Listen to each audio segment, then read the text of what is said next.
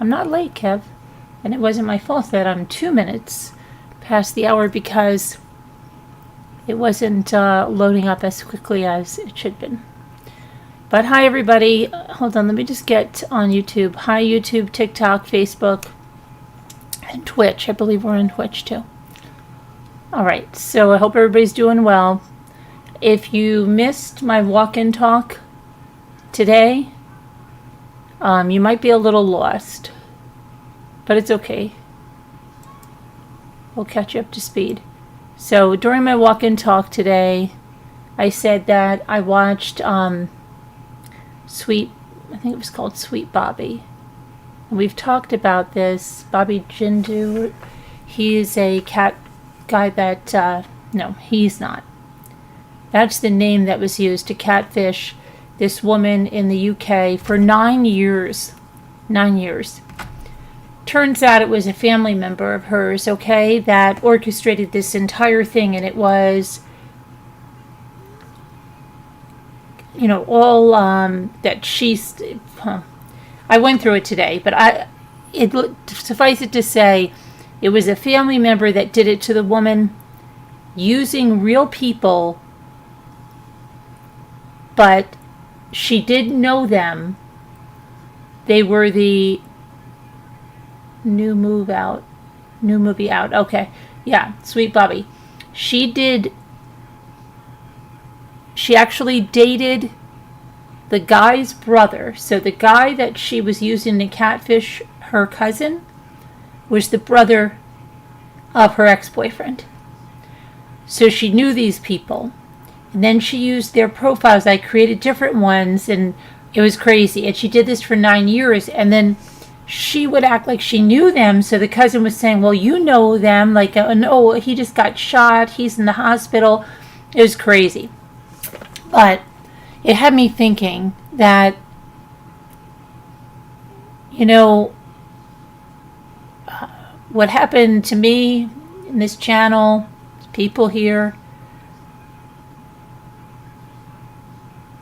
with Genevieve Bennett, Jamie, okay, depending on which name. Now, she did change her name to Genevieve legally. It wasn't her birth name. She went by the name on YouTube as J-Bells. She actually used her real name, Genevieve. Some of her information was true. Most of it was completely fabricated. And what she would do to add and lend credibility was to invent other people. So she invented a dog walker / PhD student that she so-called mentored. Meanwhile, she was the PhD student, but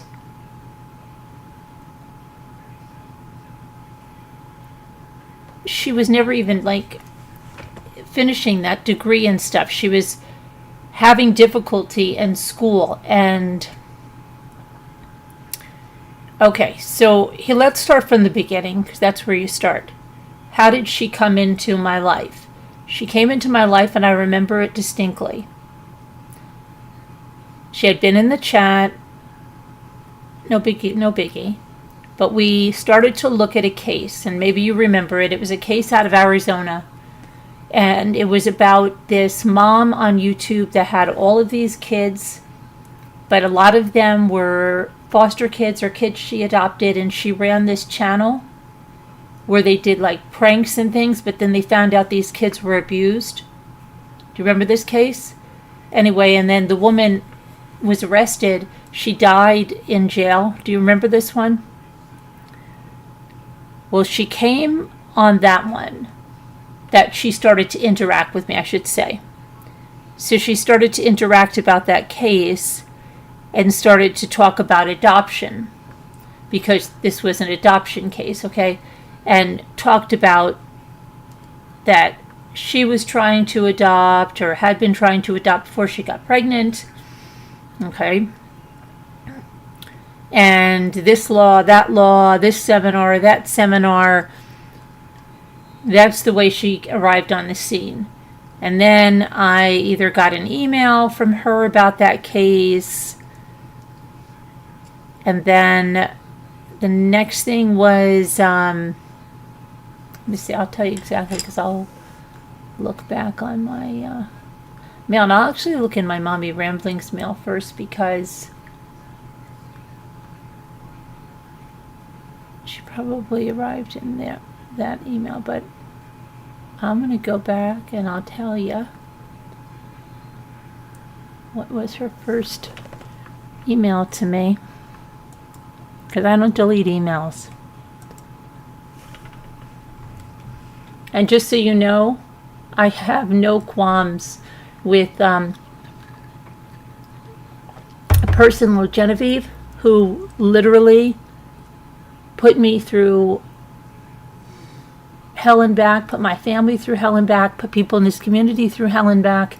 I don't have any, keep confidences or whatever with her. No. In fact, as many people should be aware of this as ever, because I wasn't her first victim. And she's probably doing this again right now to someone else. And the more that this comes out, maybe it can save someone, because each time they try to do it just a little bit more, and it's like a feather in their cap. Anyway. Okay, let me go over here and just...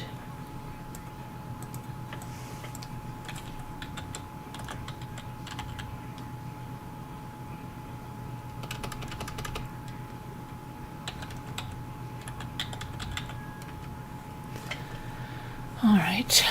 Gotta put my glasses on for this one.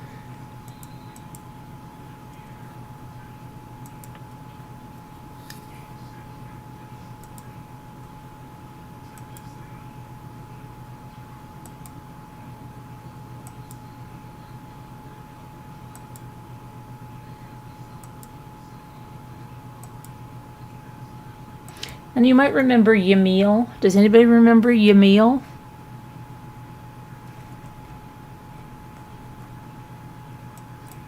Back in 2019.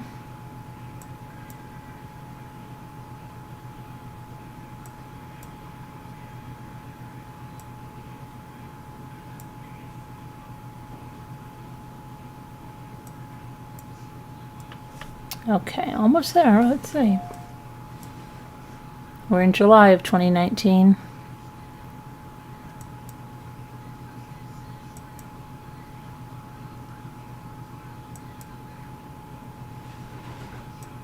We're back to May.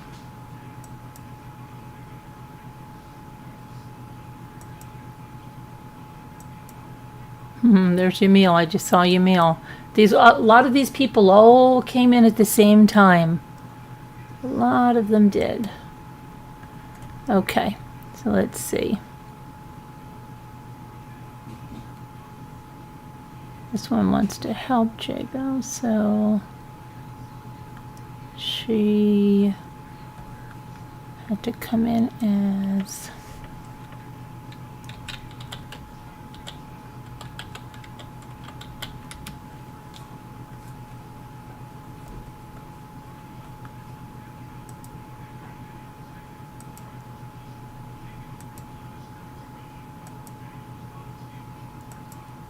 I'm saying the name of her dog walker, Beatrice Mercer. Okay.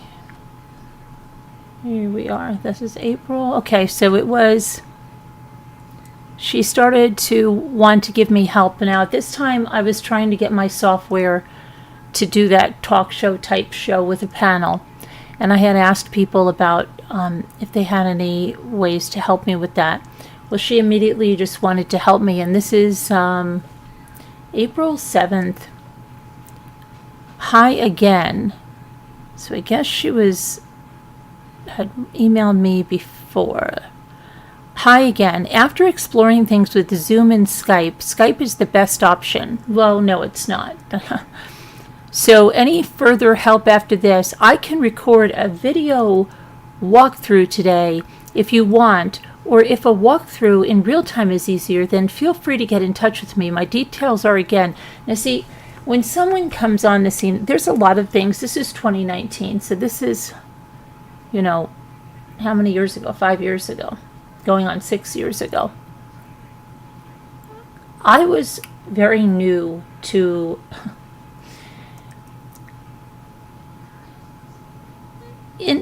not to social media, but to people interacting like on YouTube, because like I was primarily a blogger before then. I dealt with people with giveaways and things like that, but I didn't get this level.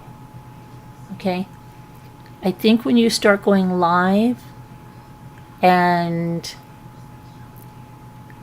for whatever reason, Scooter has her own reasons, that she thinks people get, I don't know if you want to say attached, or they want to like just get so ingrained in your life, like from the get-go. And I can tell you so many people did this stuff, and I didn't read a lot of emails, but they would come in and they'd say, oh, you know, I live close to you. If you'd like to go and discuss a case, we could have coffee. I'm just saying, out of the gate, okay? Just right out of the gate. So think to yourself, if you even like a creator on YouTube or whatever, would your first correspondence to them be completely throwing yourself at them, giving them your full name, your number? They can call you. You can do this for them. You could do that for them. You know, you might say, but see, somebody that's thinking, oh, wow, this is really nice. She's going to help me with this software. This lady over here in the UK is going to help me with this software. Oh, my gosh. Right? Okay. So she says, my full name is Genevieve Bennett, but because of my job, I go by J for short online. She gave me her cell number, her Skype name, her full name. Then she said, here's a walkthrough, and she pasted all of this stuff on how to walk through this thing. Let me see if I even responded back to that one. But when she says hi again, I think she had contacted me through Mummy Ramblings. Okay. Unless I can just go with her email here. Let me just pop her email into here now that I have it, so I can see what the very, very first from her is.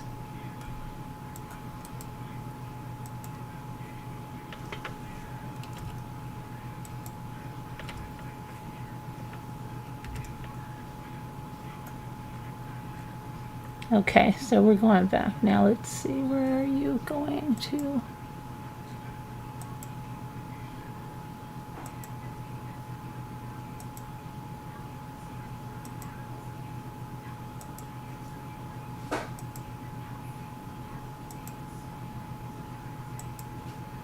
Wow.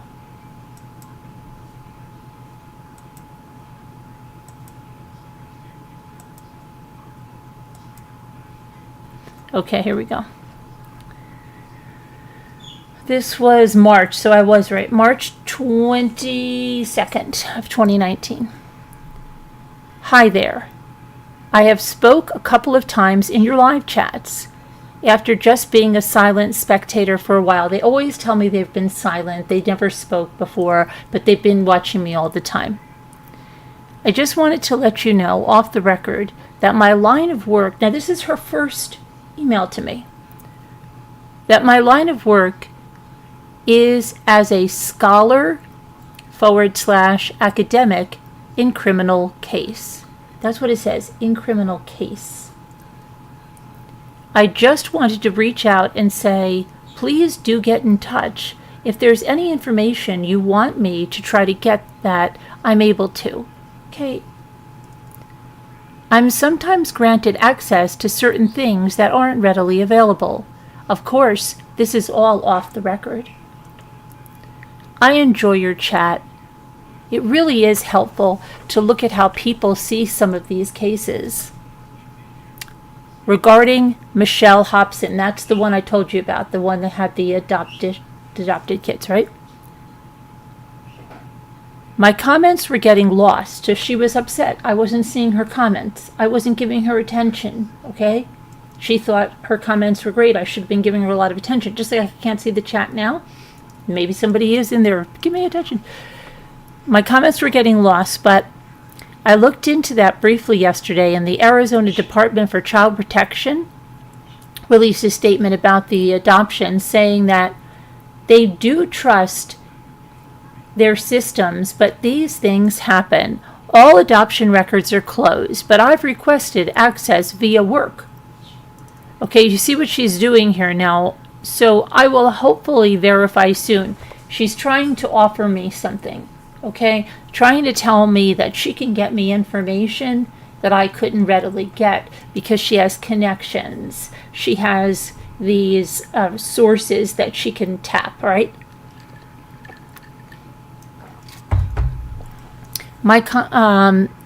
She adopted via foster to adoption. In Arizona, that is apparently a very quick and relatively simple process. No, it's not simple. Because all of the home visits and checks have been done as a foster carer, and they just carry those over, and once the adoption is final, they no longer are involved. So that is quite unique to Arizona, this process. And the usual upper age limit is 50 to adopt. So what I think is odd is I found she has changed her name a lot, and some name changes reveal either she has been divorced a lot, not a good candidate for adoption, she put in parentheses, or subtle name changes, change of spelling, which signals someone is being dishonest or trying to avoid something. She should know, right? I found she has appeared in court at least twice, but it appears that it is for bankruptcy and quite many years ago. Her name changes seem to coincide with her moving as well. And then she puts all the different names from this woman. Names she is known under, and her middle name is Lee. Spelling variants, court dates. Then she said she comes from Reno, Nevada. It seems like she's lived in a few places, Nevada and Arizona. And then says, so to me it seems the adoptions are real. She has done some dodgy avoidance things, which have meant that they haven't done enough background checks or they did the home visit so early on. Either way, with all my trouble with adoption, now, trouble with adoption, she's never tried to adopt. So here, this is her persona, right? I'm determined to get to the bottom of this. Now, I'm as good as on maternity leave. I have some time to look into these side projects, right? They have time. They have all the time in the world. Isn't that amazing? Don't worry about replying. I'm sure you get a lot of bogus emails. Oh, she's starting to, this is not a bogus one, but I'm sure. So it's up to you, but reach out if you want. Take care. Keep up the good work, Jay.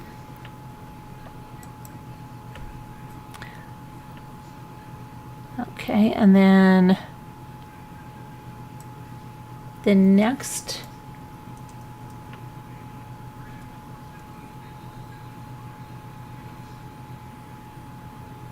let's see, that was on 3/22. I didn't reply to her until 3/27, and the only thing I replied to her about was giving her access to our book club. She joined our book club, and that's when she came to this book club meeting, and I'll show you, and she came with the coffee cup perched on her belly, which I'm going to show you, okay, in just a second here. And then she came back and wanted to give me some software help. So she said, hi, I was just watching your live. It is J Bells. I think I can help you with the problem you're having. Let me know. There are a few options for live guests on OBS Broadcaster. I don't mind Skyping or WhatsApp calling to try to talk, though through it at a convenient time, or we can email and you let me know the issue and I can see what needs to be done to make the live guest happen for you. Take care, Jay.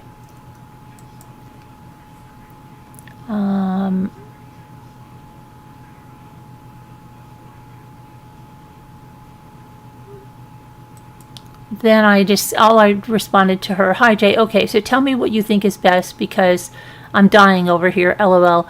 Do you want to call me? She said, hi there, I can call you. Yes, let me know a good time. My schedule is very flexible today and tomorrow. Of course, because she doesn't have a job. So I'm free whenever. And then she said, well, I'll be back home in less than an hour if you're thinking very soon. Jay, was she probably thinking I have to get this place up to snuff here so I can present as what I'm supposed to be, right?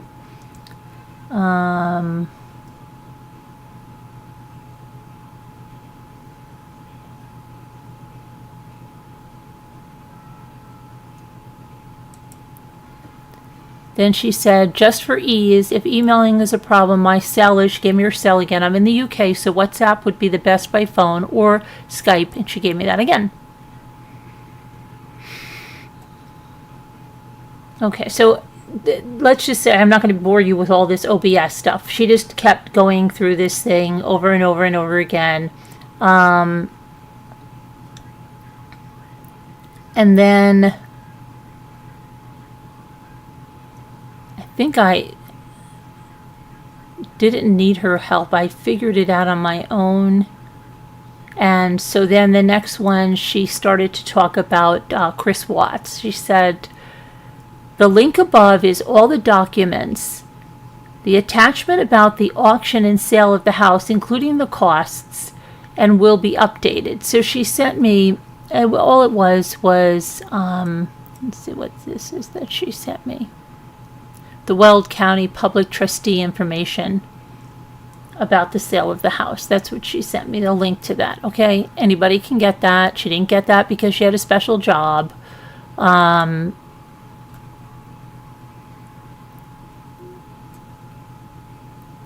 And then I didn't respond to that.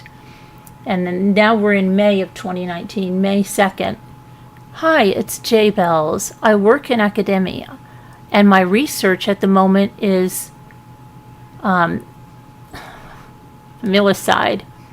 I'm looking into risk factors and typologies because so few studies report population-based rates of the investigated characteristics. So at the moment, it is difficult to draw conclusions on risk factors. John, tell that to John Douglas.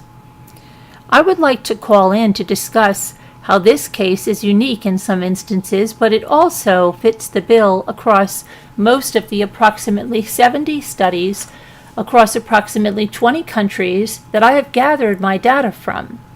I have also interviewed some offenders as well, but I would never be allowed to give out my exact data as it is against the Academic Research Code of Ethics, as my participants are anonymous. But I can do broad brush strokes. I would like to come on. I can also take questions, perhaps. I wanted to discuss things like the cross-comparative common factors, and also what, in my opinion, highlights the anomalies in this case. Thanks for your time, Jay. Okay, so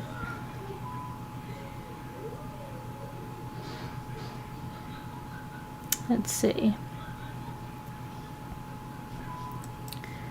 And I just said, here's my response.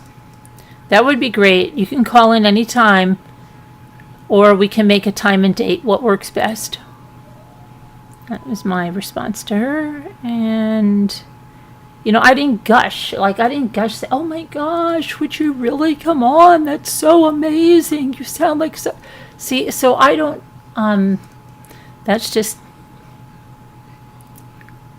so she says, okay, great. I'll prepare something in advance. I'll just call in when I'm next awake. I tend to come on around 1 a.m. for you. Speak soon. Then,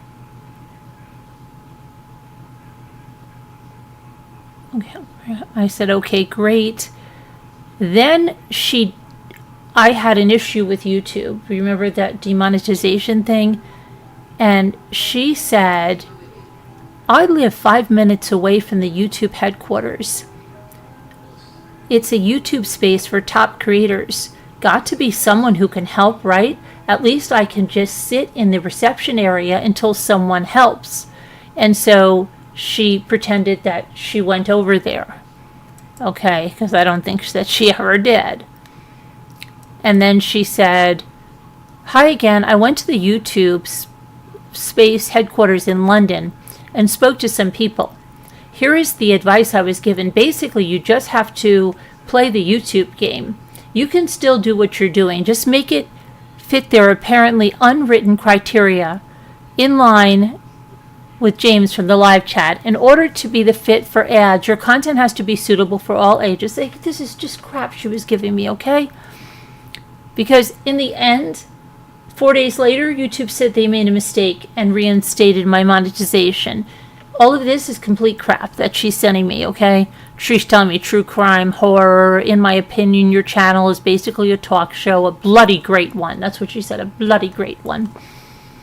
But it is much more than true crime. And your blogging and how-to videos, it is like the Late Show with Mommy Ramblings. It is a place where we examine these true crimes, but also you give pregnancy and parenting advice, how to grow pineapples, how to find bargains. So she's really love bombing the crap out of me here.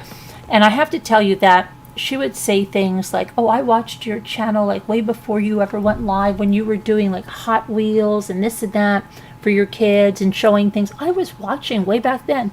No, you weren't. I knew, like, but I just felt like she was, okay, trying to flatter me, you know? But this is all love bombing, what she's doing right now.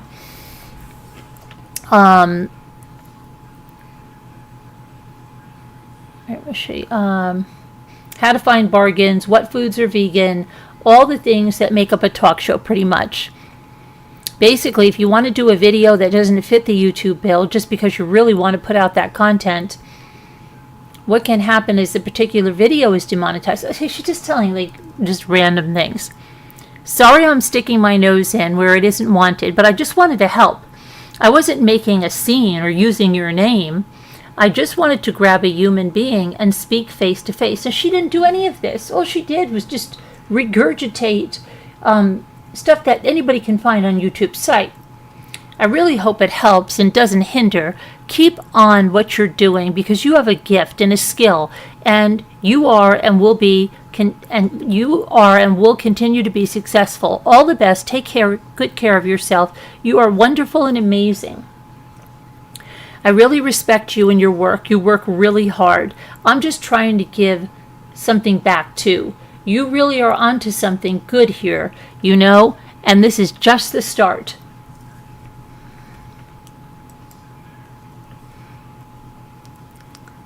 Okay, and then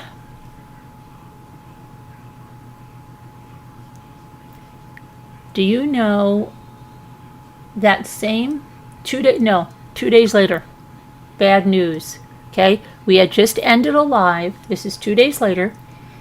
The subject of the email is bad news. So, I just lost my husband tonight. It was so sudden. He was fine and then he wasn't. Now, remember that if you were here during that time, she came into the live and said, oh, I'm glad you guys are on. My husband's just been taken to the hospital and this is easing my mind. When she came on, which I'll show you, with the fake belly, and it was in the Patreon, she said he was on his way home, and they were from New York, and she couldn't go back because she fell. This is her story. She fell, and they wouldn't let her fly. So she had to have the baby in London. She said she was from New York. Well, actually, she was from Michigan, which I found out later, but it's all lies. She was born in the UK.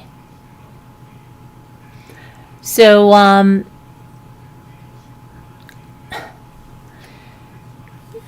she said that her husband was coming. They hadn't bought a thing for the baby.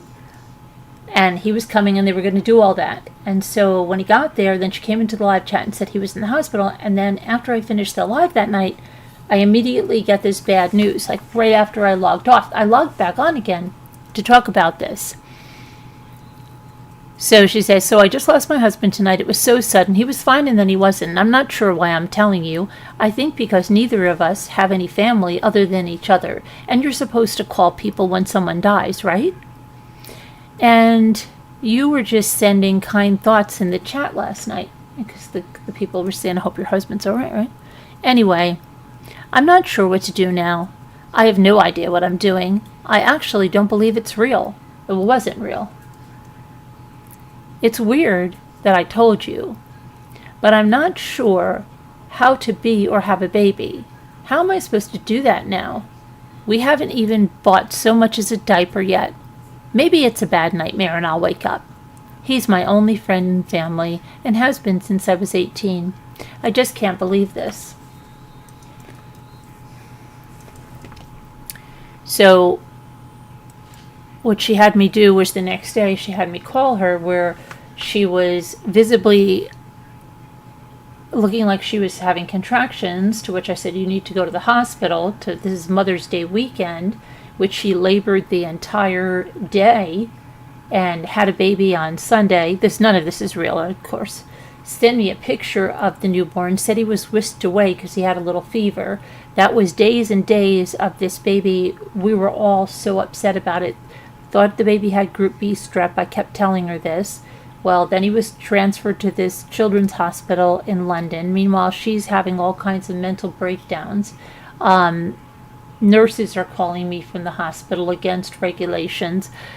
She's wanting to list me as the next of kin because she has no one else.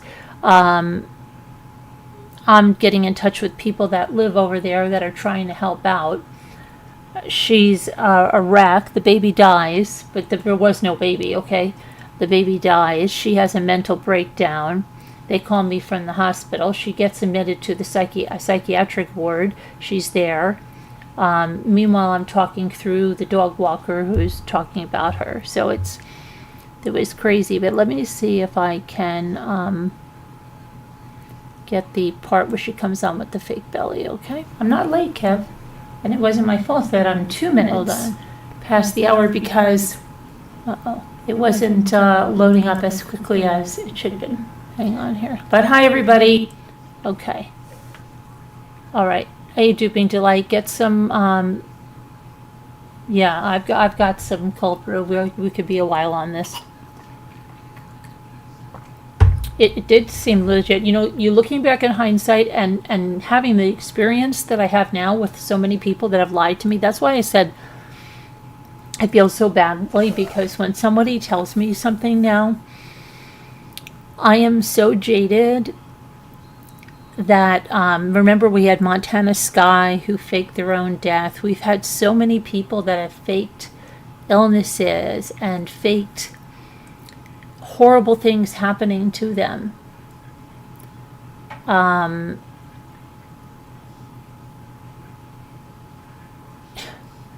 It's horrible because somebody will tell me something now and I will be like, I don't know. Because I know I'm just so crazy. Oh, this is a proper one, JD, a proper one. So let me go get that video where she comes on with the fake belly, okay? Give me a second here.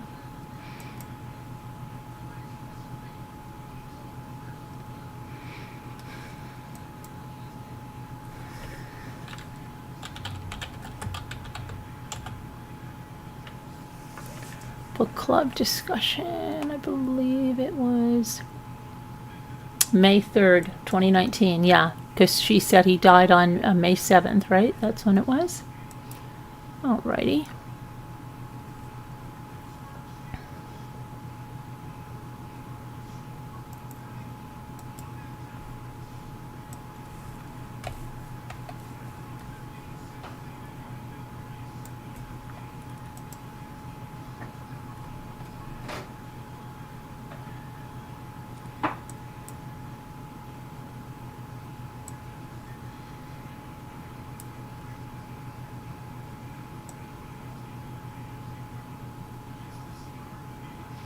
She's very crafty here. She pretends she didn't know her camera was on when she comes on.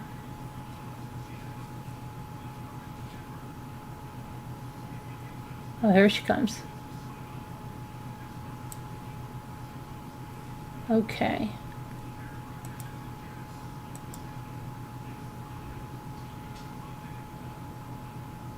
So we'll just wait till she comes on.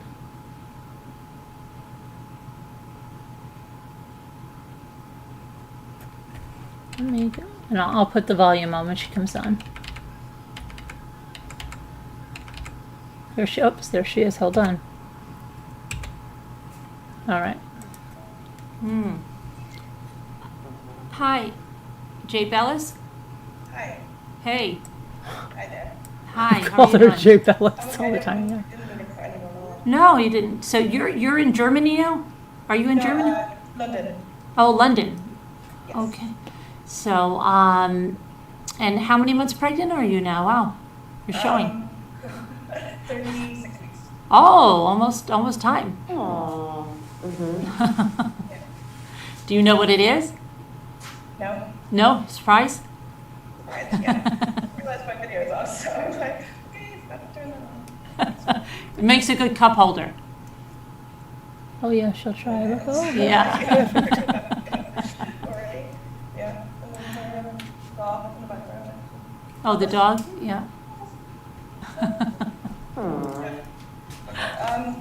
I was just wondering also, Deeplu, if anyone has heard of something in the UK which is a law, well, common purpose law, which is joint enterprise.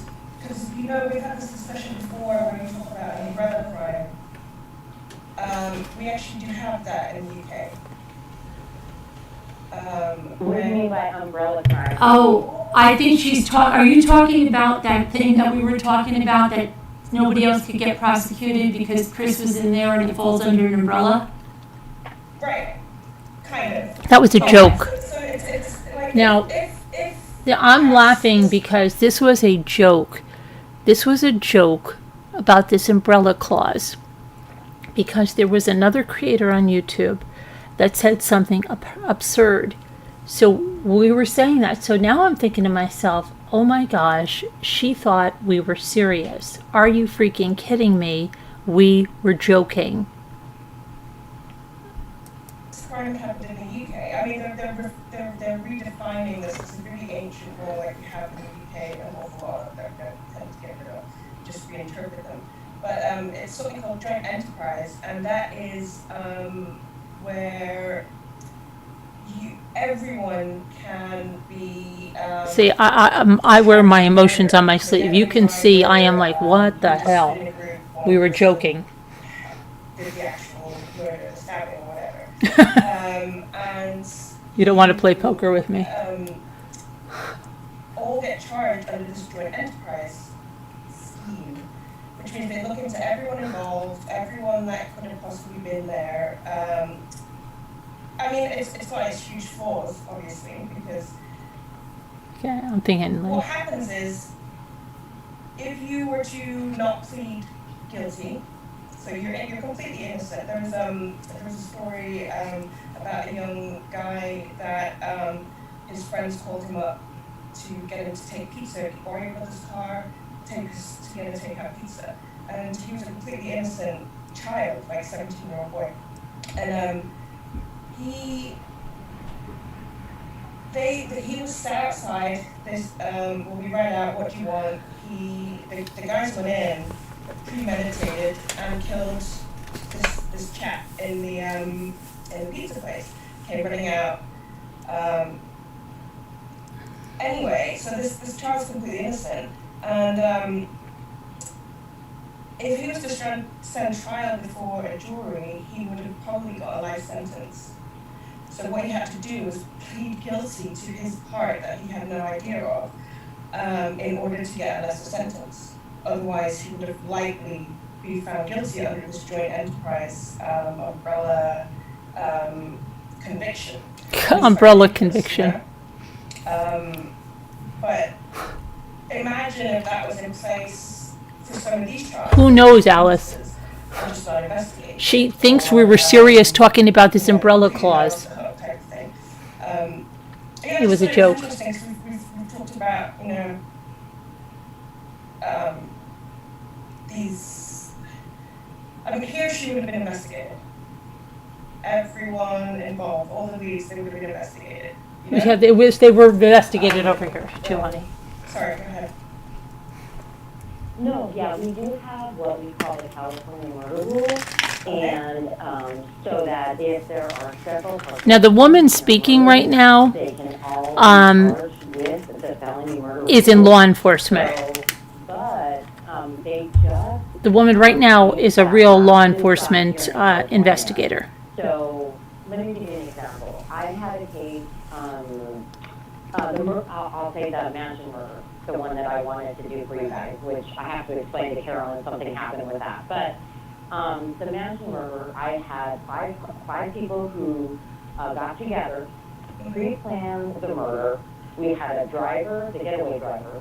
We had the person, the other girl who was on the phone communicating with the three other suspects, all male, who actually entered the house, killed an Asian lady, and then they all ran out. In addition to that, they had masks, gloves. They knew the family that lived there prior, but what had happened was is the family prior that they wanted to rob had moved. So it was a totally different family. They had even scouted the location prior. She doesn't like this. She doesn't like that this woman is coming on and stealing her thunder. Okay.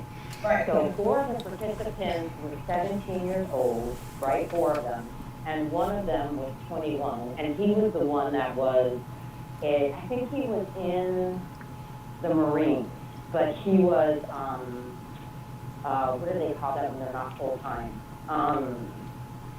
They're reserve. He was a military Marine reserve, okay? So they committed this crime, and his plan was that he was supposed to be shipped out 2 weeks after this crime was committed, okay? Luckily for us, we were able to get the cell tower download, and we were able to identify who he was before he left. But he would have been out of the country, and those 4 other people would have been very difficult to identify.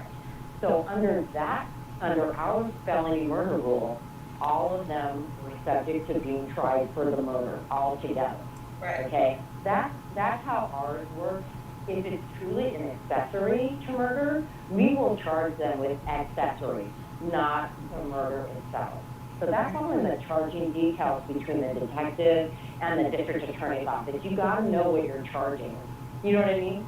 Yeah, definitely, yeah. Oh, that's She interesting. has no idea. So that's interesting. She's Yeah, oh, that's interesting. yeah, interesting because she has no idea. Yeah. I mean, they're redefining this because it's meant a lot of people have been sent down for life. And last year, after someone serving 13 years under this joint enterprise rule, for merely being stood there, the first person has been, pardoned with it. So, it's not that. Well, yeah. The only thing, like, Joint enterprise. Vermont and California for Hi, us as Libra. well. Unfortunately, I have a lot of cases with multiple defendants, and I have prosecuted quite a few under the felony murder rule, and now they're all coming back on appeal. I think she's trying to because, research something right now they to get believe something that just because they didn't pull the trigger or slit the guy's throat or however they because she has a killed him, computer in that front of they her. should be held responsible even though they were involved in the She's plan. trying to find And I something to think talk that's about. a major flaw in redefining the law. 'Cause she has to I get think this that's a woman major off. flaw. I think they could do better. They definitely can. Yeah, I agree with that. Yeah. Yeah, that's really Yeah, I don't really have much to add. I just was no, of course not. listening and was interested in how it was there. It's just something I've been Yeah. here, but yeah, that's great. Great. She's nervous now, yeah, because she didn't think that she. And Jill, you wanted to talk about, what is it that you wanted to say what you wanted to talk about some other time? Well, what I do Q is an academic researcher, and I've done psychological criminal profiling on historical cases, trying to look at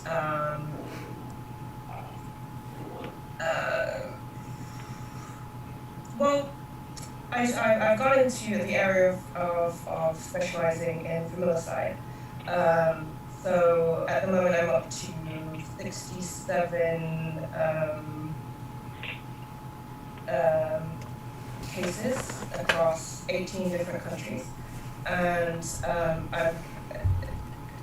it's not trying to prevent it, but it's trying to find some commonalities. Hi, Nora.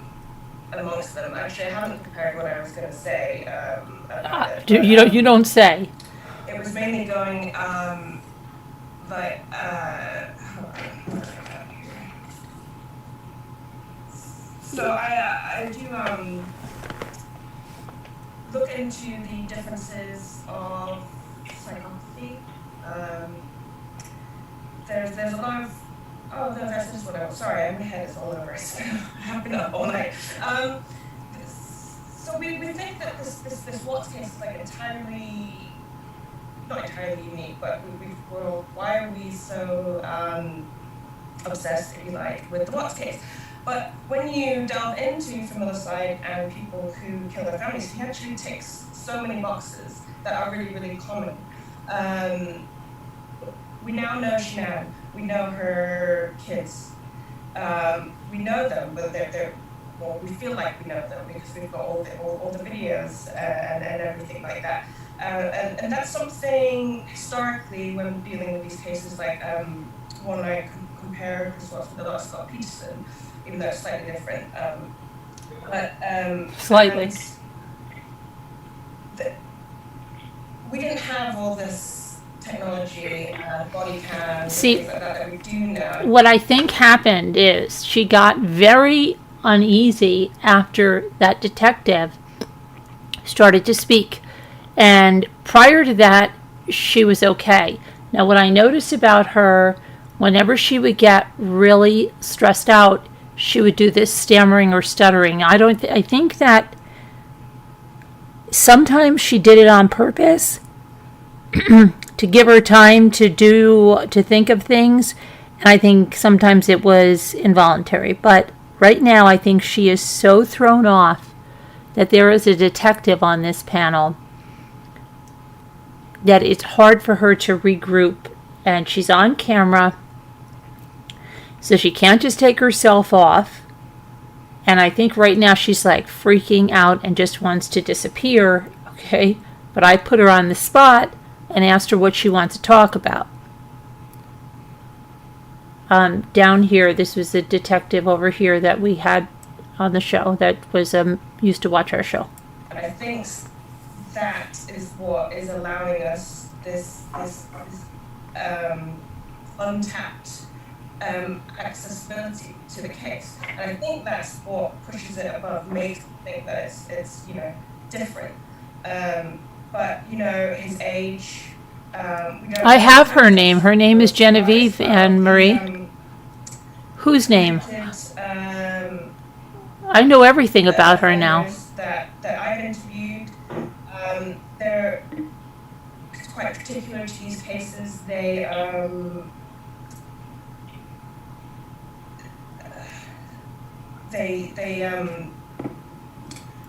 tend to make their stories up as they go along. Their version changes all the time. They give you seeds of truth, and it just constantly changes. That's really common. That happens quite frequently. And it was something that made me want to talk about this as well, was when we talk about the times of the year, like August is a common factor.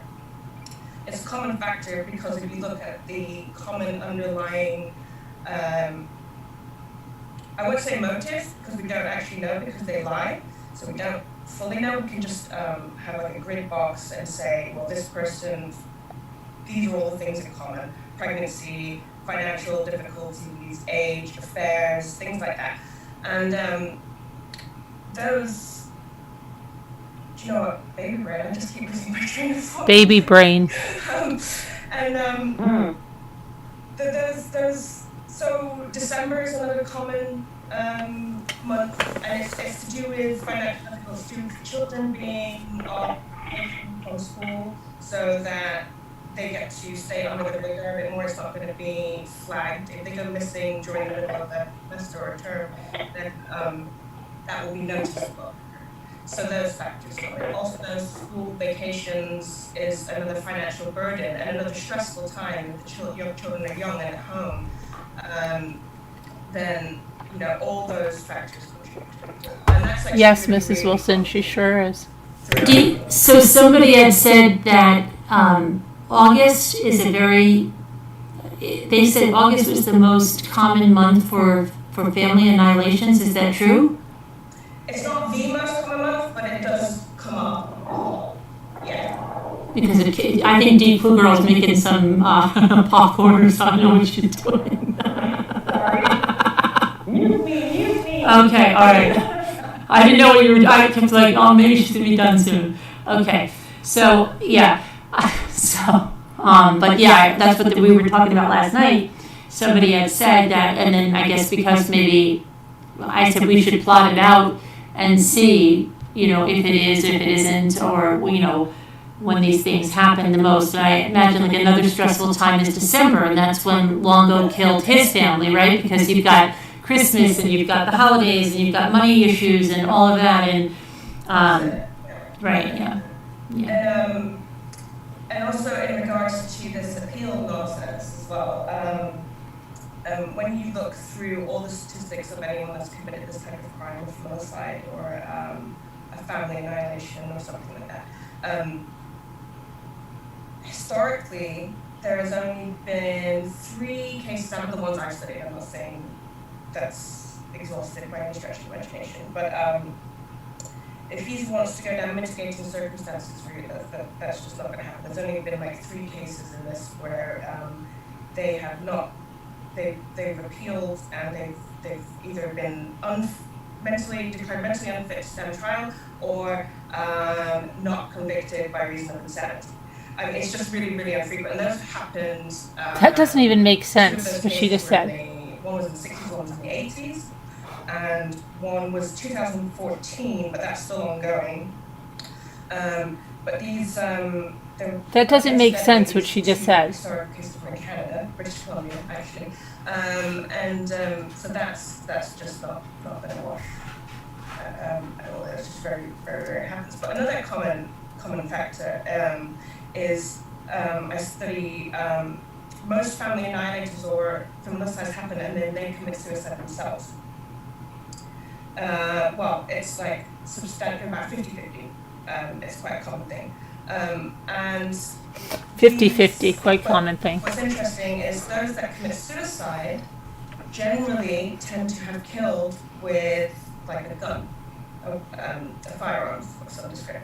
Those that don't commit suicide have been, it's called a more violent crime, where it's strangling, rocks, battery, knives, things like that.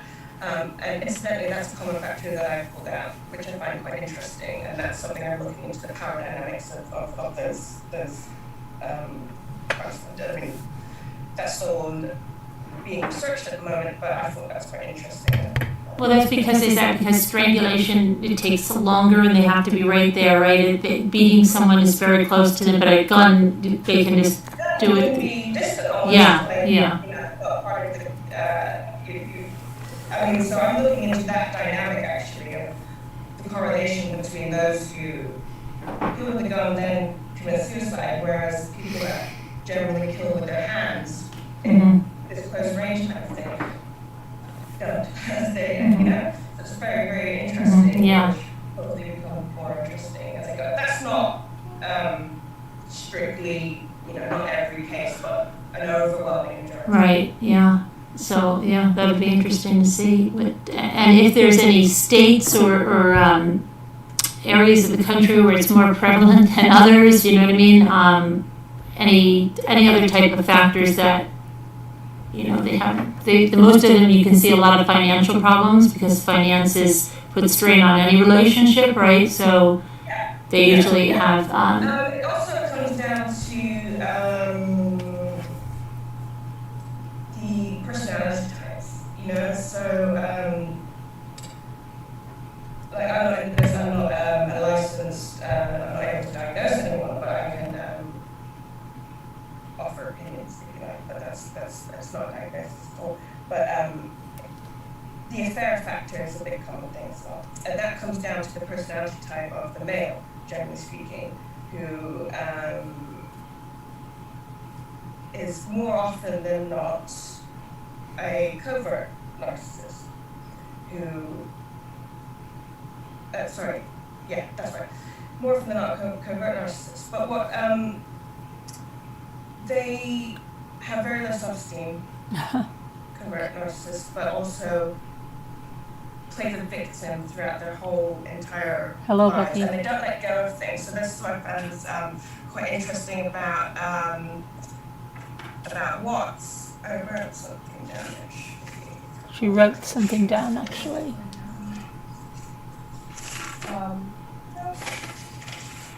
Sorry, not very well prepared. No, not very well prepared for my scan. Okay, I'll prepare something more Yes. tailored to that for another Okay. time. Mhm. Okay, so that's actually quite interesting. That's what I wanted to Yes, quite interesting. okay.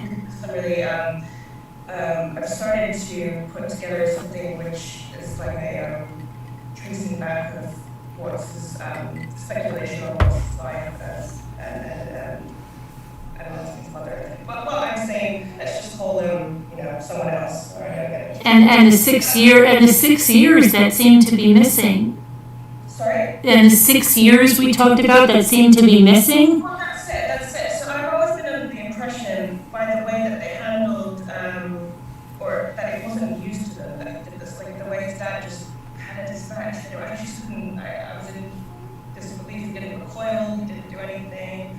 So either he already knew, or he just was expecting it, or wasn't surprised. You know, and I just think I feel they've been covering for him his whole life. Little things. You know. Right. Could have been the kid that was pulling legs off a spider or something, you know what I mean? I'm not saying he was, Right. but then the personality kind of, it almost looks the same. It's reflected. Can you imagine if her bump fell out onto the floor? Right. A lot of commonalities that I No, she's pretending to be a criminal profiler, Yeah. an academic No, you researcher. did. No. Let's see if they have any questions. Look at that wave. She keeps doing that wave. It's so funny because it's so small tonight. I'm not usually the chat is flying, and I think everybody's listening. Because we were in a Patreon. We were not on YouTube. We were just in a Patreon. It's quite nice to be able to follow everything really. Yeah. To have with no trolls either, so it's nice. No trolls. The trolls are gone.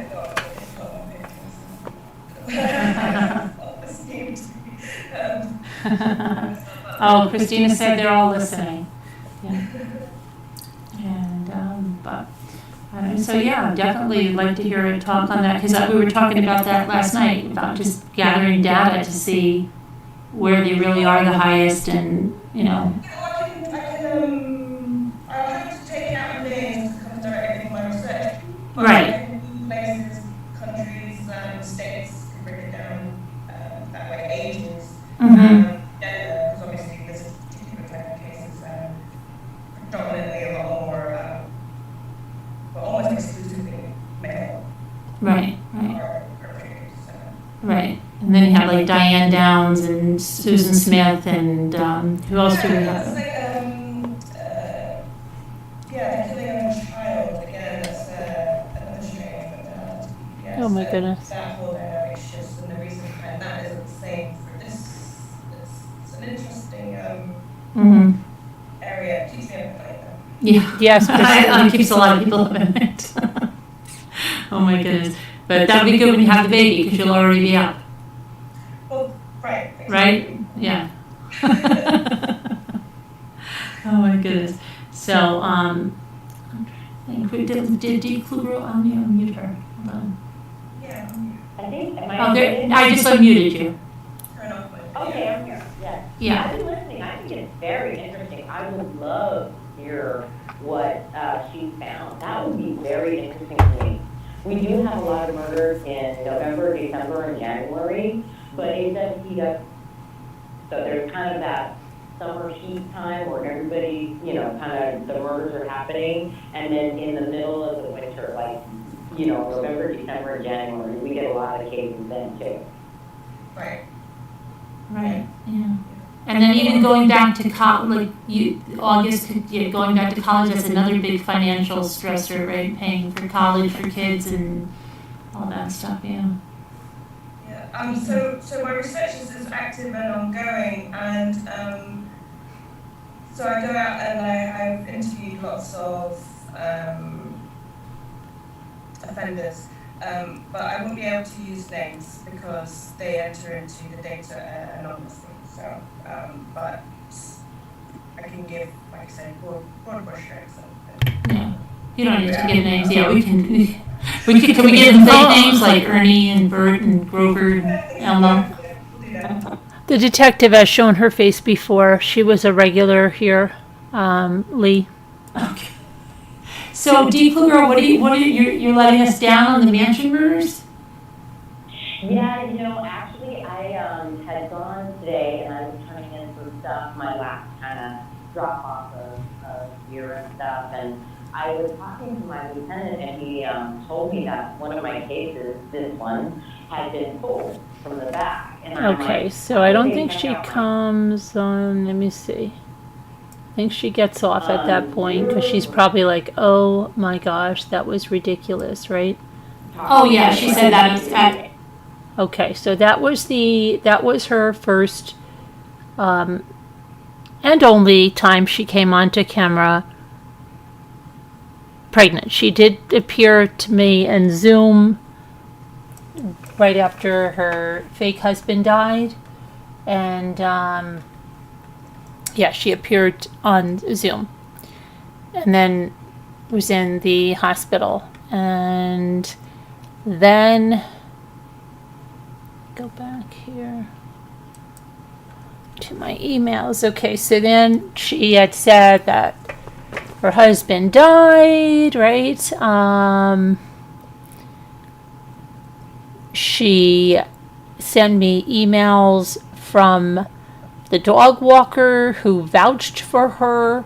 Okay, so she added credibility to herself by inventing a fake person who emailed me, as the dog walker. Crazy, right? And said that, oh, Miss Bennett is the greatest thing since sliced bread. She has helped me so much. She is, yada, yada, yada. Okay.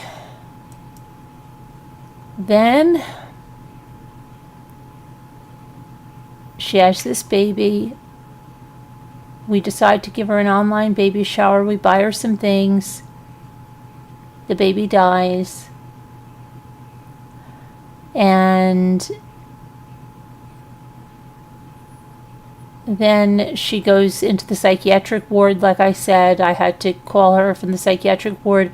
Then one of the cruelest things that she did was she said that, Carolyn, I am really not fully present, in my right mind right now, but I really need to know how my son died, and I want to know every bit of how he died. So I have a nurse that will speak with you, and if you could write it all down in a notebook, then when I'm ready to hear about it, I'll do that. So what am I going to say at that point? Okay, right? So she gets this person, which was probably her through a voice changer, who went through every detail, including this baby's brain coming through his, I mean, it was horrendous, this stuff she was giving me. And then she said that, like, she went into so much detail, like, where she said she ran out when they were telling her that they were going to have to take him off of life support, and then she felt bad, so she went back to the hospital and held him and gave him a blanket that we had. And I mean, she just went on and on with this charade she did. Then she had to go, of course. Now her husband was dead too, so she made me go around and call up funeral homes in New York City. Then she told me her husband was Jewish. Then she told me no, he wasn't Jewish, she was. He converted for her. Neither of them were Jewish, but she had this fixation with the Jewish religion.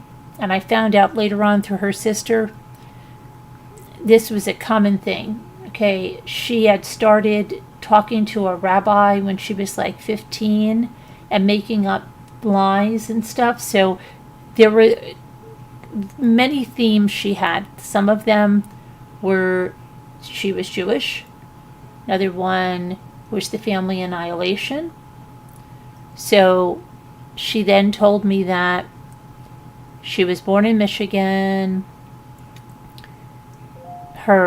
She had a sister, herself, and her parents. They were Orthodox Jews. They lived in Michigan.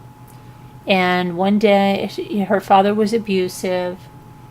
Her father used to chain her on a pole in the garage sometimes. How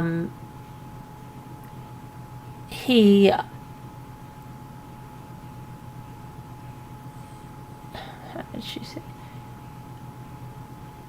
That he brought her in front of, S rings, okay, is what she said. And I don't want to, I'm so horrible, I feel horrible saying this because I don't want to taint any religion, but I was paraded around in front of these men. She said that she was essayed in a dentist chair from an Orthodox Jewish dentist. She said that her father peddled her around to these men who abused her. Then when she was 6 or 7, she said that she got sick one morning. She threw up, but she wanted to go to school. So she went to school and she told the teacher about this, and the teacher called the parents, and when she got home, her father shot her mother, hit her sister, and shot himself. But she miraculously survived. Yeah. And then she had survivor's guilt because she shouldn't have gone to school that day because she threw up, and because she didn't, because she told the teacher, she got everybody killed, right? She said that, which is true, there is the Orthodox Jewish sects, they have their own ambulance, EMTs. They have a lot of their own law enforcement. They keep a lot of things covered. So she said that this was, I would never find anything about this in any newspaper. It was in Ypsilanti, Michigan, and she knew about Ypsilanti. See, they take seeds of truth, like she said. So I forget why she knew about Michigan.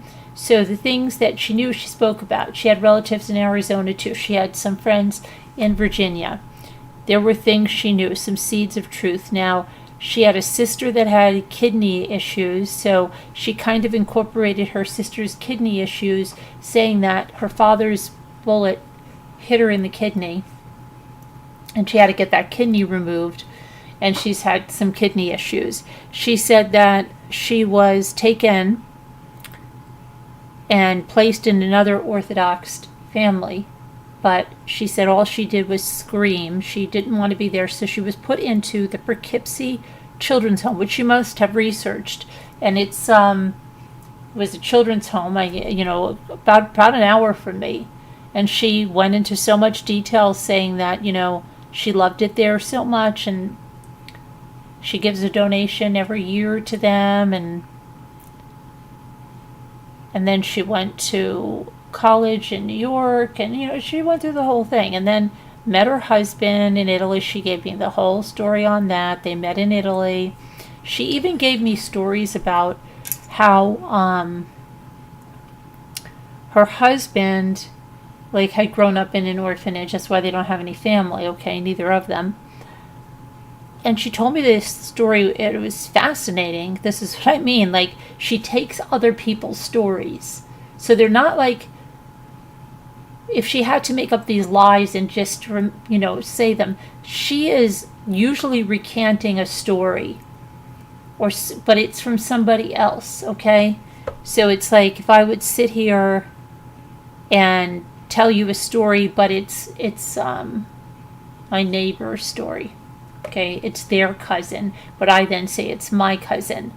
Well, I just have to remember that story from my neighbor and just make it my cousin. So she said this very fascinating story about her husband and this girl from the orphanage that he took care of, and I can't remember the whole thing, but it was crazy. And she said, well, she just took that from other stories. So she did that, and then she had to go to Italy. So she had me calling funeral homes. First, she said in New York City. She told me she actually came to New York City. I don't know if she really did then. I don't think she did. And I don't know what she would have done because I had to go chaperone a school trip. She said she was coming for one day. Now, had I said I was going to meet her at that time, I don't know what she would have done. She probably would have told me that something happened to her plane or whatever. But once she found out I was on that school trip, she said that she had come to New York, she had gone to their apartment, she had picked up all of this stuff that her husband wanted to be buried in because when he converted to Judaism, he became even more Jewish than her, and so he had all this stuff that he wanted to be buried in. So essentially, there was never going to be a funeral in New York City. So she just had me wasting my time calling funeral homes. And then it had to be in his hometown in Italy. So I don't even think she went there. So she made up this whole thing. She was in Italy. She sent me pictures of like these pastries and things, and that she was burying him there, and that he had been taken, his body had been taken. I mean, she went to all of these details, like his body was being stored in this building until they could get it to Italy. She was going over costs and everything, and it was crazy. And the baby was cremated. And what was the baby's name? Isn't that funny that I'm drawing a blank now? Her husband was Alessandro. What did she name the baby? What did she name the baby?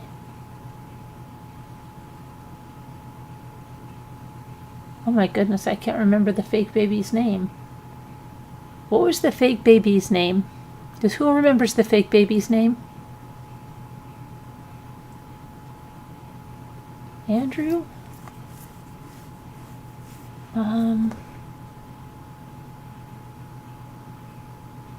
AJ. Alessandro Jr., which would never happen if she was Jewish. Jews do not name after the living, they name after the dead. Well, he was dead. I take that back. He was dead. So that would have never been his name if her husband lived.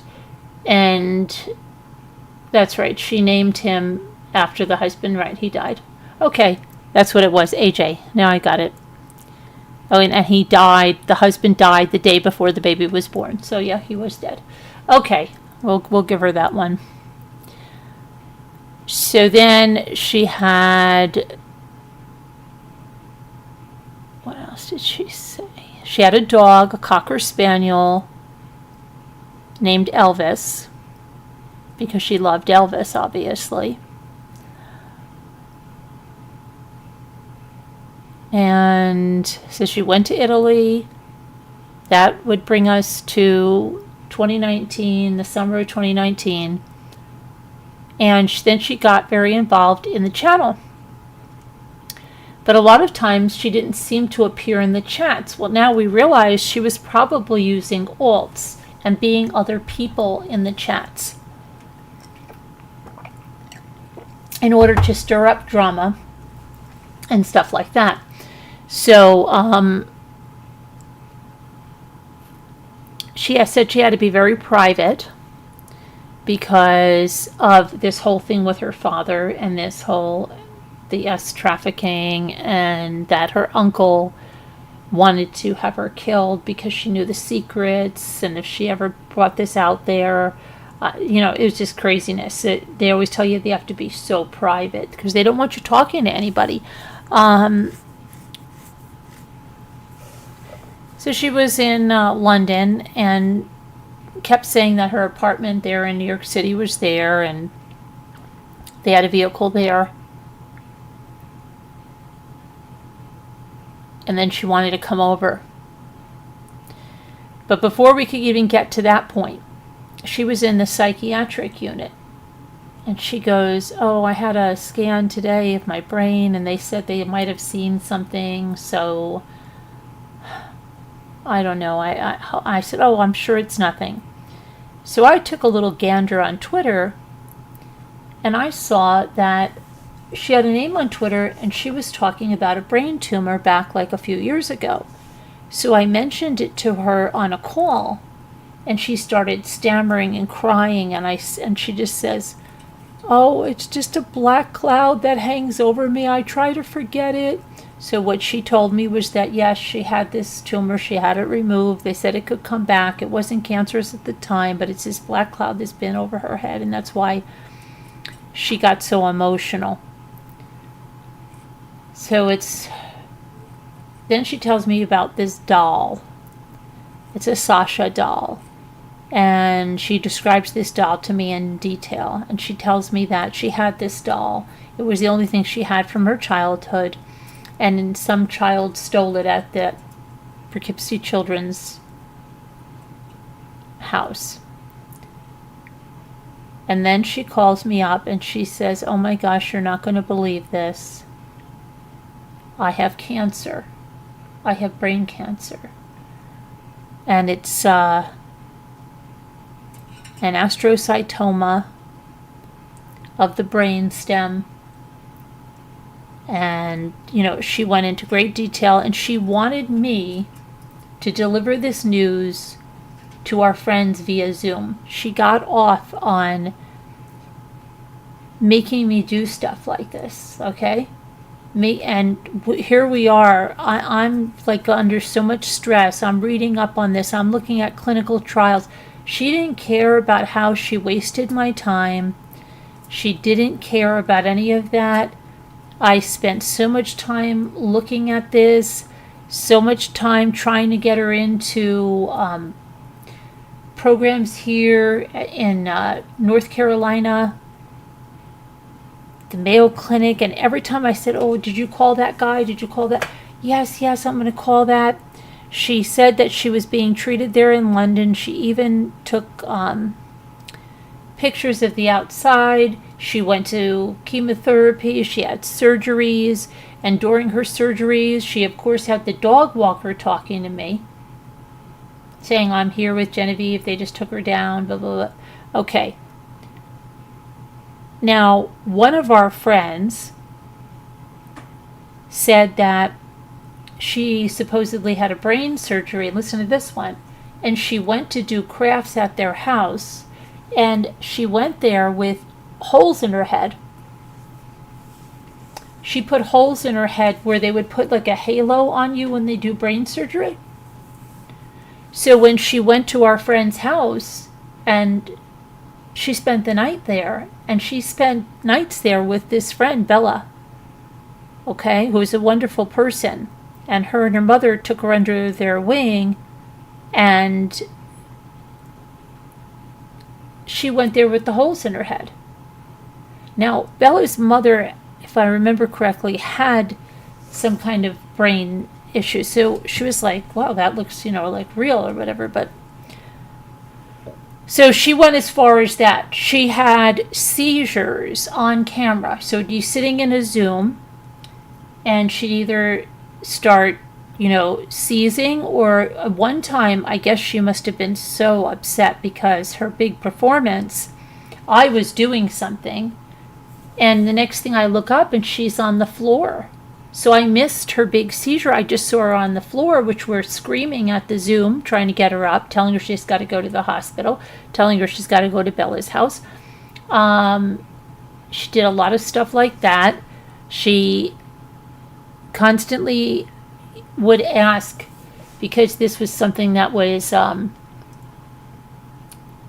it gave her like a rating system of how good she was. So she'd say, would you and Jimmy speak to my doctor for me?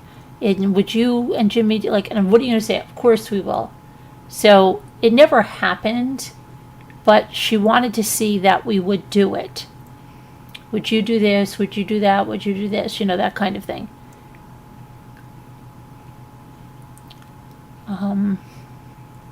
The next thing she wanted to do, and she met another person over there too. Let me see, 1, 2. She might have met a third. And so they said, they didn't see, they thought she was who she was, sick and everything else. It wasn't ringing any red flags, because any red flags were either chalked up to the fact that, gosh, she lost her husband and her baby. Now she has a brain tumor, all of that.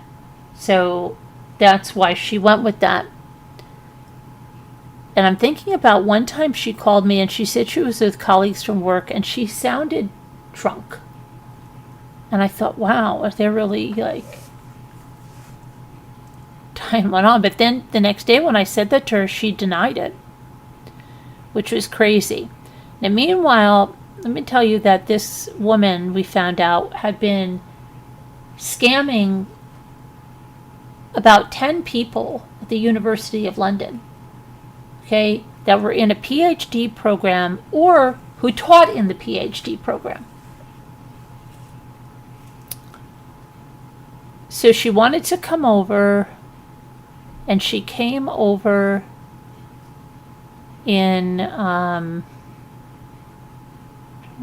she was over in February of 2020.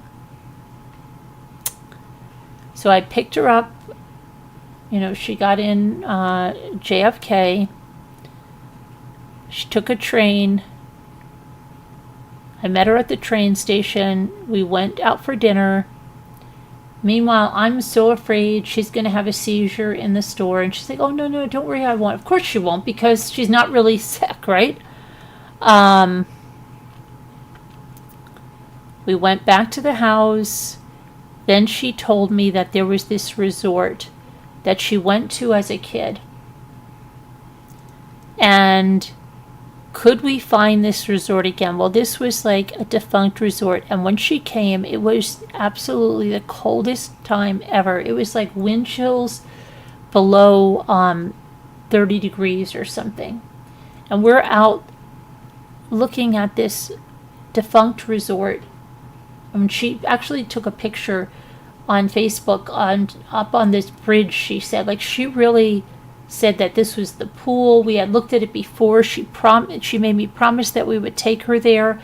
When we couldn't find it, she was persistent, and that we just keep looking. We keep looking. So we're in there with Ethan and Luke and going through this, and I wasn't wearing gloves, and I've never had frostbite where your hands hurt when they start to come back, from I was in so much pain in the car. I've never had anything like that.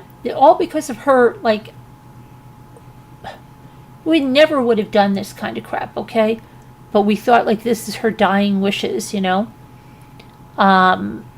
stayed in our house. We gave her things. We bought her everything. I bought her that doll that she said, okay? This doll, the doll alone was hundreds. It cost me $100 to mail it to her in London. And she at one time said, oh, I remember when I used to carry it as a little kid, and she stood up and she held it by the one arm.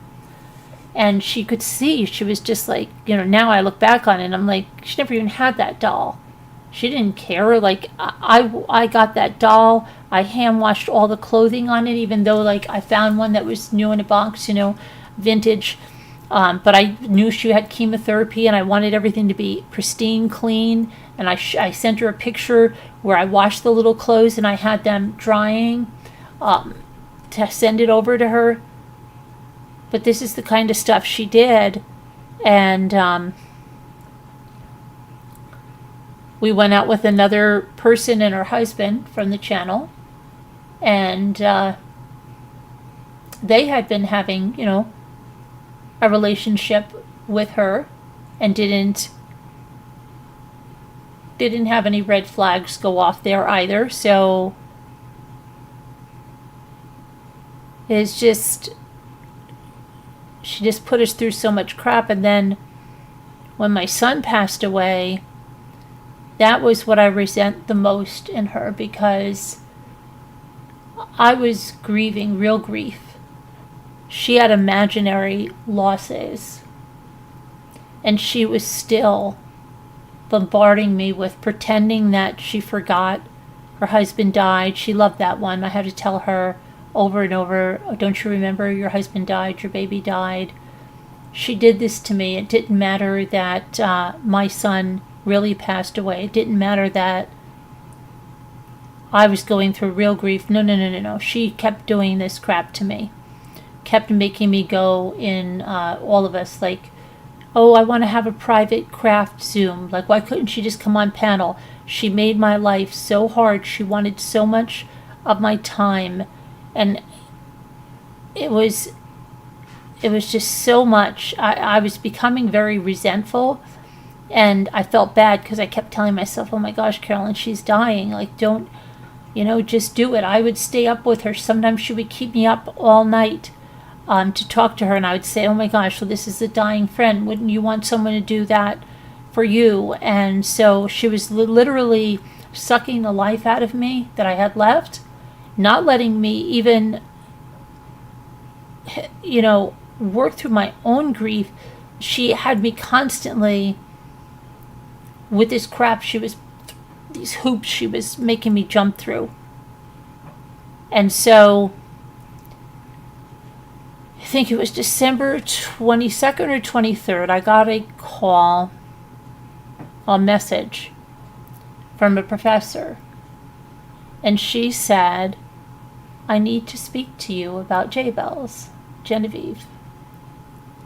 And I said, okay. And I thought she was dead.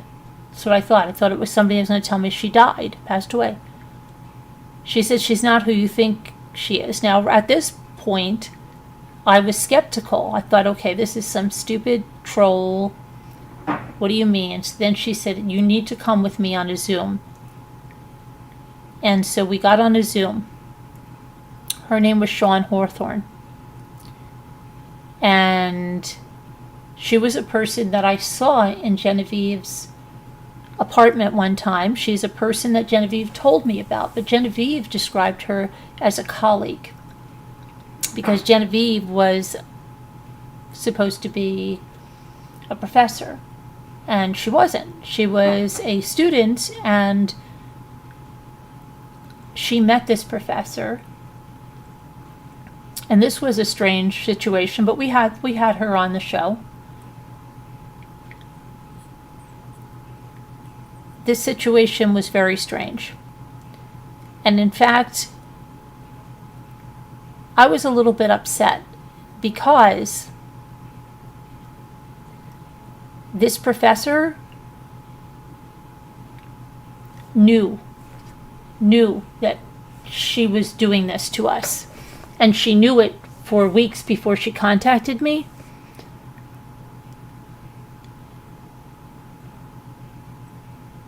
But she also knew it, I don't remember if it was a year or something. Okay, let me get to the point.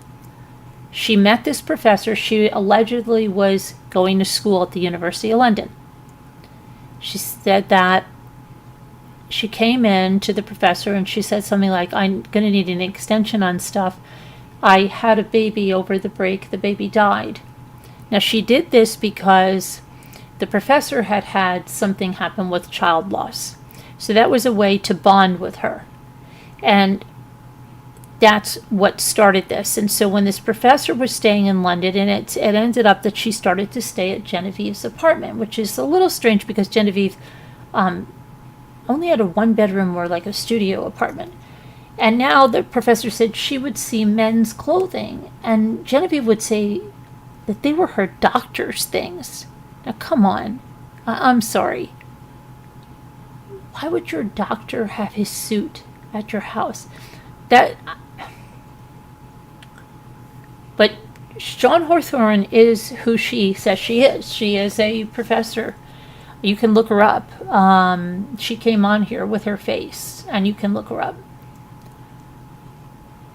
Now, when she called me and told me this, first I didn't believe it, and then she gave me more and more information, and she told me that prior to Genevieve coming on my show or anything like that, she had duped this professor, and this professor got very, very angry, and her family had given thousands of dollars to Genevieve to go to school.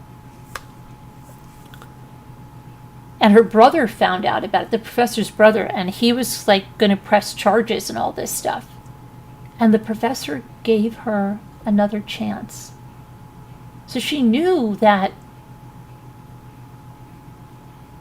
she wasn't who she said she was, but Genevieve cried and said, oh, wait a minute, you've got it all wrong. Okay, I might have lied about this, that, and the other thing, but don't desert me. I need a friend and this and that. So this professor never pressed charges for the money that was stolen, never told anybody, and Genevieve started to dupe all these other people in this university, okay, higher-ups. She had people doing her laundry thinking she was sick. She had people cleaning her apartment in London. She had, another fake pregnancy. After she came to my house, I'm not even going to say the sinister plot that she had. I think she wanted to make me think that my deceased son fathered her baby. How sick is that? Because when she told me, she said, I've got something to tell you. I think it'll make you feel closer to Ray. Now, why would a baby with somebody else make me feel closer to Ray? But I don't think she could do it when it came down to it. So she made it this other guy, and it was a real guy over there. We told, he's like, I can't believe she said this. I've never even been romantically involved with her. But she said she had another pregnancy. Now, see, at the time, we're going through that. We're talking about her cancer treatments, and they're saying, it's kind of like a miracle that you even got pregnant. And then she's like, said, she finally let herself feel happy. And of course, she lost the baby. But to other friends over there, she told them that she had an abortion. And they had to come and support her. And she was having an abortion because the baby was going to be, with the chemotherapy, that would never be normal. So she was doing that. So she's had two different stories going on. And put us through those hoops. So when this professor called me, she came on the show. And then we found her real sister, okay, who said her brother is the same way, a pathological liar, but he's mean and horrible. Her mother is a psychiatric nurse. Her father is divorced, and he's the one that has the family in Arizona. She has other sisters. Her birth name is Jamie. She did change her name legally to Genevieve Bennett, and she had no contact with her family, with her sister or anything like that. Their mother coddled them, and so they said it was no use even to contact the mother. Everybody was supposed to be making police reports, and would you know that some of these people in London, slowly, Scooter can tell you, started pulling out of this group that everybody was submitting police reports, putting their numbers in. And before we know it, I found out through Sean Hawthorne that one of the women that used to go and clean her apartment and cook for her and everything started to feel sorry for her again. Wouldn't press charges. And slowly, more did that. Didn't press charges. So that this can happen again. Am I resentful about that? I'm very resentful about that because this is what let it happen to us over here. And because they were in the UK and they weren't pressing charges, even though we submitted charges with the FBI, we weren't even taken seriously because they weren't even pressing their charges. So basically, they let her get away with this. And she's probably doing it right now to someone else, which is why, and there's a lot more. I can let you see a confession with her where Scooter and I and another person confronted her. And I'm going to let you see a little bit of that because this is a very convoluted story. But you'll see that I kept thinking, because she really made it seem like she loved my kids and she loved us. And even Scooter said to her, you know, when you were with us, you seemed like you really enjoyed that. Like, is that all an act or what? You know? But I said, oh my gosh, when she sees the kids, she's going to get so emotional. My kids walked right in front of her. She had no emotions because she is truly a psychopath. A true psychopath. Stuff she did up here at my house. She had this journal she was constantly writing in. Now, I'm sure, and she kept leaving it on the coffee table. She kept wanting me to go through it, I guess, right? I'm not a snoopy kind of a person, so I didn't do that. Must have driven her nuts. She had a seizure over at the house, and then she said she forgot how to sit down, and could I get up and show her how to sit down? She got off on stuff like that, making you do things like that. All she wanted was cases of root beer, Funyuns. She had certain foods. I used to send boxes of this stuff. I spent hundreds and hundreds of dollars sending her stuff like this, thinking she was dying and she needed this stuff. I mean, it's ridiculous what she did, but I'll let you see this confession of hers. A little bit of it will play.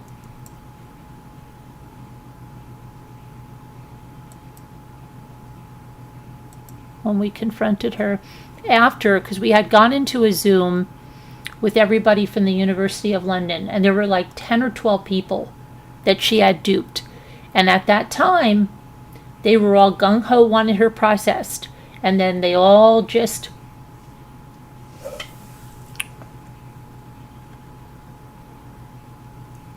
didn't pursue it.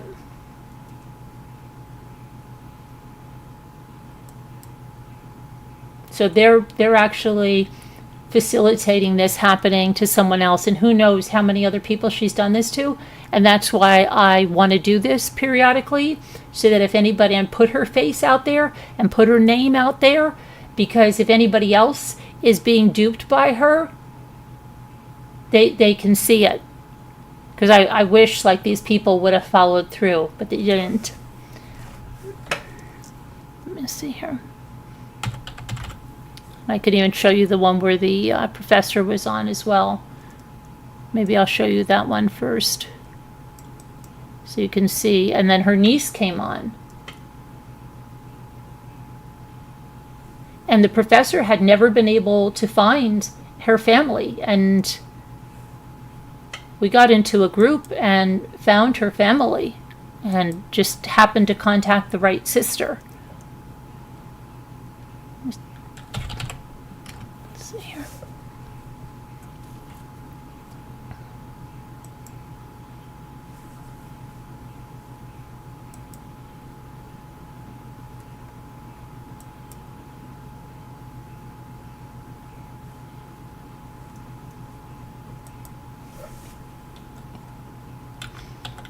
And someone lied, okay? Someone on this forum lied and said that when we had the professor on, the professor didn't know we were live on YouTube.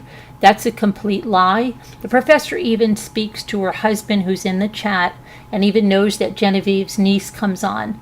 So this is what I mean. There are so many people that lie on YouTube about me, about this channel, about everything. And so when next time if somebody's lying to you and says the professor didn't know she was live on YouTube, you'll know, because she was fully knowledgeable. She knew she was logging on live, and her husband was in the chat. People will lie about, they're just pathological liars.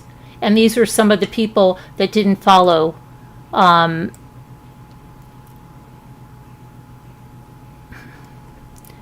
with all of the prosecution. Allegedly, they're the ones that didn't follow through, as far as I can see and gather. They may have filed a police report, but if you're in that same country with this person and you know this person has scammed, wouldn't you keep taking it higher and higher until something was done?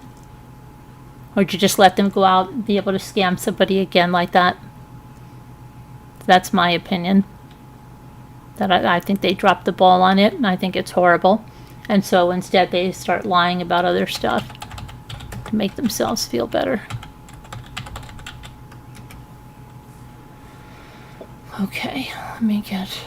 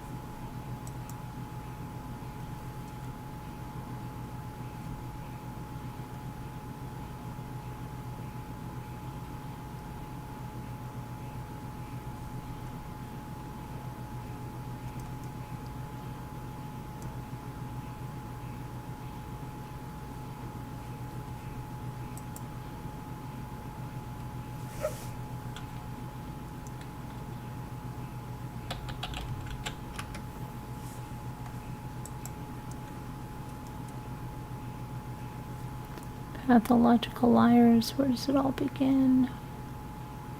December 27th.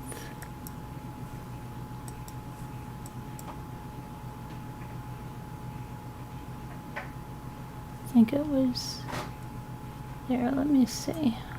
I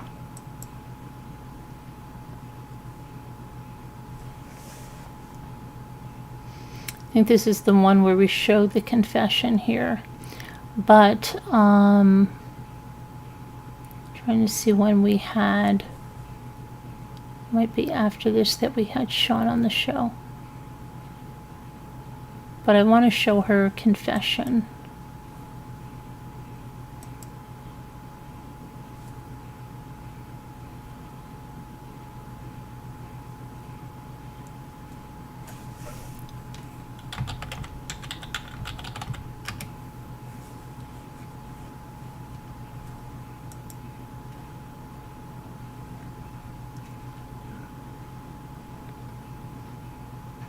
Here she is.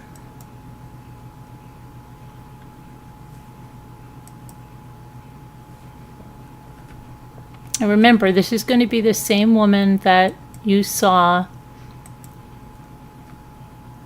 in the chair with the fake belly, okay?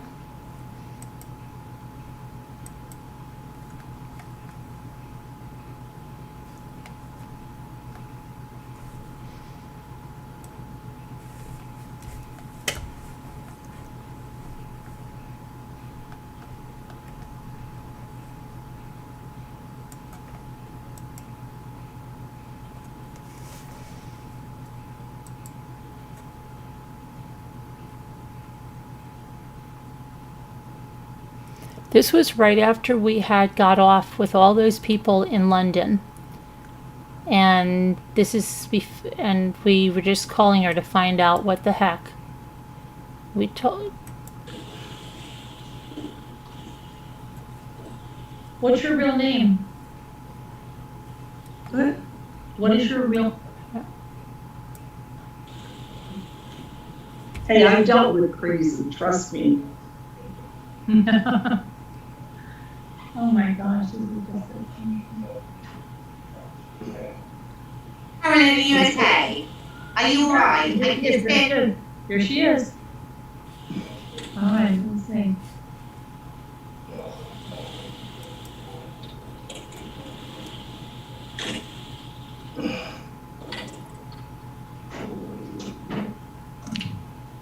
Here's being recorded.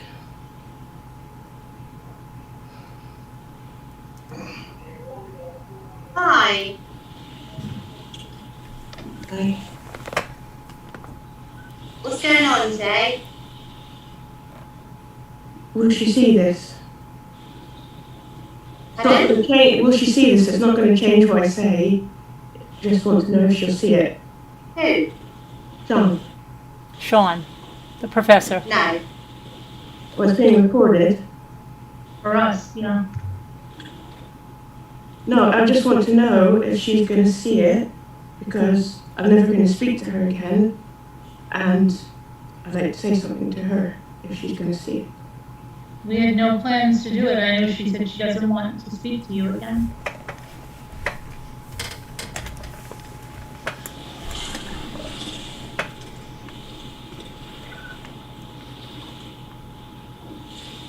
So what's going on? She didn't shave her head. She just has her hair pulled back. I'd like you all. Okay. Why?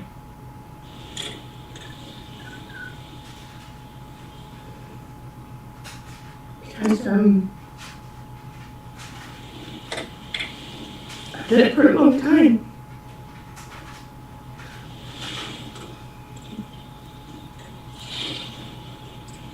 Because I'm not,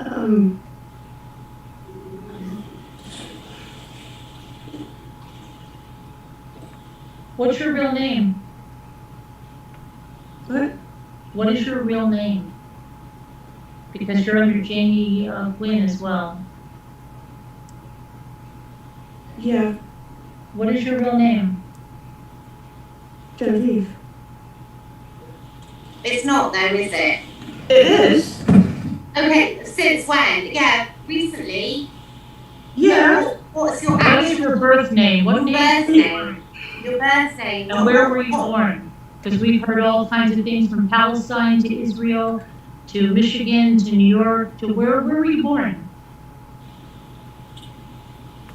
I was born in What? Israel. I was born in Israel. Yeah.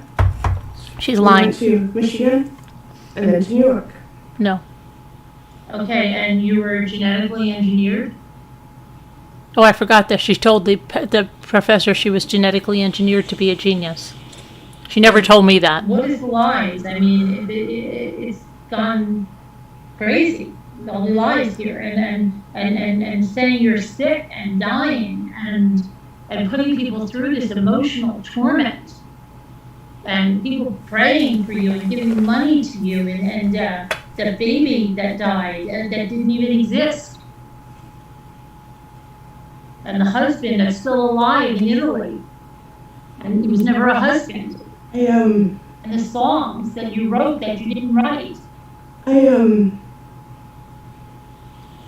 Yosef. You had a husband, And your Yosef? twin sister that's not a twin sister. And your father that's, come on. No, I haven't. She still wanted to continue to lie. I told so many different things. Right, and you tried to triangulate people. You told Lisa that I didn't like her.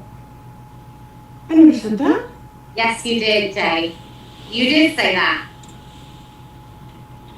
You did say that. Yes, you Wait, did. sorry, can you just... I didn't say that. You did. You did say that.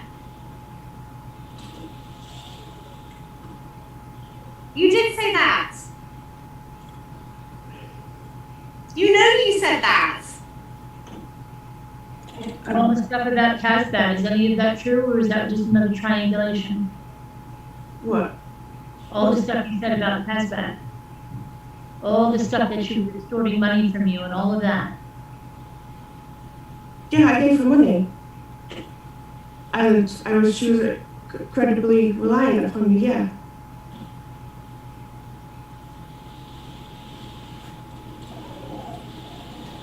But how did you give her money when you were working? I gave what I had. Have you received money from any of the other ramblers like Moo? No. No.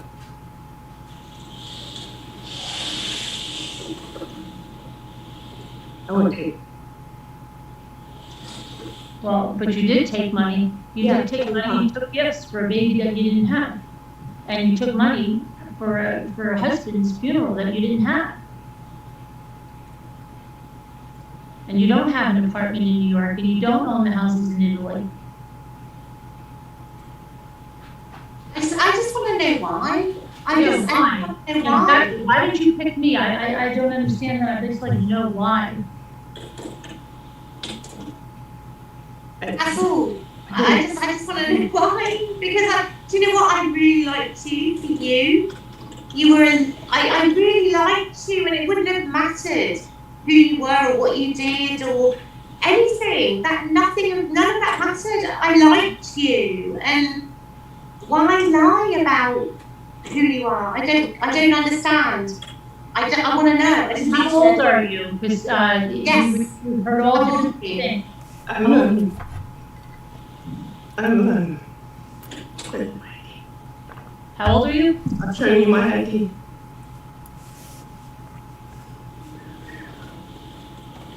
That's your driving. You see it. How old? I can't. I just I want to. just so that you should see it. I can't see it. Sexual abuse. By who? My dad's best friend. She was telling us that she was essayed Yeah. by her dad's best friend. I know. She's trying to make us feel sorry for her with this story. So what are their names? Because there's nothing about you. When you look at Genevieve Bennett, there's nothing that, this is not, I don't believe it's your real name. I don't believe it's your family name. Where is your family? It's not. No, it's not. I can't tell you. I'm scared. No, you need to tell us. You need to tell us what's going on. You need to. I am telling you what's going on, but I have changed my name because I am running away from those people. She's a liar. Okay. Why the cancer? Why the brain tumor?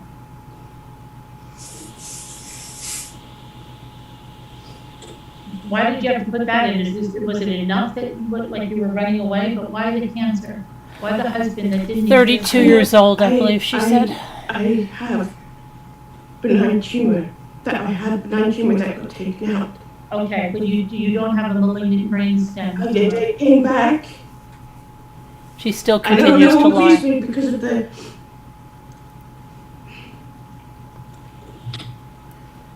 She Come was. on, Jay or Jen. I am. Can I tell you? I think the truth is, Are you going if you, Center right now for a malignant grade 3, maybe. No, it is a slow growing. It is an encore of the first one. I'm sorry. or is it Okay, as so- simple as you like to tell stories? Or you have I Munchausen. don't like to tell stories. So, Jay okay, Balls, I have a sister like that. I know you do. I think we need to make her aware that we have all been contacted by I know. Sean. I know. Okay, She knows and- because of the link. Because of the yeah, link. and she has known I for know. a very long time. She She's told told me us. she was going to. I know she did. She told us. She said she was going to. Yeah.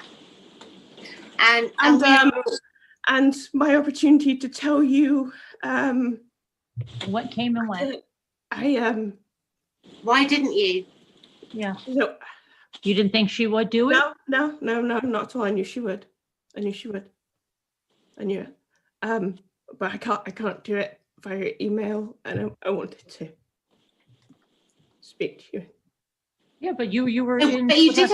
I had opportunities. I know. I was building up to it. I have done this my whole life because the real truth was not believed, and no one liked me for that. So I started making things up.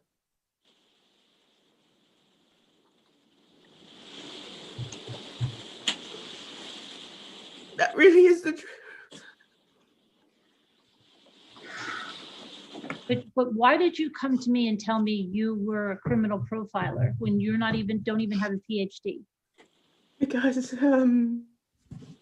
Why did you? because Why? I wanted to be. That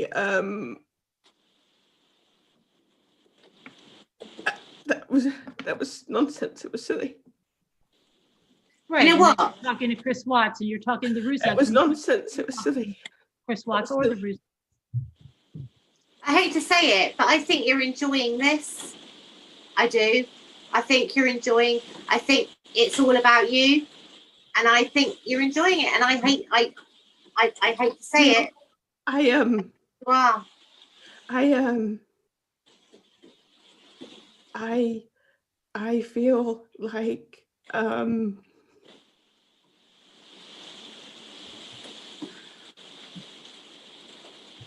no, I wanted to I really need help, but I don't think I should be But around how people. you could be there and tell me about trolls and what they're going to do and how sick they are and all of this. Because I know that because I know what they were going to do. Because you're doing it. Because I know how, yeah. But how could you do that? I mean, how could you do that? How could you do any of this? And then this baby, this other baby that you got pregnant with, okay? I'm sorry. And then you told Lisa you were having an abortion. You told me you had a miscarriage. So, I mean, why? Why even write that other pregnancy into this whole thing? Why? Because it wasn't crazy enough? I don't get it. And why tell me when you told me that it was a sign from Ray? I don't understand that. I wasn't trying to be cruel. Why would you say it was a sign from him? Were you trying to make me think it was his baby? No. Well, then why did you say? No, sorry. I know there's no explanation for it. That's not good enough an answer. I know it was. And why do it just to kill it off in 14 weeks? I don't understand what did you need attention? Maybe. I'm not sure. Maybe. I think so. But that's the silly thing, Jay. The silly thing is we loved you for who you were, without the story, without the lies. That's the thing. It's I don't know why I don't trust that.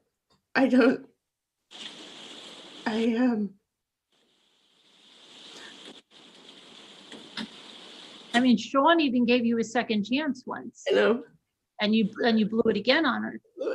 And she really cared. She's devastated. She is absolutely devastated. She's really devastated by the whole thing. She really is. She joined, after she joined, I explained it in the beginning, Oliver, when we were covering this YouTuber that had adopted these kids and was was arrested because of abuse issues. That's when she came onto the scene. So, yeah, but she did mention Watts, in her thing, and that she studied family annihilators and all of that. Somebody asked for her name, Genevieve Bennett.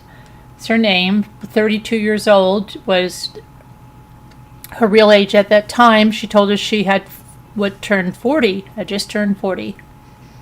Okay. I don't know. I don't know. No, I correct it. I really miss her. I don't. Because I do. That's the thing. This is why I don't understand why. Because it sounds goodness I'm really shitty, but I don't know. Because I do care. It sounds like I can't care. I don't know why the stories happen, but I genuinely do care. If we're going through a bad time, I want to help, and I want to. And I do care. I just don't know why. Where's your mother?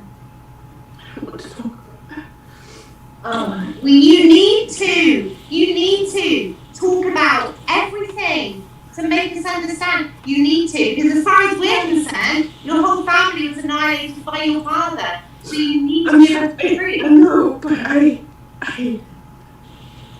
as far as I'm concerned, it don't exist. As far as you're I concerned, left them a long time ago because it was really bad. It was really bad. She's lying. These officers came to It my wasn't really house. bad. She was spoiled like crazy in her family. My dad was really, really, really angry at me. And the police at the time said, don't bother putting her through trial. She's lying. This is all a lie. My dad is it's your mother. So I don't even know where my dad is. I don't know where he is. But you told me you were scared to death of him. I am. I don't even know where he is. I am scared to death of him. Legitimately, was not a nice man. So what are you told us about? You told us about your uncle. Is your uncle anything to do with this, or I'm confused about the whole thing. I know, it's because I'm just talking shit the whole time. I know. Why did you lie? Why did you say B? B was you. B Mercier was you. She doesn't even exist. That was the dog walker. Okay, all that time you saw how anguished I was over this thing, you know, and you continued the charade through B and through me. And I have to worry about, and I don't understand why you would do that. Why you would make it that you're dying. I'm really sorry. I'm really sorry. Having seizures in front of me. I do have seizures. You don't, Jay. You don't have seizures. But you don't. Okay. That's what I mean. Through what? For what reason? It's okay. It's okay. Because I know you don't believe that. I mean, you're never going to speak to me again, but I can take you into the freaking hospital the next time I see a neurologist on the phone. I do. I've got a giant scar on my head. I can't see because of my head. I've got a giant scar on my head where I had the tumor removed. Okay. Even if you had the tumor removed, you're not sick with what they tell you. Every time you asked me to talk to the doctor, there was always a reason why I never put her to the doctor. There was always a reason. Yeah, there was. Yeah. Mm-hmm. After you go on. Because I exaggerated that grossly. I wasn't under the care so often, as I was saying. Right, and you were never handling chemotherapy drugs. Checkups. Right, what about the chemotherapy drugs that you said you didn't know how to handle them and you thought you made Elvis sick with them? There were no chemotherapy drugs.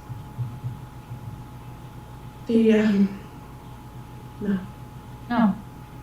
But you know how much anguish? But that, what I do sometimes is, I take things that have happened And I speak about them like they're happening currently. But you never had that type of aggressive cancer. No, it wasn't aggressive. It was a maintenance. No. And I've had treatment. Mm-hmm. And I know you're going to go away from this and not believe me. I know that. That's okay. Well, it's not okay for you. Here's the thing. Remember when I asked you to contact that lady and you wouldn't do it?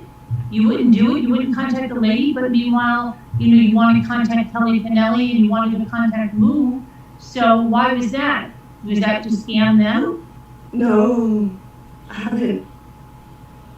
I barely talked to Moo. In fact, I want to send her some Jaffa cakes. That was all.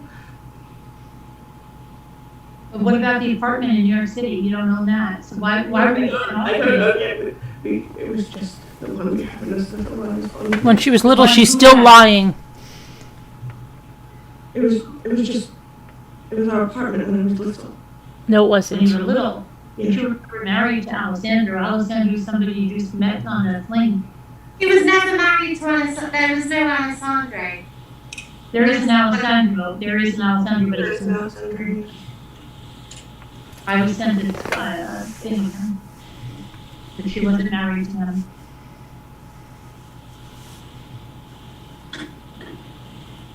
And when you came into the live with the laptop that said Dr. Russo, and you made it sound like it was a mistake, it wasn't a mistake at all. You wanted to add validation that it was your husband. Yes.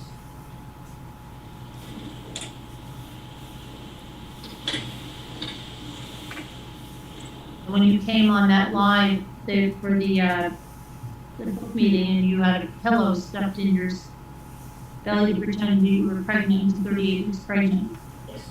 but there was no baby. Yes. And all that time you had me going back and forth and you going with me, there was nothing. Yes. Yeah. In the psychiatric ward after that, and Yes. you never have another child again because you had cancer and you were 40 years old and you didn't know what to do and your husband died. Why? I want to ask you something, just really, what kind of life do you want for yourself? I don't get it. If you do want a child, if you do want a husband or why, I don't know what your orientation is, but whatever it is. No, I'm too scared because every time I don't know how to form relationships with people because I do this. Well, it's certainly not by lying. I would never I desperately want to and I know I can't.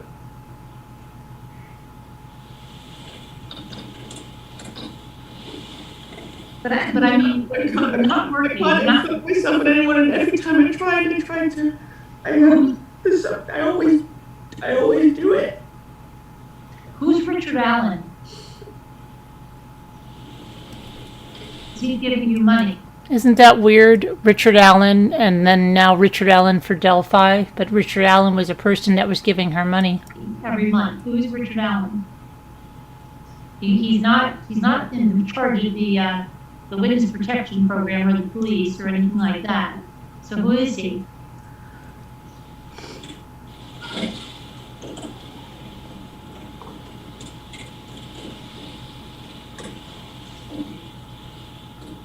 Don't just say, don't think. I'm not just thinking. say. I'm not Just thinking. say.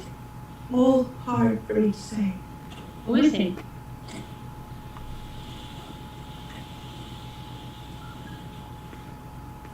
His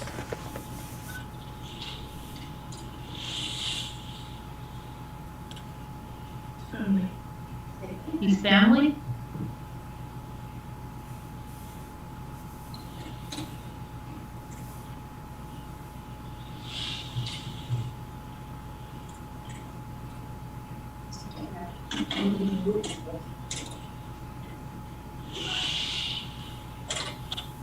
I mean,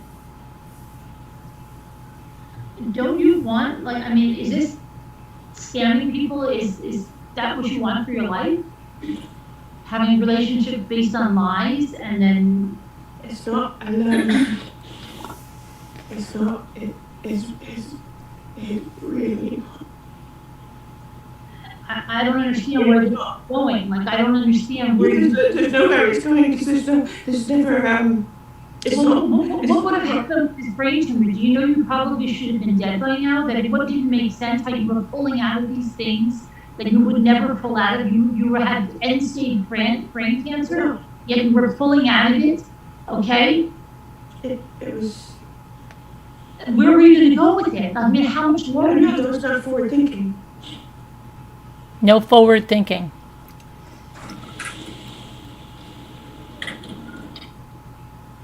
There's no forward thinking, it was clutching at straws. But what was the point of it? What, that, at what point do you have to, you know, you just came off the heels of your husband and your son died, and then you had to throw the brain tumor in. No, I didn't throw that in, because that, I really grossly, sickeningly, exaggerated Well, you took that. your husband and you didn't have a son that died. So it's not an exaggeration, it's a total fabrication. That is, I was talking about the tumor, sorry. Okay, the tumor, I mean, in your own mind, isn't that even, let's say you just had a brain tumor, if you did have one, making up something like that, don't you even feel like something, I don't know, you don't feel any, Yeah, just how wrong that is, like when people, I do. and people are praying and they're investing time looking for specialists, and you would never follow up on one thing that I ever found, but you kept asking me to do it when you knew how stressed I was for time. Like, why would you just keep doing that? I don't get it. And telling me you buy houses that you never even put deposits on. Oh, I forgot that. Yeah, she told me she made us look at property, made Jimmy and I run around. The house on Wednesday we go look at that. I know, and that's what I being.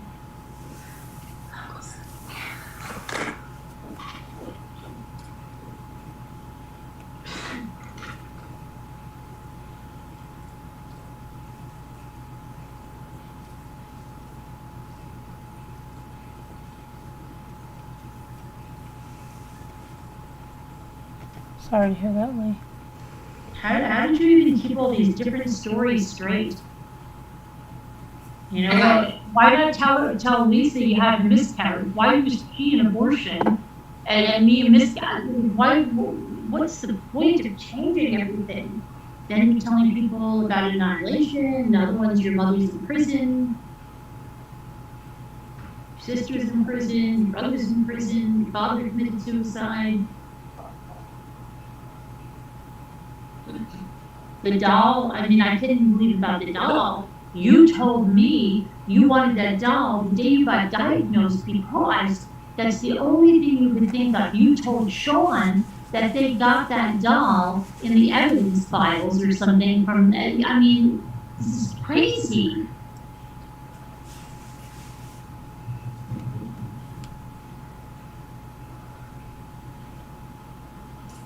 There's it was the doll I had as a little girl, but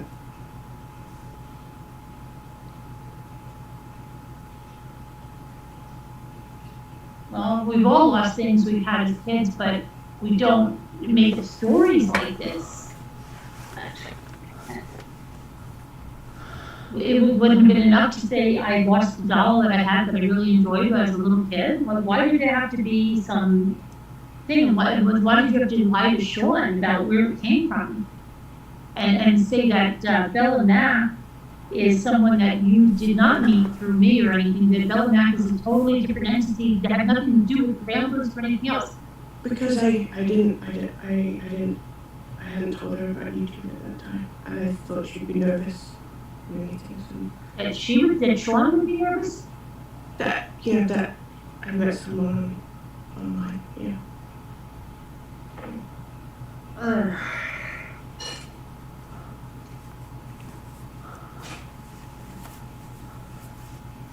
okay.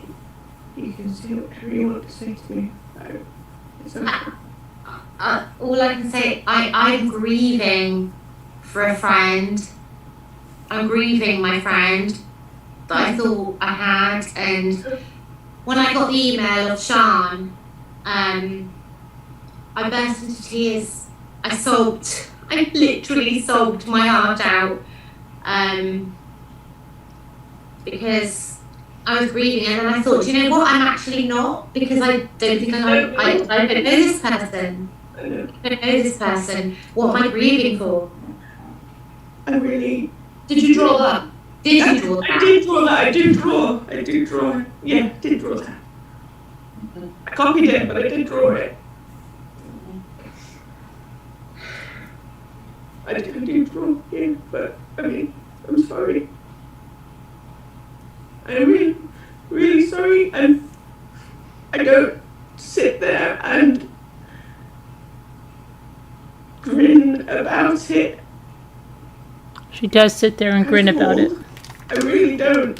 You A do. lot of work has gone into this, Jay. A lot of work. Nobody asked her if she sat there and grinned about it, but she brought that up. I don't sit there and grin about this. I really don't, but she does. She does. A lot of I don't know work. why, because it happens throughout every stage, and I just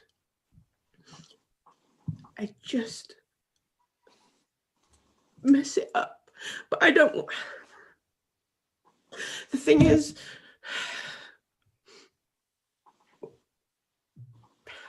when you come from nowhere, it's really hard to start relationships, and that's what I didn't understand, and that's what I don't understand.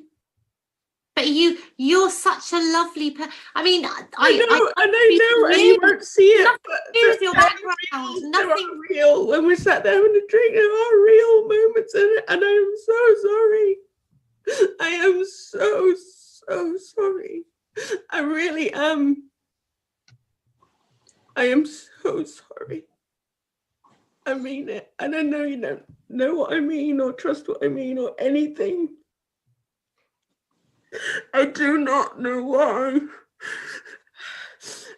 Why? I know why, but it's so far from being any kind of excuse. And I know you think I'm just. But you continue to lie about little things like sending that package back. You didn't send No, it. no, I did. I could walk you through it with a screen share. It was outside. It was outside. No, because it was outside. I wouldn't. That's the problem, Jay. When you lie about one thing. I know. It's fine. Don't believe it. I'm not lying about that. All this has been going on for a few weeks. I have not been sleeping, and I'm all over the shop. Yeah, I don't understand. Really, Why aren't you? it was sat outside. Why aren't you sleeping? Because it's not the steroids, it's not the treatments anymore. So why aren't you sleeping? Are you taking drugs? Why aren't you sleeping? You told me you didn't sleep for 3 days that time you talked to me. Yeah. And you said it was steroids. No, because that's when Sean went. Okay, that's when Sean went. And I spoke to her every day, and I really, really, really miss her.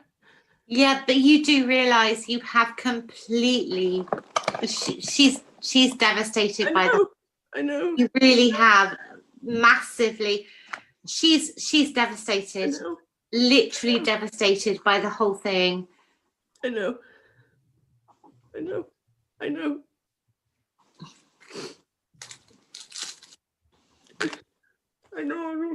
Nobody, none of us have deserved this. None of us. No, you haven't. We just, no. we No, would have. you haven't. But the thing is, Jay, we would have liked you for you, whatever. You didn't need to make anything up. You didn't need to do this. I don't know why that doesn't stick. I don't know why that doesn't stick in my head. I don't know why. You came here and stayed.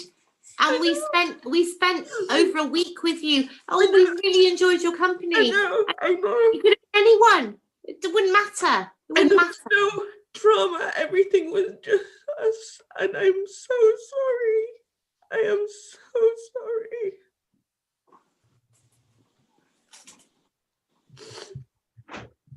I don't want to hurt or scam anyone. But you already did. You already did. Yeah, And you it did. continued. You It did. would've continued and continued and continued. And I don't know if you know the burden you put on my shoulders and the way I felt. Okay. And I would stay up and talk to you and have 1 hour's sleep, but think, "Oh, this is my friend and she might be dying. And this may be the last time I can talk to her. And she's all alone and she has no one." So I would sit on the phone and stay on, even though I was falling asleep and I needed to take care of me and I had lost my son and I'm still doing it. And you were still doing it to me, knowing all of that, knowing how stressed I was, and you were still doing it.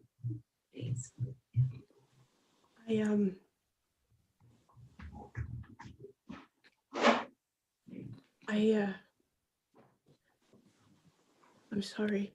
I didn't realize the Telling me you're gonna kill yourself, you're gonna stop treatments. I don't know what to.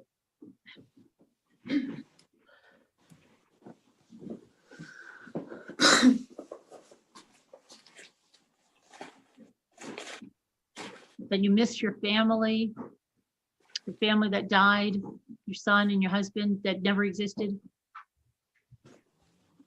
I think I make things so real sometimes. It's really demented.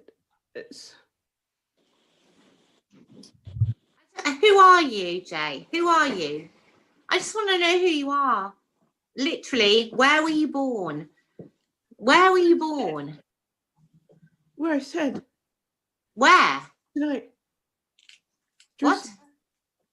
Were you though? Shemesh, Jerusalem. Well, no, you told me Palestine, Israel. That's what you told me. Shemesh, Jerusalem. That's in Israel. Shemesh is a tiny little town, Jerusalem. And you were born. So how did you go to? So Michigan. then you moved to America. In Ypsilanti. Then we went to New York. What about the Poughkeepsie Children's Home? I ran away to there. Oh, you're lying. Oh, I didn't stay there. I ran away to there. They took me straight back. I that's how I know about it.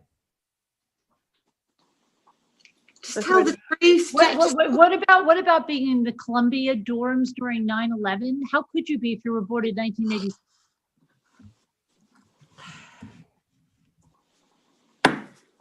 You're still not telling the truth. No, I'm saying no, because I'm saying I'm full of crap. I couldn't have been there. Oh. I couldn't have been there. I wasn't. You're not going to tell us the truth, are you? Actually, you're not. You're never going to tell us the truth. You're not, are you? You're not. Be honest. Be honest in that way. You're not gonna. Never gonna know, are we? We aren't, are we? There's things I'm not saying, but okay. No, I am answering your questions. If you believe it or not, I don't. But you're not. You're telling us you're never going to tell us the truth. Crap, but you're not saying what the truth is. No.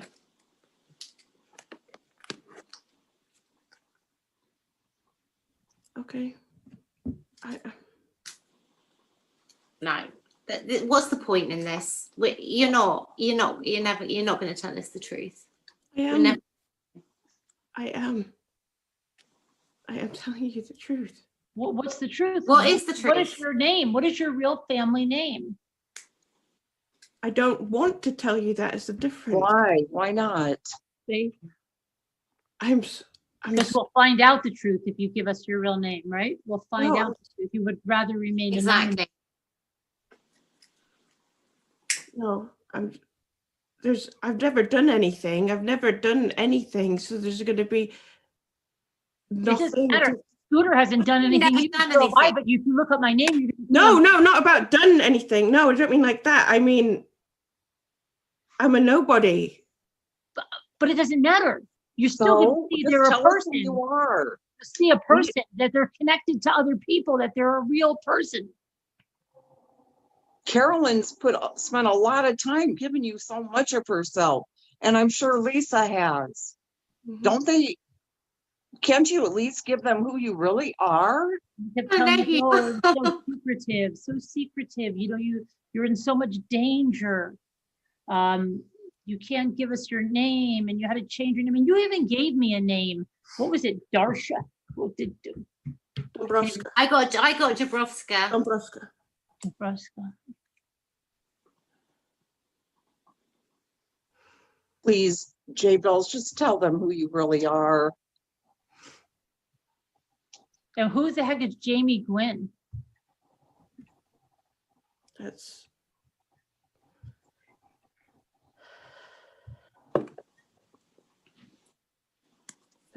me. That's your birth name? Not my birth name. No, it's not. It's not. I think you've had a few names, haven't you? If you're honest, you've had a few names, I think. I think you There has have. to be some reason you're hiding who you really are. Yeah, and I've said it, but you don't believe me, and that I don't know what to say to that. Because you were abused. A lot of people are abused, and they I don't know that, and they don't do what I do. I know that. Okay, a lot of people are abused. A lot of people do what you do, though. But My own sister does. know, but She tells these big, fantastic tales, and we all just ignore it now, and we pretend like everything's normal. But we know she's not telling us the truth. But I do know who she is.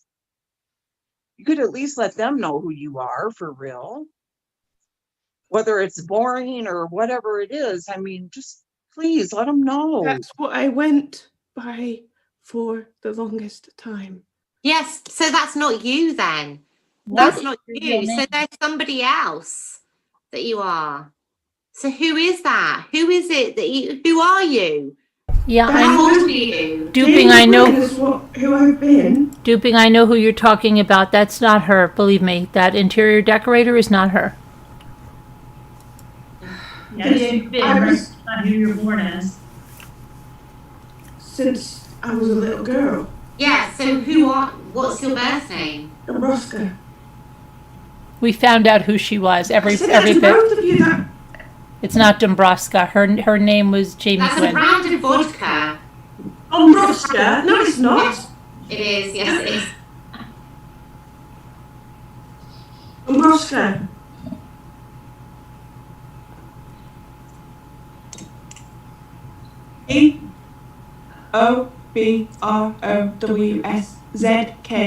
Yeah, how come Rebecca? And that very pad that she's writing on is a pad that I gave her. Ricky or somebody, yeah, John has something with it. Wasn't it another totally different name? And Poland, you told me you went to Poland with her. Okay, you didn't live over there or whatever. No, I did. Okay. I did. Dude, I've got the pictures. I've shown you the bloody pictures. I don't know. We don't believe, Jay. We don't know. When I took her there, I took her to the house, the host house. But you stood outside there. She didn't believe that anything you told her was true. I drove her straight to that tiny little town. What about all the languages? Yeah, You said you can't even speak Italian. And all these languages you said you spoke, 8 languages or something. I did. What? Carolyn, who are you talking about now? Sorry. I'm talking about, they said Genevieve didn't speak Italian. But you said you did. I went over there enough times, I can understand it. And the houses you showed us were Sean's houses. They weren't Sean's houses, the greenhouse was not Sean's house. No, but the other one was. Yeah. But they were at your house. No. And the story you told me about Alessandro growing up in the group home, that's not true. His parents are alive. And you fabricated a story that there was some woman in that group home and and she was crazy, and I don't even remember the details of the story, but he went into great detail, and it's all fake. It was a real story, but completely fake people. It was a boyfriend's sister. Okay, and what about the genetically, and that you're genetically engineered to be a genius? Clearly, I'm not. Why do you have, I mean, like, I'm not. that's just not even I'm something. not just hearing all back. It's I feel really sick. I feel really sick. I feel sick. You know, when Sean, contacted me, and she said, I have to tell you something, but I thought you were dead. So she was going to tell me you were dead or you were dying. And that you had lied to me about the stage of cancer, whatever it was.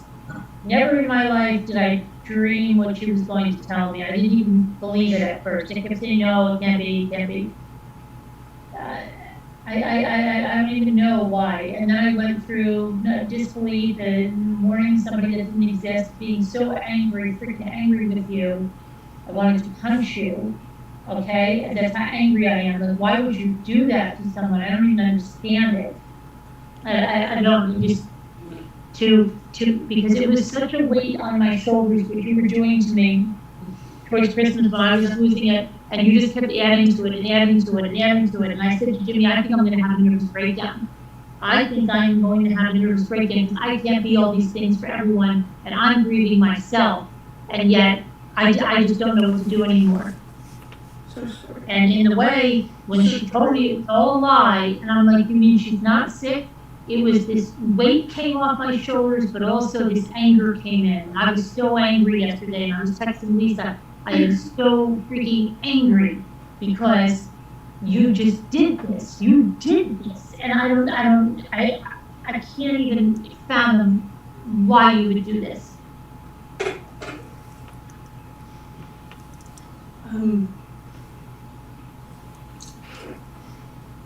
I really want to know why. And I did go to the doctor about it. And it helped with some of the abuse stuff.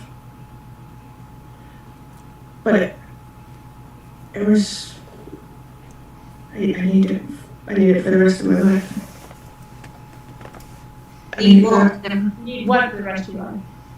to be under the care so I don't hurt anyone anymore. I don't know if I can even, I How don't, many other people are there? How many, besides all of us, how many other people are there that are in the wake of this? well, I've lost them all. There was,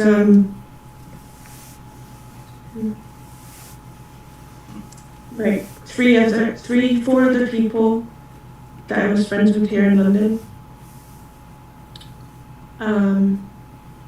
But my whole life, it's like a graveyard of, I think, Stephanie Hall, when I was at school, Daisy, when I was at college. It's like I seem to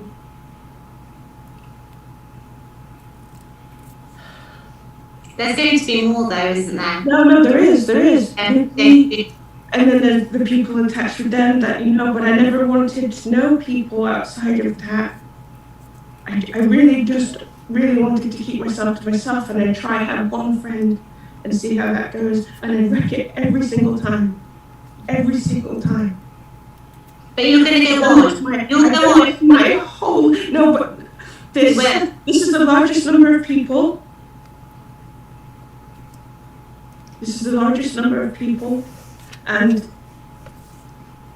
I do not want to hurt another person at all. I don't want to be around anyone. Can't be trusted. I don't even know if I can spend. I don't know. I don't know how to be around people. I know that. I know that. I don't want to do. I do not want to hurt another soul. I don't want to. I don't want to. Jane, where are you getting your money from? How are you living? How are you doing all this in London? You need to be on, please, just be honest. It's a family member. Why is the family member supporting you like this? She was married. She was married. Because what my dad did. But what about all the fake emails to Sean from the police and all those are fake? They're fake, yes. So who's supporting you? Who is actually supporting? Family member. Who? You need to tell us. You know the Just be name. honest. In the bank statement, that's where it comes from. But why? Why? There's a lot of people that are abused and they don't have someone that's giving them money every single month. Well, it's a family member, and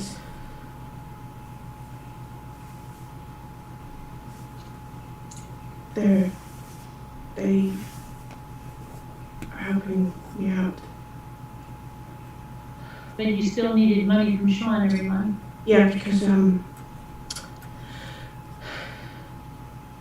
with the coronavirus, the person helping me out, they didn't get furloughed, but their company put them down to 60%. They So couldn't that's afford to It help. would be 80%. No, they weren't furloughed. They were still working, but their company's production or whatever, I don't know, shrunk. They said, and it shrunk to 60% of their wage, so they couldn't afford to give me much money. So who is it? Who But the is thing is, supporting? Sean stayed at my house. Sean stayed at my house. Yeah, Came to London to work. right. But but it wasn't that she was your roommate that she was paying rent, because I asked her if that was, she said no, she was paying even when she was in Italy. Yeah, I know. But she had a room with she had all her stuff and everything. I mean. You have a room, you had a studio. Yeah, no, she slept in the bed. We shared a bed. Okay, but We that did. is, Yeah. I asked her specifically if that was the reason she was giving the money, and she said it was not. She was buying your groceries too, she said, and she paid for part of your guitar because you wrote to her and said this as this officer that she thought she was communicating with. Okay, and that they were giving you cards, so when you were buying things at Wayfair and other things I was getting cards, and I can show you the emails that they were paid for with the card. I was getting the cards. From who, though? Who gave you these Oh, I cards? remember. I know you're just rolling your eyes. I don't know what to believe. I know, that's okay. Well, it's not okay. I want you to believe me. I can't give you. I am giving you the answers. Do you have a kidney that's removed? Yes, How did that happen? it wasn't removed. It was.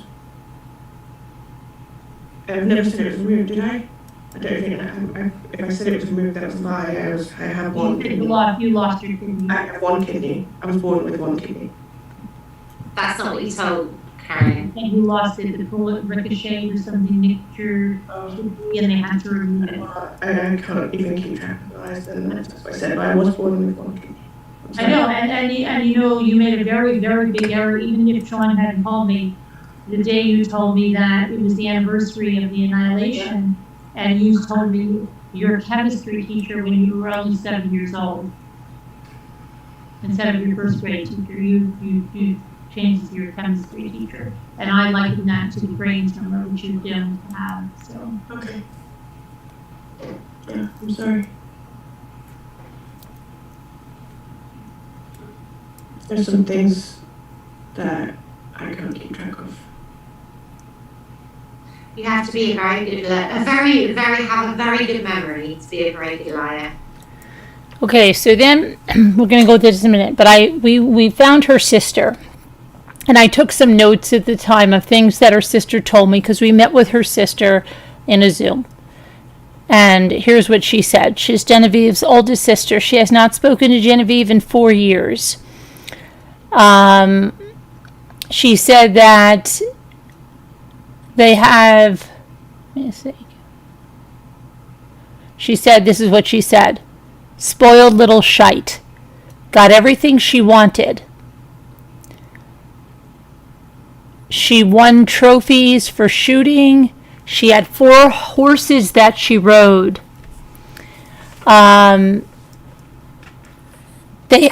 She said when they were kids, they had to take the bus, but Genevieve was chauffeured to and from school. Both her mother and father spoiled her. Jamie, and that's going to be Genevieve, was 12 years old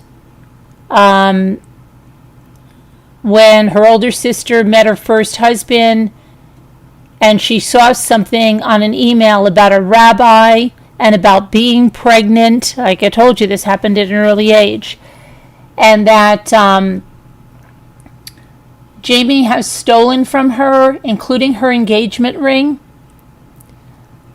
And they have a brother who also lies and has the same issues 9 years ago with an ex-girlfriend. He's very similar to her in fabricating stories to levels that they've never seen. Jamie is 34 years old. Let's see. Their real dad is alive. There are no deaths and no Hasidic Jews in the family. She did go to Poland a few times during university days, but not to study, and she's never been to Israel. She's known as a liar with made-up stories, and everyone covers it up. She saw her logged into a Facebook profile as Tammy Dombrowska 12 years ago. She faked fits at work. I think with fits she means seizures. She worked at Boots the chemist. She faked illnesses. And she had insulin pens and had an intervention. Now her sister had to have her kidney removed because she had a massive stone in it. And she thinks that's where she's getting the kidney stories. A baby AJ that was born in 2019. Exactly when J Bell's this fake baby was born. 10 weeks early, had a very hard time. The baby was named AJ. She went to Chicago when she was studying and went to the Great Lakes. If she went to New York, she never mentioned it. She had a boyfriend, Joe, who had a good job and he was well paid. She was with him 5 years and never worked. She said she worked at Tesco, but her sister never verified it. Now, her mother's wedding, Joe was banished. She has no idea where Genevieve gets her money. 4 years ago, she lost contact. But she did call her sister and talk about a brain tumor. The sister doesn't speak to the mother. She tried to raise her as she's a mental health nurse, but she says that dad has guns and a gun license. Authorities came to the house to ensure that he would not go, that she wouldn't go off and shoot him. Let's see.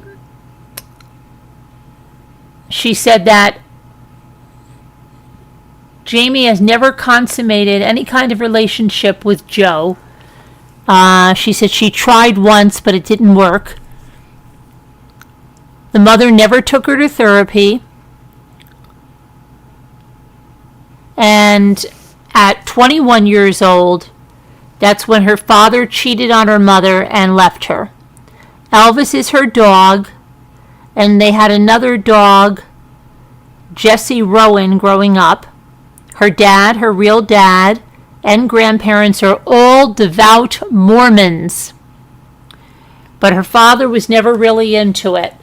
She has one aunt and uncle in Arizona. She has no family ties in Virginia. The mother's friends she met on holiday are from Mexico. She said that her sister Jamie Genevieve is not religious at all. She was never baptized or christened. She said that her mother's on her third marriage, that Genevieve is very manipulative of this Joe. She would go on trips and she would go away. He worked away a lot and his wages went straight into her account.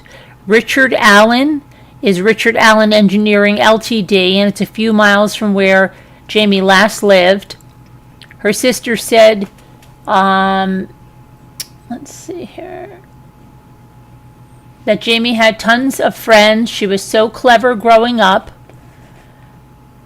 She had a friend named Marlena in Poland who died. They met at Lancaster University. There was a car accident, according to what Genevieve said. She preferred to fly to Poland for dental work because it was cheaper than the UK. And if Marlena would go home for Christmas, Jamie would go too. She said that Jamie's demeanor and fake crying in confrontation and other videos is all lies. Oh, because her sister watched this. Her sister did watch this. And she said that Jamie's demeanor and fake crying in the confrontation video and other videos is all lies, and that she never stammers. She's trying to think quickly when she does that stammering.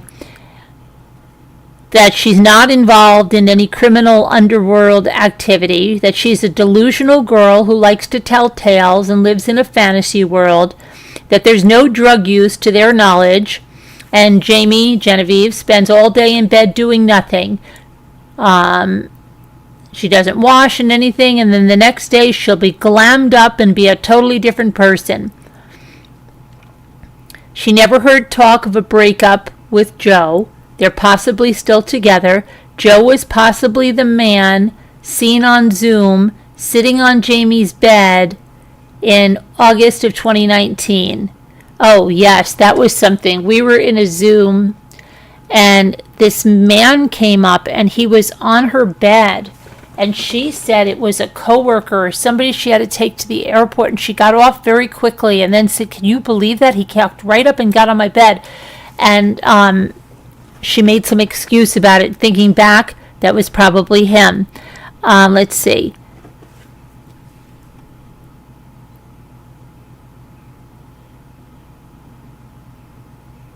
Oh, she said that the sister said she has a friend that's obsessed with Elvis, and it's not Jamie's friend. She worked with Jamie at Boots Pharmacy, and Haley, that friend, lost a baby years ago. She has not spoken to Jamie for about 10 years, and the sister and husband worried that Jamie would steal her life story, and it's possibly the story that she stole. So that was the stuff about that her sister said after watching this. You do. I don't, My mum always told me that. I don't want to be, because I really don't want, I really don't want to be this But person. you have been. I've done my whole life, and I don't want to tell the truth. Why don't you my future? What is the truth? What are you so?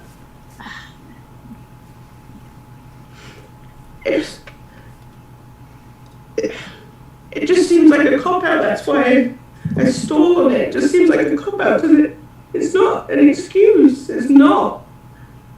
It happens to so many people. They're not weirdos.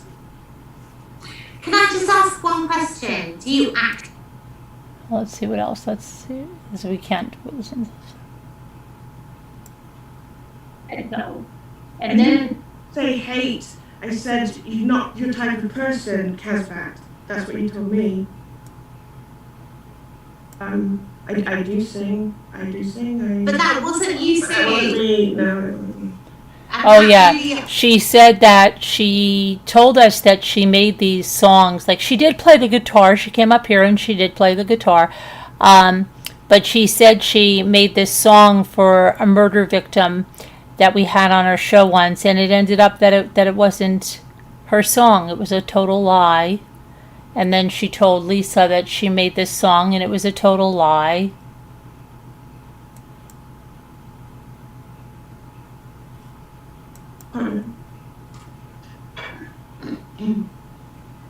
Really didn't want to move. And how are you going to afford to live there? I'm got some money back off the last one. That's what's covered me for this month, but I don't get enough to cover it, and I'm finding a way. I have to find a way, or I'm gonna lose my house. So.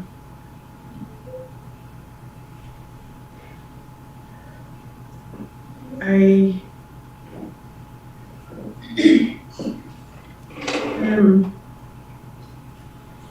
want a job, any job. I'm just scared to be around people because She's scared to be around I people. really don't want to lie to anyone again.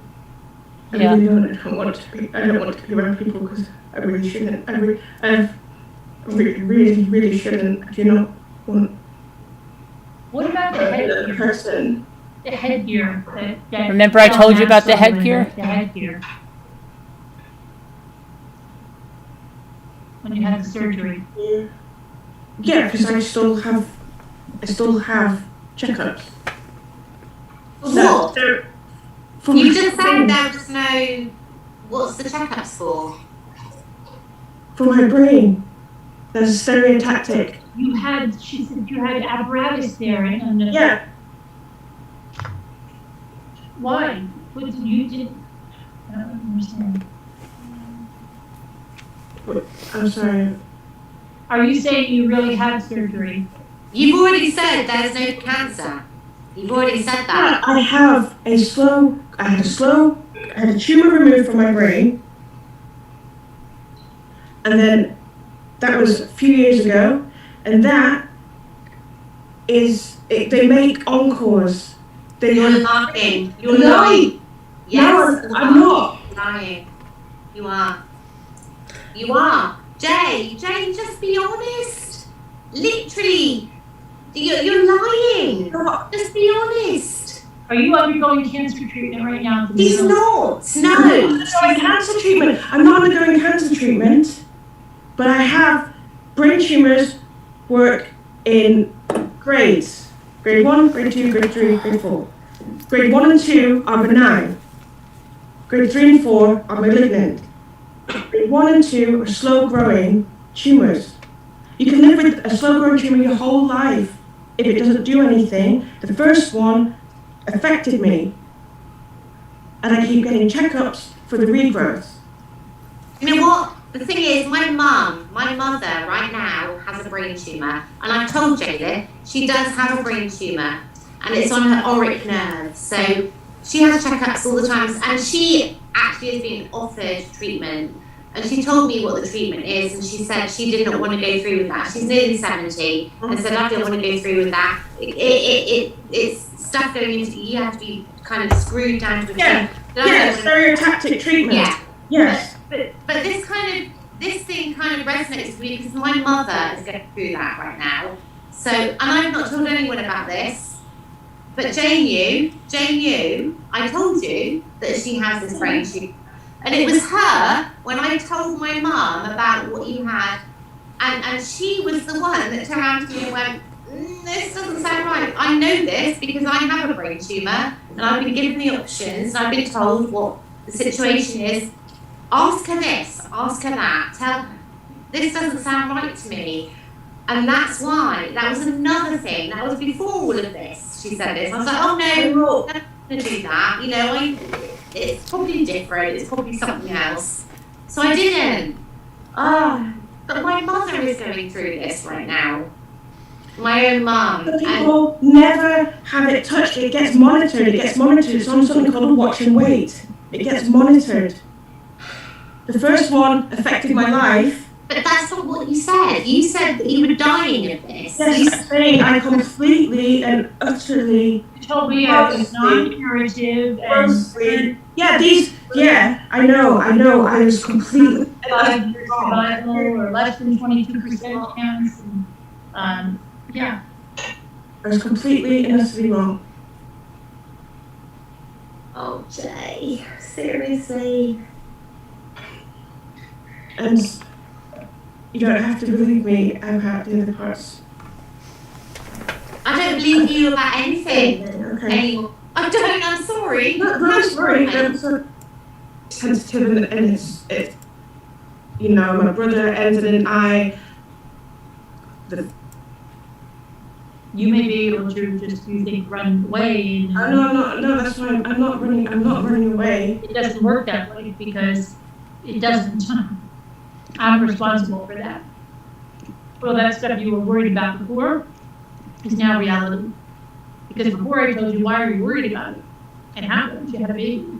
We had an online baby, so there was nothing wrong with it. You knew all along there was something very wrong with it. You, who was so concerned if someone did a GoFundMe for me, you, the irony, right? The irony that you. But then there are a lot of kids that do a lot worse than that. no, I know, but that really Okay, but what I'm trying to say.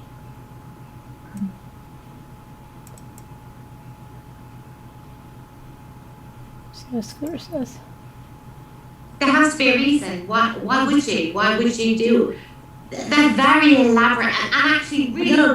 You're smart. You're smart. I've done it for so long. I think I tell people different things because I think they're never going to meet. Exactly. We said that. Yeah. It's not. Why wouldn't you keep it the same lie though? Why not keep it the same lie?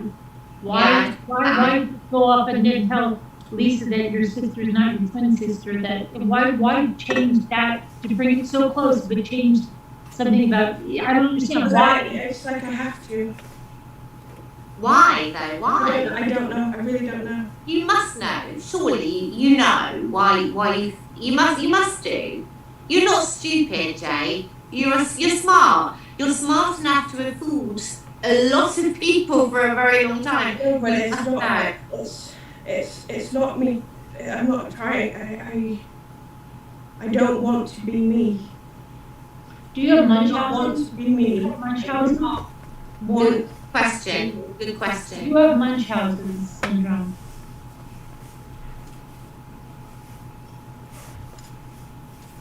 I don't think so. I don't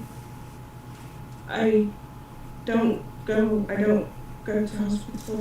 How did you cough up blood? One time on the Zoom with me, and Sean says you vomited blood once that didn't appear to be real. You coughed. I'm sorry. You coughed, and then there was blood. Mm-hmm. Okay? Okay. How did that happen? I really don't remember. And Sean said the same thing, only you vomited and made him clean it up and it was blood. But she said it didn't even She couldn't clean it up. It was very phlegmy. It was. Yeah. It was. Yeah. Yeah, and she said it didn't appear to be blood. It appeared to be something that it was no, it was. It was, but it was from my teeth. It was teeth and spit. Like my gums. That's why I thought you found it. That's why you had. I know you were using them in the kitchen. I know. You came to someone like me, and I have all these people, and the first thing that they're going to say is exactly what you already knew they were saying before we knew it was a lie.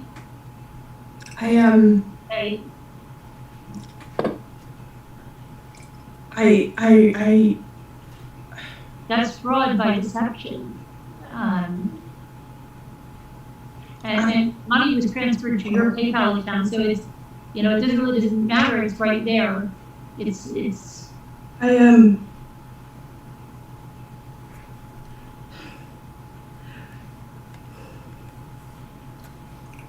I and I have to tell you that your friend Sean is also, she called off a fraud investigation on you before, but now, she's given me a year to pay her back. I don't know. She's given me a year to pay her back. And I don't know if that's the case anymore. well, she No, I was very angry, told Alicia. me to tell everyone Very angry. in one part of the email. Right? And in the other part of the email, she says, you have 1 year to pay me back. If you don't pay me back within a year, she will go legal. But she also told you to tell all of us. Yeah, I know. I know. And I just hadn't got to that. I hadn't got around to it. I had to do it in bits. It's confronting now, but I had to. You were never going to do it, were you? If you're No, honest. I was. You were. No, I was. But I just wanted to do it in person. No, you had plenty of opportunity. No, because it wasn't that I was thinking. It was I was going to tell you. I really was. I was going to tell you. I was, because I couldn't. How could I not? I couldn't carry it on. I really couldn't. Okay, so I'll tell you why I know this. And- because you lied to me after Sean told me when she gave you, and you lied to me after that. Yes. I mean, You, Yes, it was kind of like I was softening it. I was just. This was. you told me, you remember you told me, you said you bought some doll for me, and then you showed it to me, and that doll was still for sale, and you said you bought that doll. I said it was like this doll. Okay, but you didn't buy any doll. You were just saying that to get me to talk to you or to talk about that, or because you thought you've done a lot of stuff like that, like the houses that you never put deposits on, and you said that you bought them. And the man told us there's no deposit on our house. That was to talk to you. Right, it's actually over to fire. Can you go down? Can you see? There was torture. I'm so sorry. It was like wishful thinking as well. okay, there's no tears. You've been crying. There's no tears there. You've been crying all night. But there's no tears. I've not seen any tears yet, actual tears. I don't think. I have. There's no tears. To happen at first, I'm dry, and you can't. I'm dry. Carolyn, have you noticed no tears? Yeah, I'm so flabbergasted by the whole I thing. did it at first, but what I really want to do, and okay, you don't have to. I really want to get help. What if I was to demonstrate that I'm getting help? And so. But how? How are you going to do that? I can record it. I can record it.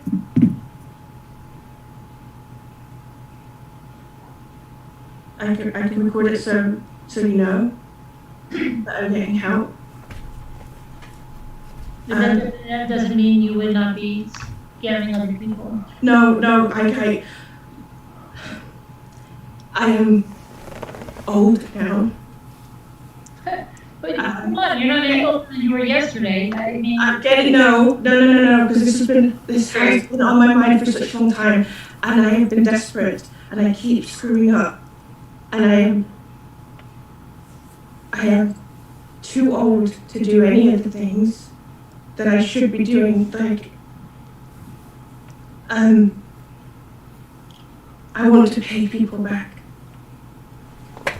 I really want to pay Sean back. I really want to get help. I do not want to do this. I really don't sit there and think, who's next? I do not want to do that. I really don't. Please let me demonstrate it to you. Please. Why did you contact Kelly Finelli? I did. And I just said I thought she was being, I just said I thought you were really brave to get up on panel. I can send you the email. I couldn't look at it. That's not true. I really did care. I actually thought I was able to help you. I'll tell you what she actually did. People, when Ray died, they were sending around this kind of a scrapbook thing where they were all writing in it things for me. And it was sent to J Bells, and she never sent it on. She never sent it on. So I never received anything that all of these people had written for me in this book. You lied to me about the Bruce ass. You told I did think I was able to help you. I'm sorry. I sometimes I think I know better. You told a lie in the story that they weren't trying to contact me because my channel was too big. When she was truly trying to contact me, she just didn't know how. That she thought I had an assistant that read my email. Yeah. But you told me That was my explanation for it, and I lied. yeah, because they wanted to go with little YouTubers, not big YouTubers, and I don't know what you told me. And That's then just what I I'll never tell you about me, or because I'm sorry. they signed an NDA. And I'm sorry. they're simple people, you really don't like to say, and I mean, I'm sorry. just because that if you I don't know. I'm sorry. I really am. I really am. Oliver, at the time, she was telling me that she was speaking with them under an NDA because she was going to be going up to the prison to be interviewing Chris Watts, and she had to speak to them, and she said she was speaking to them, and they said to tell Carolyn that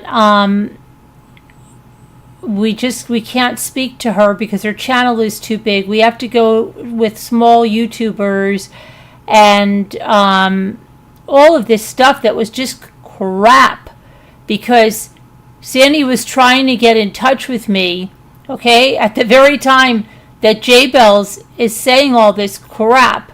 And then when Sandy and I became friends, J Bells didn't like that. You see, she didn't want me to become friends with them. So she said a bunch of crap about them, and then still tried to make me think that she had spoken to them, even when I became good friends, and told me Sandy could never say anything about it because she signed an NDA. So sorry. I'm so sorry.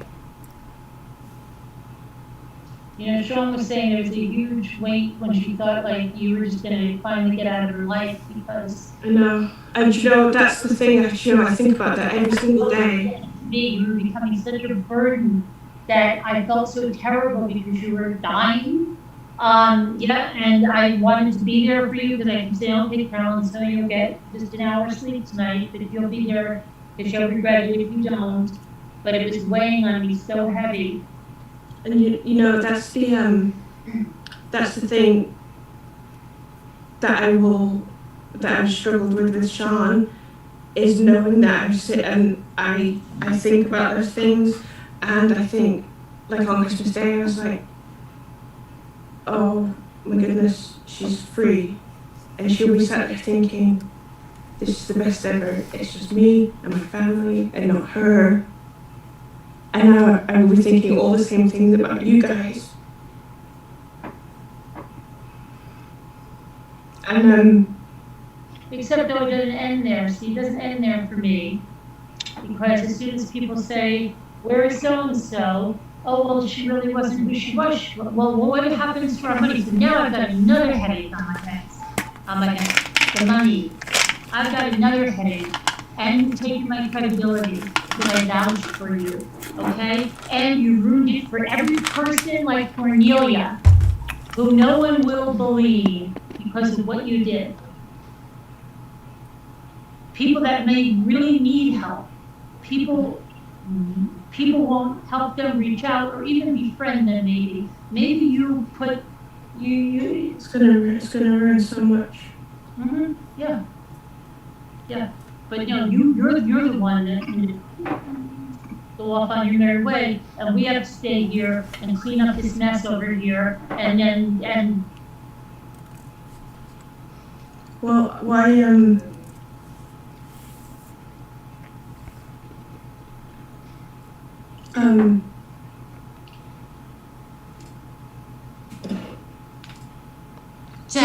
Jay, you must have known that there was a possibility that this would happen, there'd be a consequence, and that this would be done.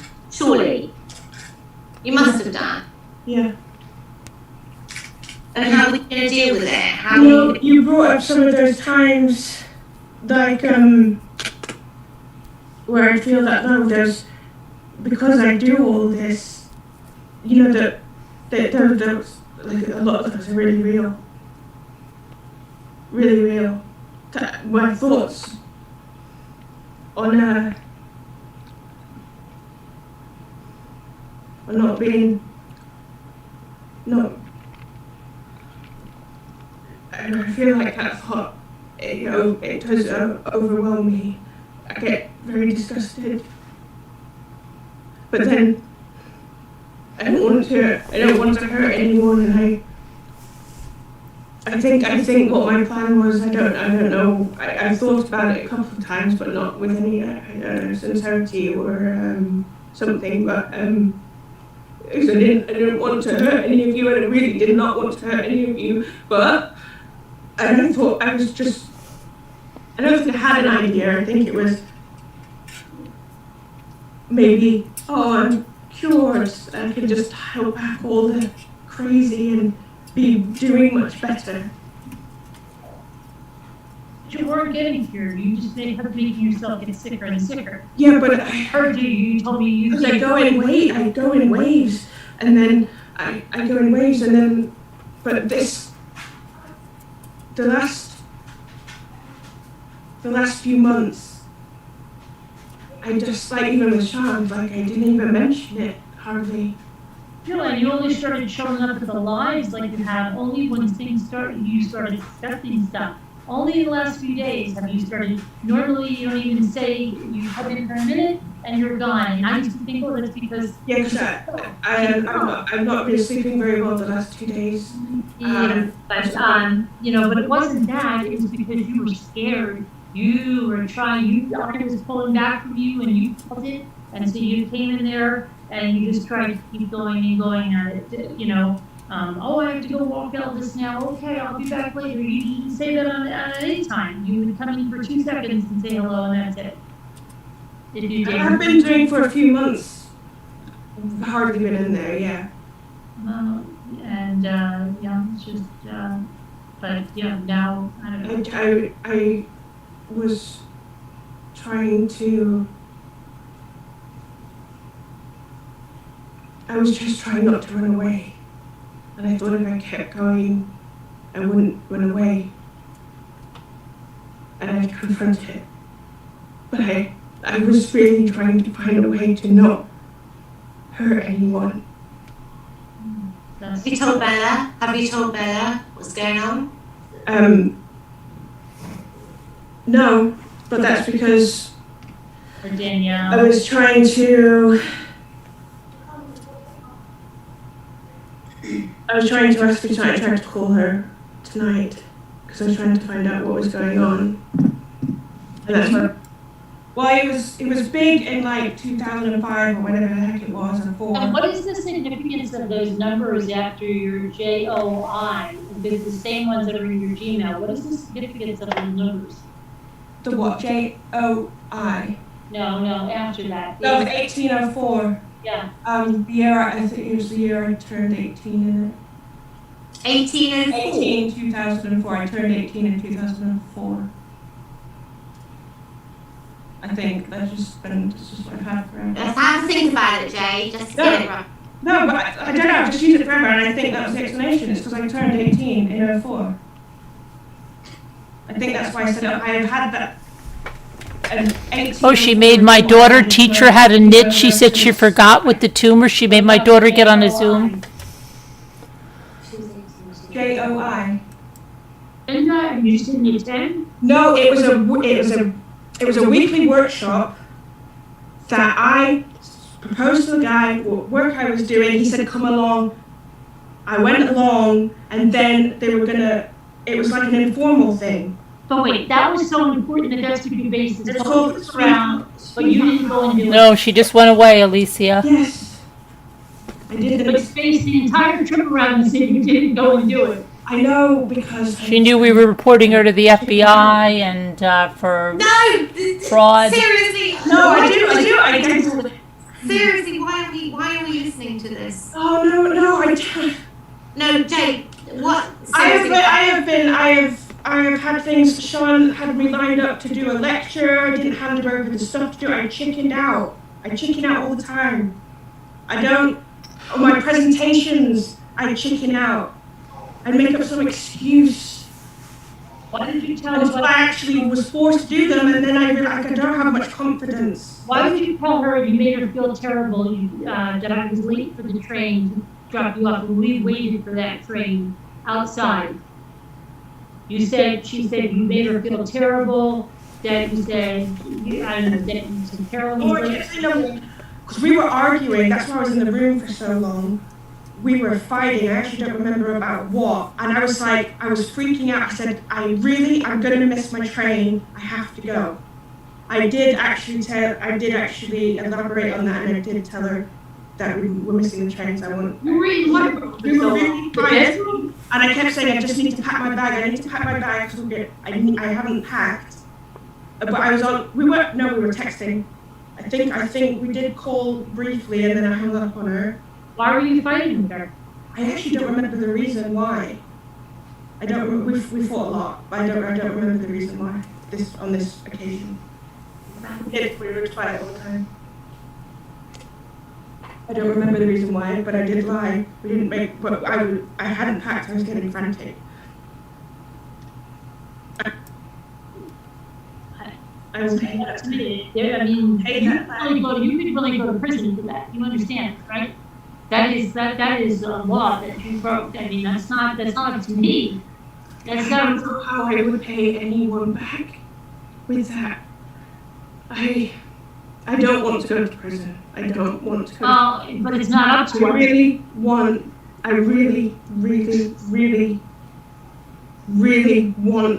will prove to you that I want to follow something out the rest of my life. I will show you. I am pleading now. Please. It's not up to I will me. show you. I will see it through.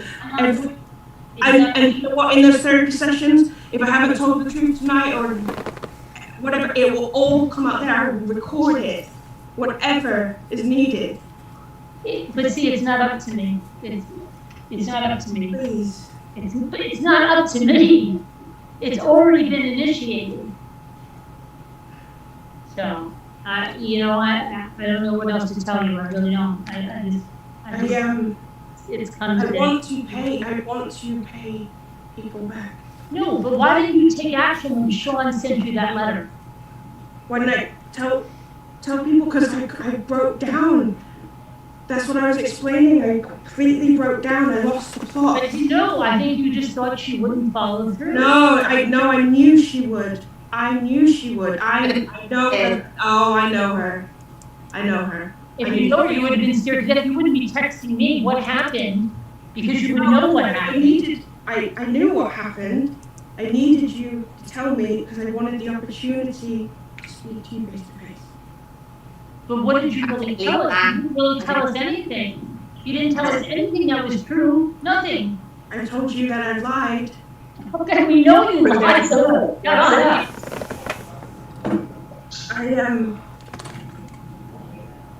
You're still hiding who you really are. And there's a reason for it. Scary that is, you were in my house with my kids sleeping, and we were even making jokes about that, right? That you came from the internet and you were sleeping in our house and all of that, and we didn't know who the hell you were.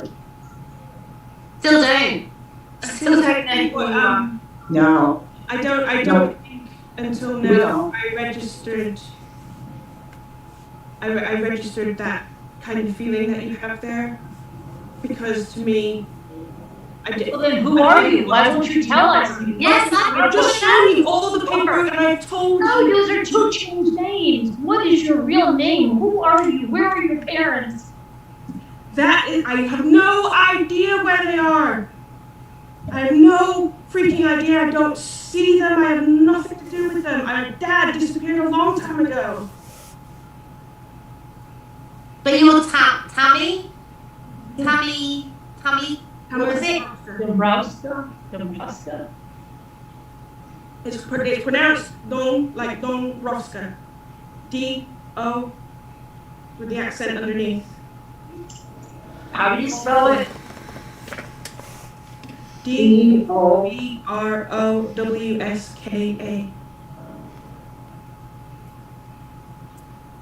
D-O with an accent underneath. And what was your first name?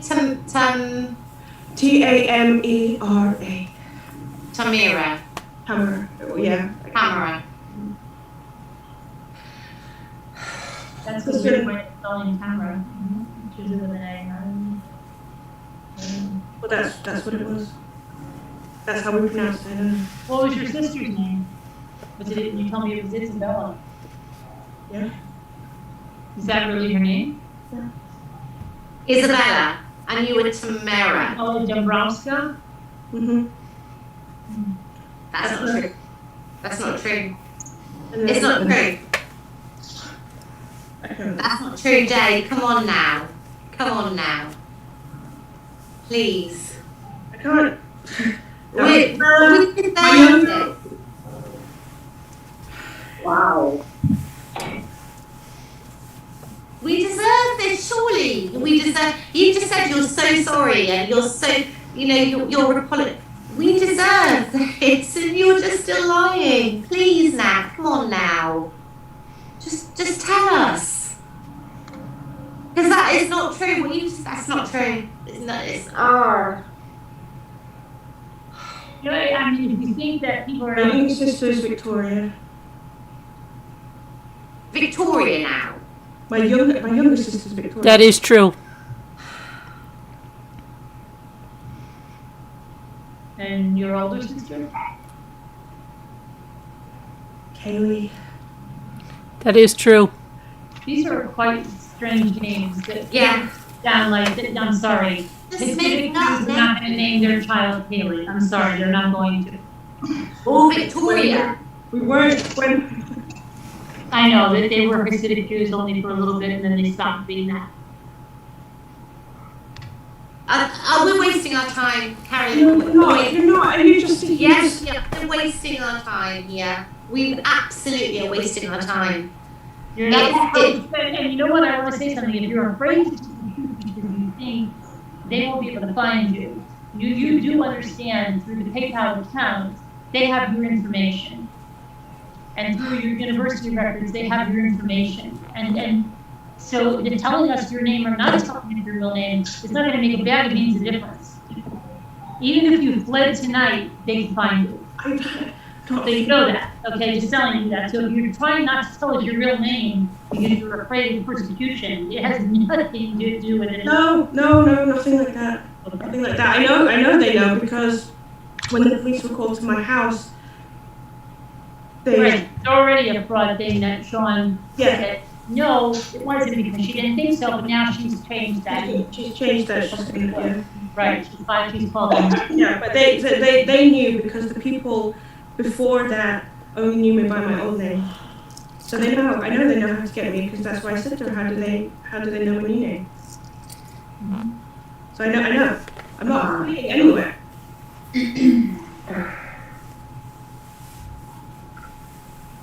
I'm literally in the middle of a bad Netflix movie right now. Literally. I feel like I'm watching one.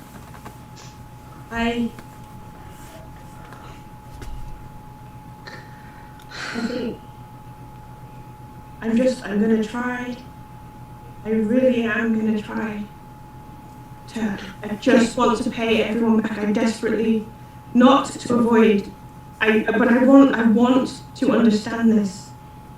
I really need help. There's no way. She's a liar. Even know Never why. even tried to If I pay don't anybody get back. help.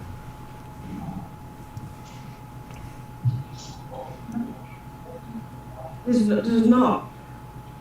Yeah, you know, every morning at 5 a.m., you're supposed to be going to get your radiation, and you talk to the, it's just, everything is a lie. Everything about you is a lie.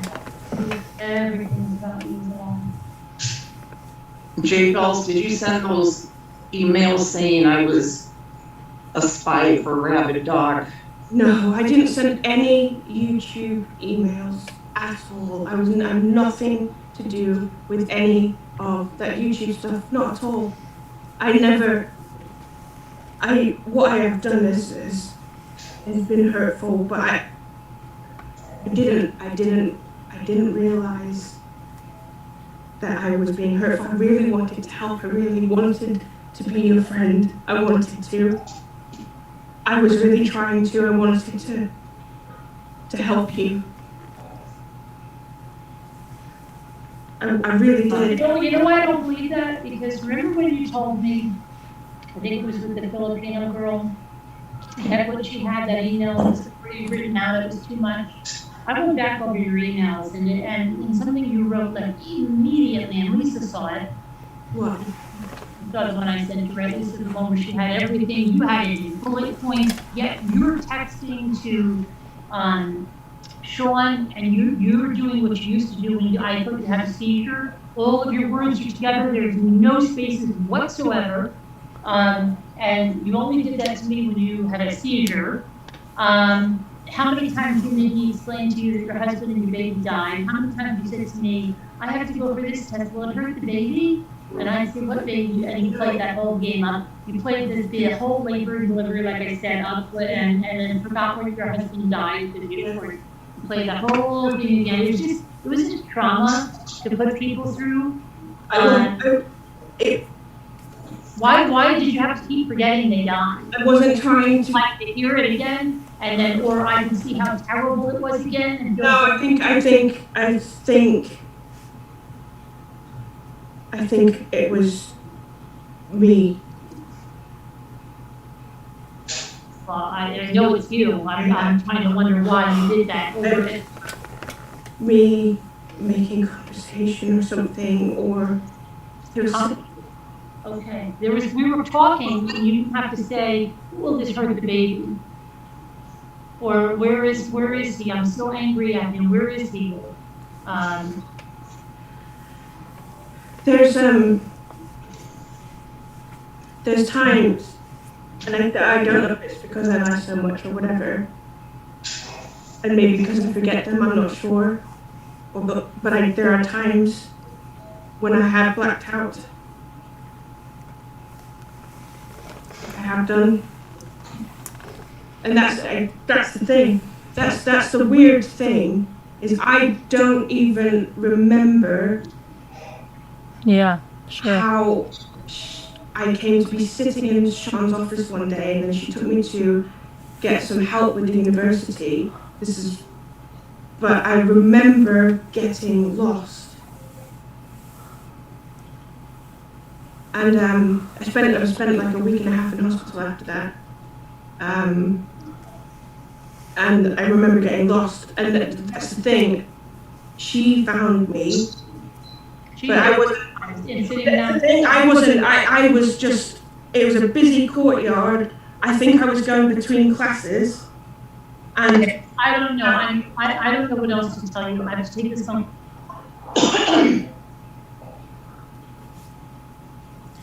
but there's times when I black out.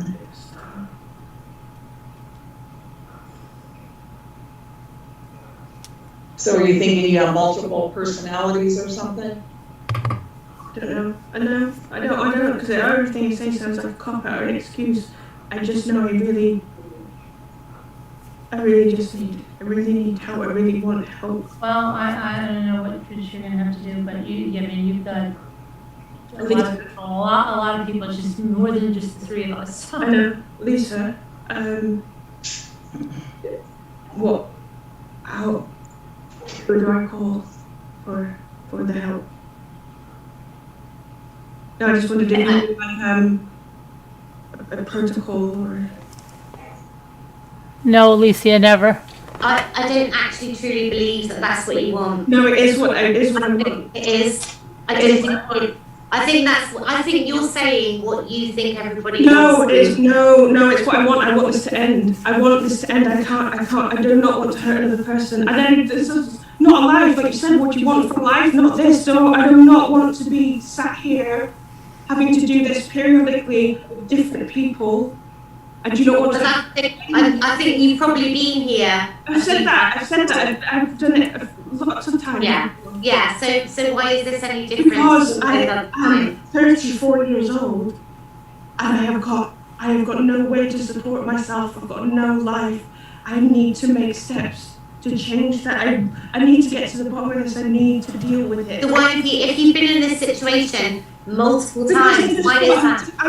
Because I thought I knew better. I thought, just don't do it again. Just don't do it again. Just don't do it again. I thought. But it's who you are. I thought I was in control enough that it wouldn't happen. I thought I was in control enough where it wouldn't happen, and I'm not. It's the end of the line. I do not. This is who you are. This is who you are. Yes, but I want to get better, and if that means that's. It's really sad. If that means that's it for the rest of my life, if that means that I am under care for the rest of my life, then that's okay. At least I won't hurt anyone. I want to try. I really want to get to the bottom of this. I really, really, really do. I really, really, really, really do. I mean it. Please. You really could be such a lovely person, the person that you present. That's the sad reality, isn't it? Yeah, it really is. I fell in love with you. We all fell in love with you. Who you were, your personality, nothing else really mattered. It didn't matter. It's irrelevant, completely irrelevant. What you do, where you come from, none of that matters. I know it doesn't matter. I know it's ridiculous. But you see, I don't want to. The way in my later life, the way I explained it was because people ask you questions immediately. Where are you from? What did your parents do? Did you go home for Christmas? I don't want to explain all of that. Why? Why not? Yeah, I don't know. Because see, that's what I mean.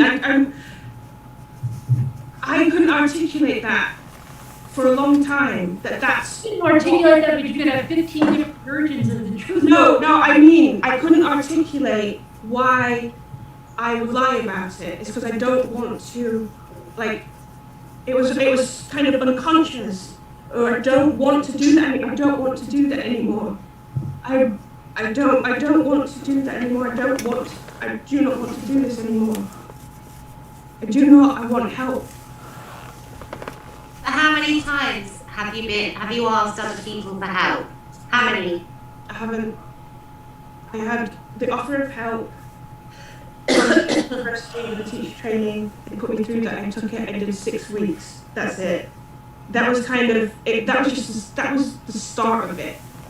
But you put Sean through hell for 5 years. Why did you not ask then at any point in that 5 years that you No, were I actually think hell? there was one time where she said, "No, you're lying to me." About a year ago, and I talked away, and she said, and I can hear it now, and I wish she said, "I'm not leaving. I'm not going anywhere. Just tell me. I'm still here." And I think that was her. I think that was her offer of help then, and I didn't want it to end like that because I was scared I'd lose her. But I've lost everyone now. Yeah. Okay, I've lost everyone, and I do not, like literally every person I know, gone. Now, gone. But that's your own fault, Joe. No, That- no, I'm yeah. not. I know. I'm saying there's no one out there. So now I need to go. I I really want help. Please, Will, please, will you help me with a protocol or number, please? No, I can't be in this any longer. No, I don't want you to be in it. Just tell me what to do.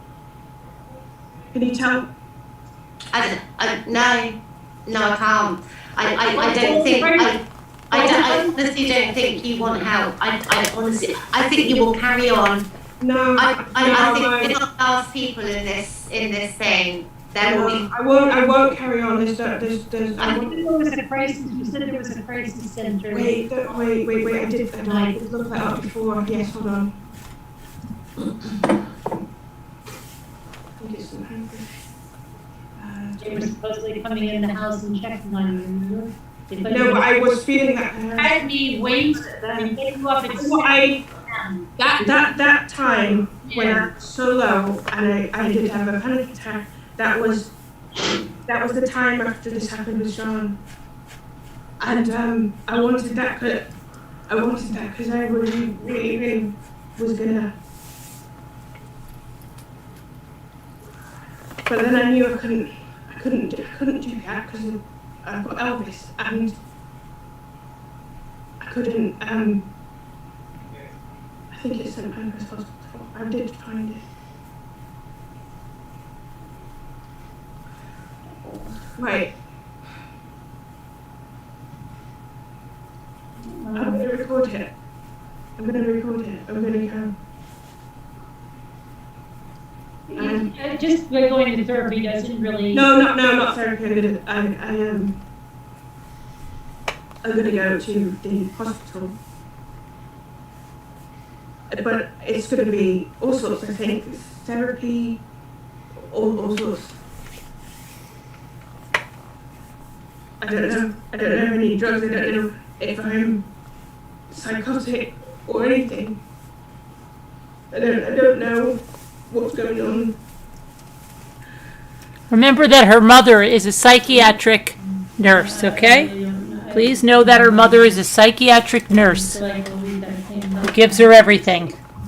It destroys other people's reputations, it destroys other people's credibility, it hurts other people that really need help, that really have situations. Now everybody's going to be distrustful, they're distrustful enough. It's just because, oh, you can't know real people on the internet. I told you the internet was this, the internet was this, they're all liars, they're all liars. That's all this has done, is hurt good people.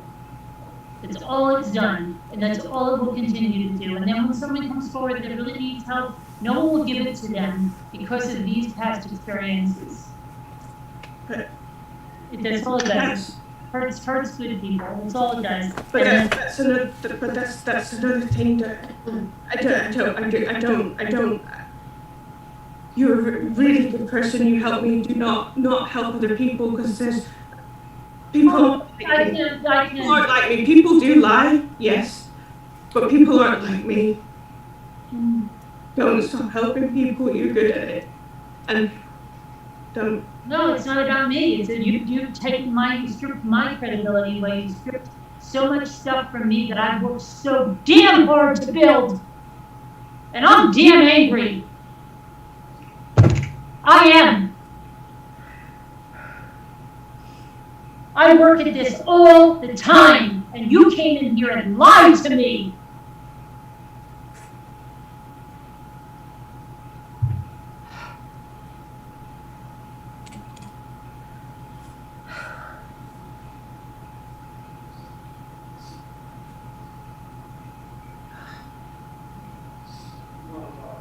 I'm talking to Genevieve.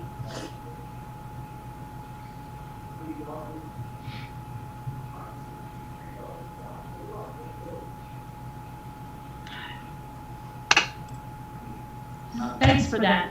My son dies, I have something, community that we built here, and you've got to come and knock it down. Thank you, Genevieve. I appreciate that. You're a really good person.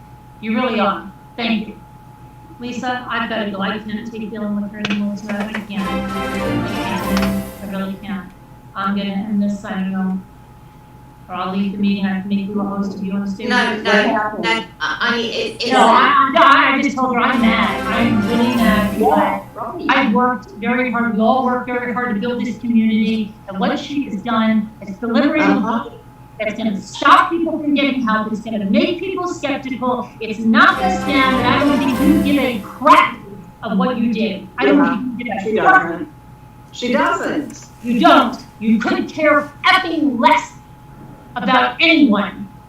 And that's why you told people not to help me, and all the stuff you said you were doing for me. Oh, I wanted, it was so funny that you didn't want anybody to help me when my son died, or any kind of thing. No, that wasn't you didn't want me to have it. No. People were saying things like that you were hard. You had so much bad press. Bad press? How do I get bad press? You got it. That's what I'm saying. People were saying she's there making money. I really thought that was. Oh my God. My son really did die. Okay? Your son didn't. My son did. I would get bad press. Please, Genevieve, I am so freaking done. I am so freaking done. You have taken a community that we all worked so hard to build, and you have delivered a blow, and you don't give a damn. I think it was you. I think it was all about you. You didn't want anyone to have anything but you. And anything anybody would do for me, then you had to get rid of that person, or get rid of that thing. You had to take control of every project. What about that memory book that was going around and ended with you? It always did, because you didn't care about anybody but you. No, No, you needed everybody so much. You you had to take everybody's last drop of energy. When it first happened, you said instead of, you and Cass came on to me in that meeting, and you said, now, instead of doing flowers or anything from all of her mods, we're gonna do this memory book.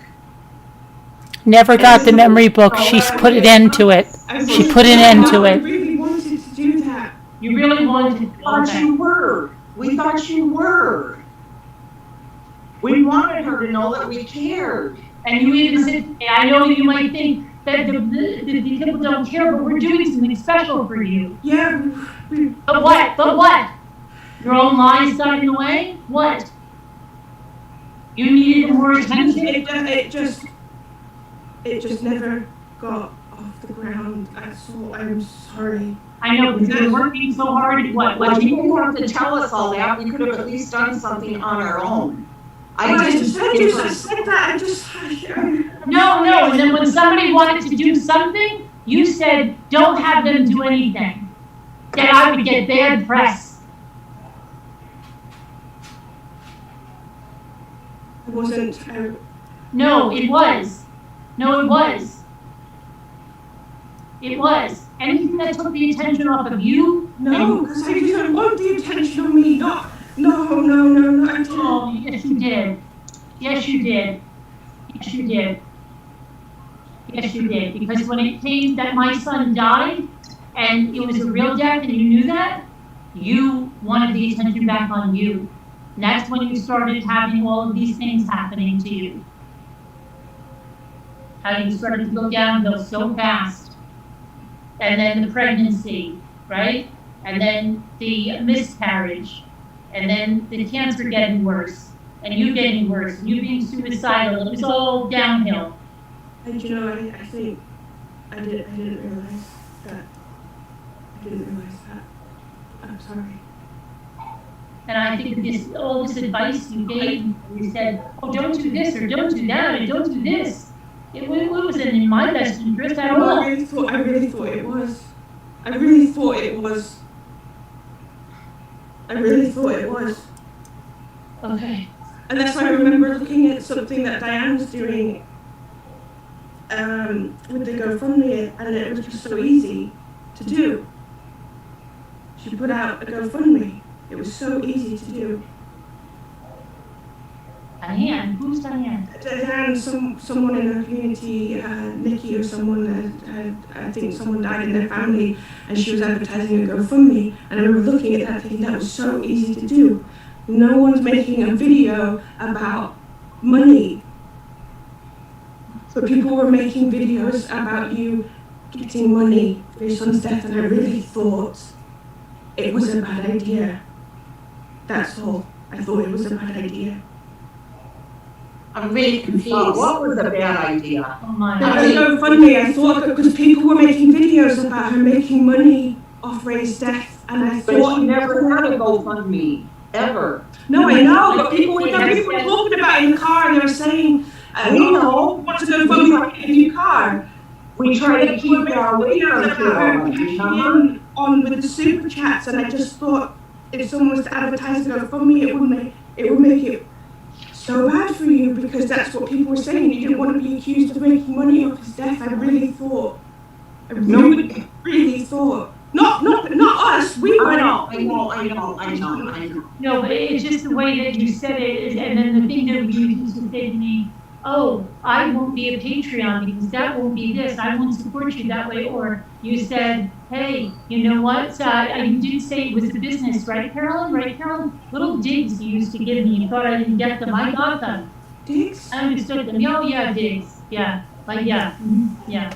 That I said it was a business and this and that, and then you were trying to tell me, I told you I had too much on my shoulders, especially with you, and you're telling me that I can do all these Patreon special meetings, and I can do this, and I can do that. I was trying to, No,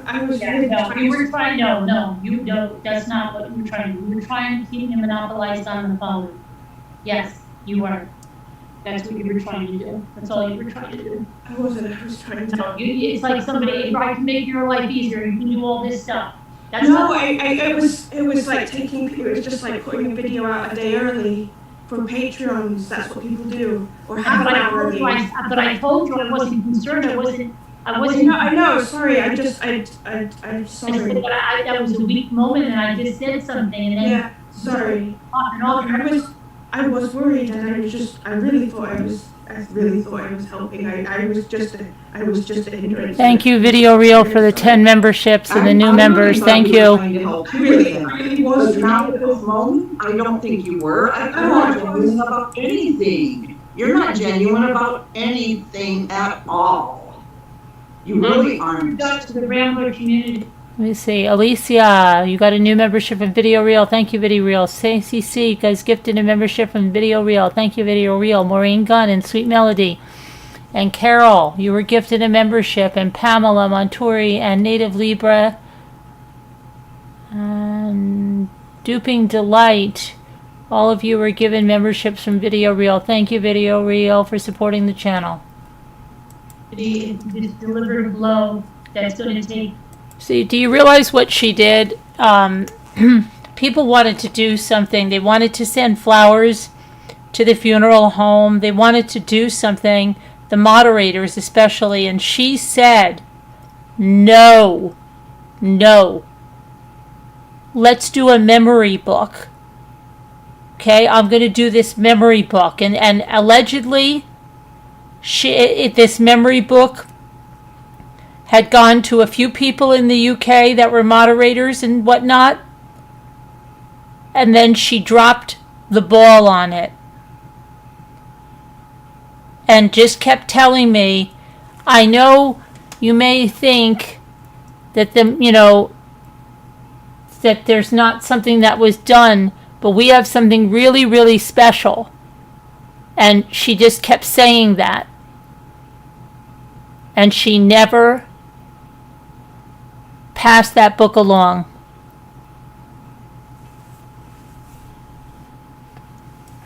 So long to recover from this is going to hurt people that need help, because people are going to be so damn skeptical because of this charade for almost 2 years that you did, and they're going to say, "Why, Carolyn had this one person in her house and she still didn't know. How can we ever trust anything Carolyn says? She's a terrible judge of character. Terrible." I don't think. No, I don't think that will happen. I think they'll understand that it. It's not that you're a terrible judge of character, it's that you do trust more. Exactly. Yeah, even though you're from New York. And I normally don't. I normally look Sorry, for the yard, and I'm trying to look for everything up about her, and can never find anything. And just kept saying, okay, well, this is a different circumstance. Nobody in their right mind would lie about brain cancer. Nobody would lie about your baby dying, your husband dying. Nobody would be that disgusting. Right. Lie about that. Disgusting. And wouldn't you feel, oh boy, I don't even understand how people, you can do that. I don't understand it. It's sick. It is. I don't think people will blame you for that, Carolyn. I really don't. Well, they know that you have a good heart, Carolyn. You do. Yeah, I honestly don't think you need to worry about that. I really don't. You got emotionally involved in Yes. that.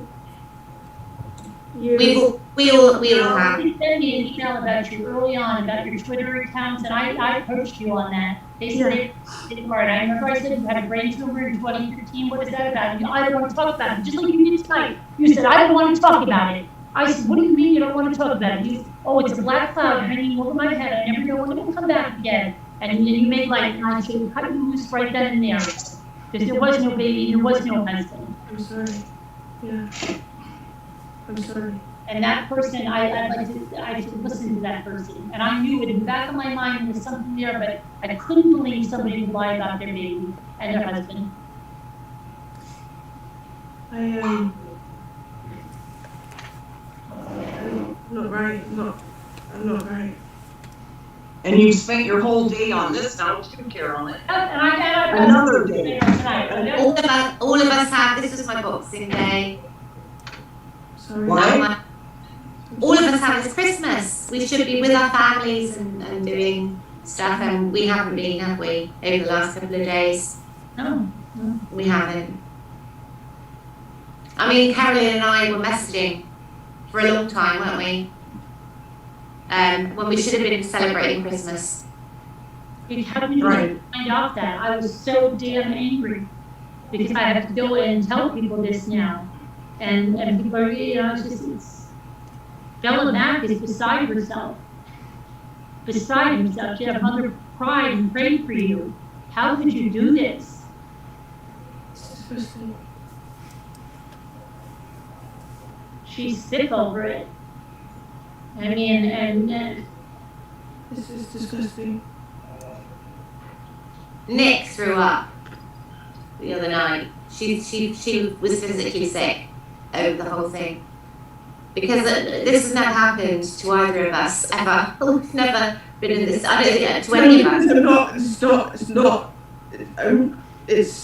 I'm not normal. no, you're not. I'm not normal. It is. I'm sorry, but it's not normal. I know.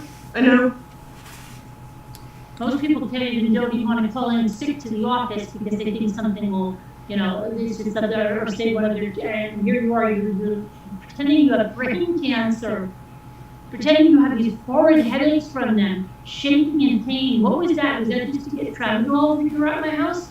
What was that about? That terrible pain. What about the bump in your spine? What was all of that about? I do. You do what?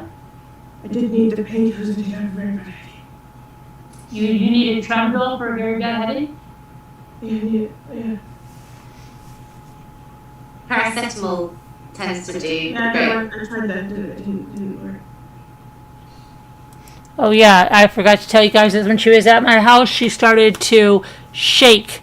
First, she said she actually had like a lump on her back. It was so crazy. And then she started to shake, and she had thought that she actually told me something like, I don't know whether she thought the tumor had spread to her back. I think she was telling me something like this, if I remember correctly. And she had very, very bad news delivered when she was staying with me. She wanted to get very bad news. She thrived on it. She thrived on it. So she made them, somehow she, made this call come through and said it was from the doctor, and it was very terrible news, and it was something about her back, and she actually literally had a lump on her back. And then one night she started to shake. You know, the way you've seen people in extraordinary pain.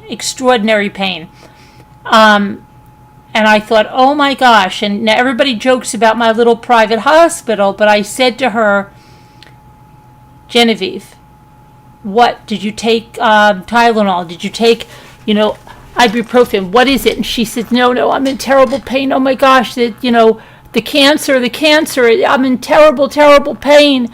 And I said, well, I'm going to have to take you to my little hospital over here. They're going to have to get you something for the pain.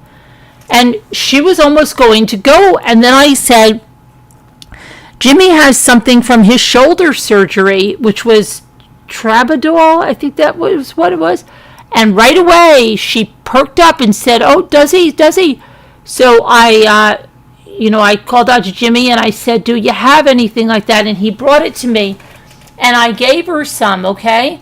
And do you know, she passed out in the bed. And I don't know whether she was faking or not, but I literally was like, Genevieve. I couldn't wake her up. And then she asked me, oh my gosh, I need another one of those. So I don't know, but what she would have done had I brought her to the hospital, because I just don't know. Maybe she would have backed out at the last minute if it came to the hospital. I don't know anymore. I don't know. I don't know. I don't agree. And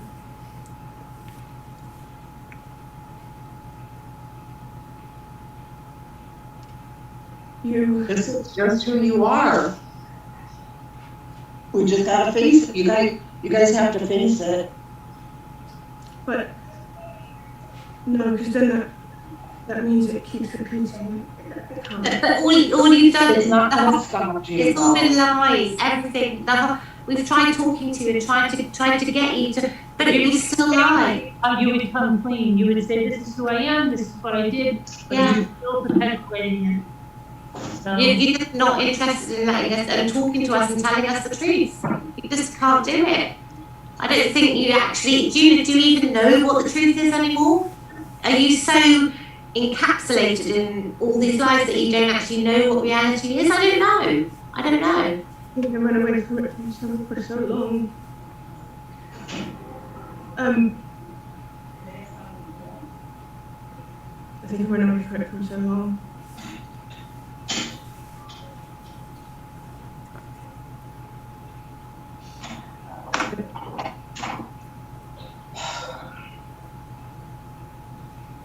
I was born here You were born in in the UK. you were born in this country, in England. England and the UK.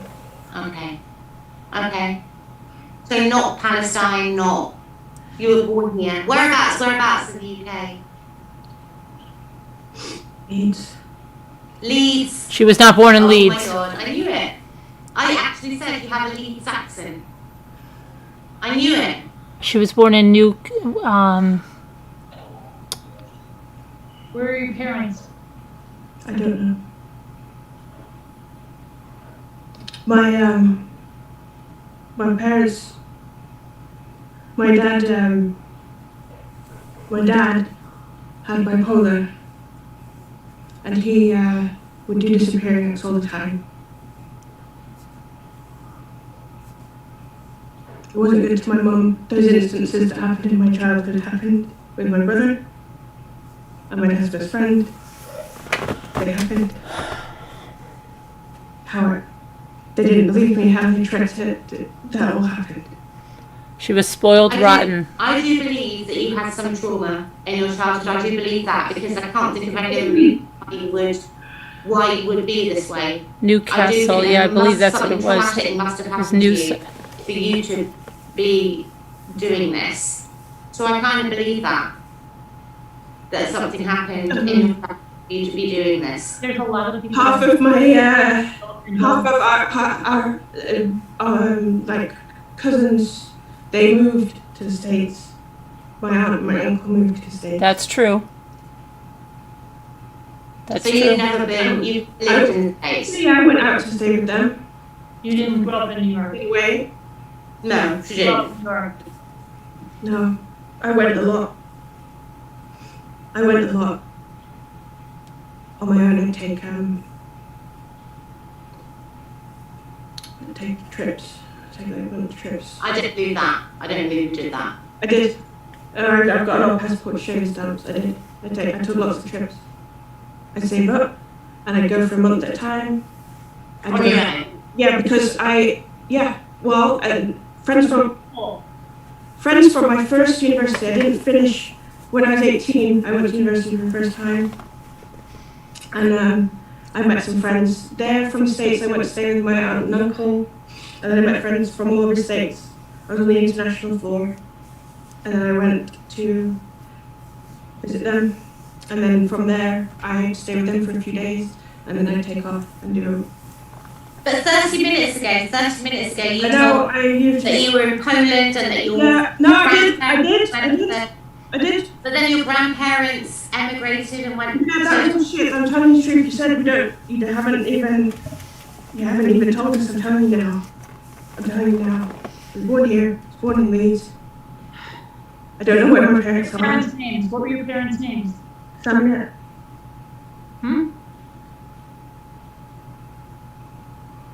What were they? What were the names?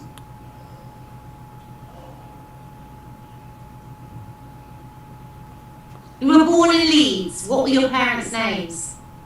Give me seconds. I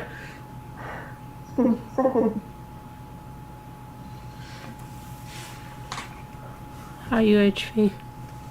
I have no idea where my dad's name is. David. Yeah, no, Her dad's name, that is correct. His name's David. That is correct. David.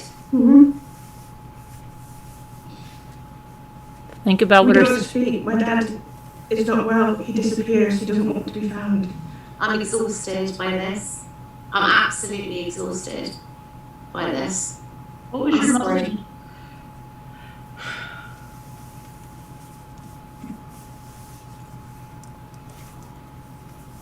Lorraine. That's correct. Lorraine. I've already heard these names. These names are in that email. Lorraine is in that email. There you go.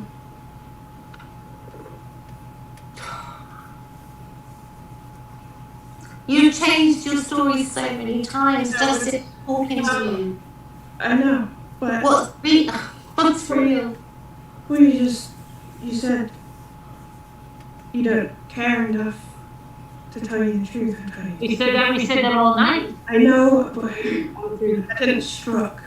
When Samir and what was Yeah. it? What's their names? That's what I called them for many years. Oh my God, I can't anymore. I just can't. I can't. Cannot. She's. I'm I exhausted. can't. I'm exhausted. Yeah. Deal with whatever they deal with over there, and we'll have to do whatever we have to do. I've got to just. I'm so tired. I'm exhausted. I'm emotionally drained by this. I really am. I am sorry.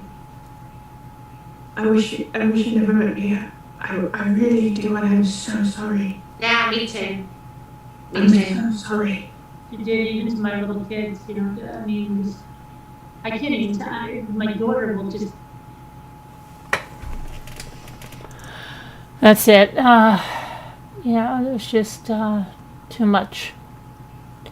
Too much. Yeah, she did tormented my little kids. Even took this little stuffed animal from Luke because he thought he was giving it to her because she was dying. And when she came over, and she took it. She took it like a trophy.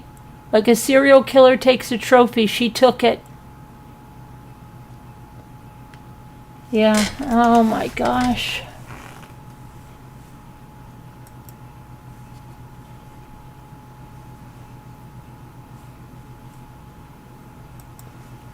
So, yeah, she took it.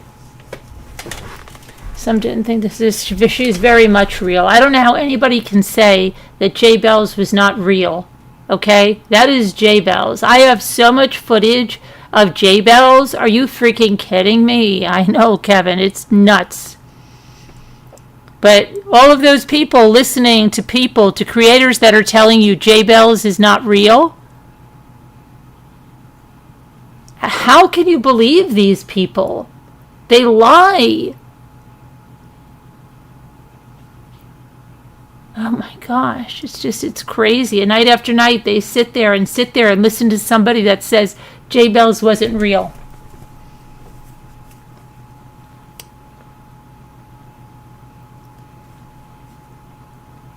Crazy. It's very real. And she caused a lot of people a lot of hurt.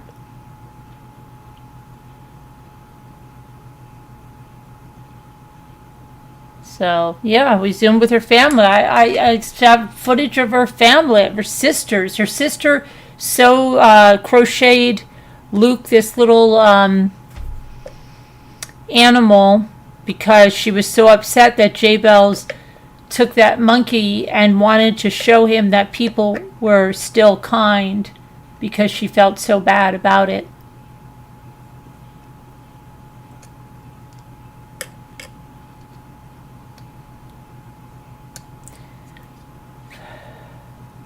But see, it does kind of matter because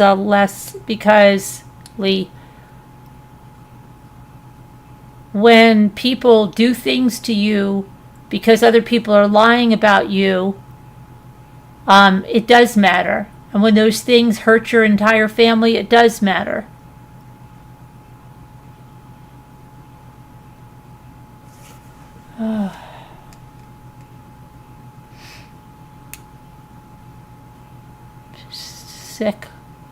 Sick, but I mean, I watched that, catfishing story with that lady.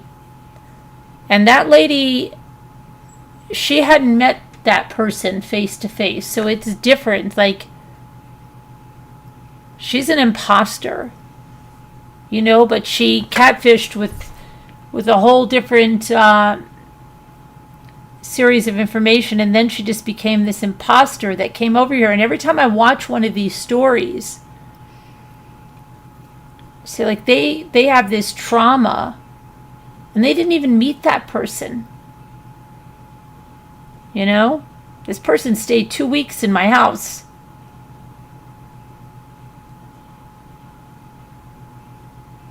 And she was trying to pretend that fake baby, the second fake baby, she is sick and twisted, wanted me to think Ray was the father. But then I think something pulled her back from that at the last minute, because she said, I have something to tell you, and I think it's a sign from Ray. Why would it be a sign from Ray? Okay? It's sickening.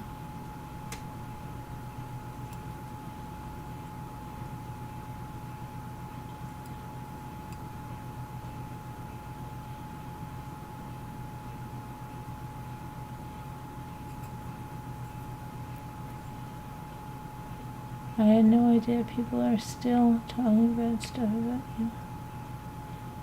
Insane, because it's clear you are. Hey, thank you, Historic.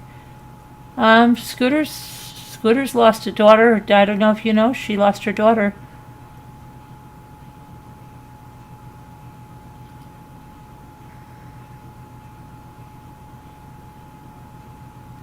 lot of people have been through a lot of pain here. And you have someone like this that comes in and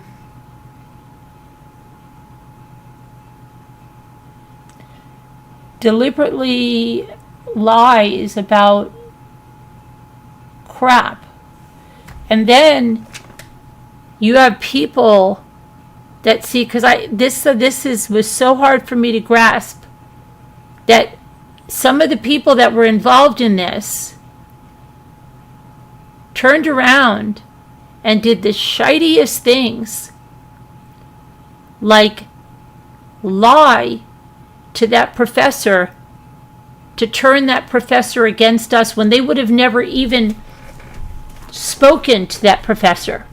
That professor never contacted those people, but these people went behind the scenes and they told them terrible lies. And the person that did this, okay, is from the UK, not the person that was on the screen with us, somebody else. And they were the ones that insinuated by saying that, and we have the chat, we have the screenshots, that Jay Bells and the professor were in a relationship. But instead, they went to the professor and they said that I said that. And they took screenshots without putting their part in that. Okay? And they have to live with that. But that's the kind of sickness that those people were so evil to go do that. And we've had to deal with that crap. So it's horrible because I didn't even know what a fumble was until another person in the UK told me what that meant. But it's sick. It's sick. And then there's other people that keep on this forum and say Jay Bells wasn't real. Carolyn was scamming everybody. And then there's people that believe that crap. Sickening.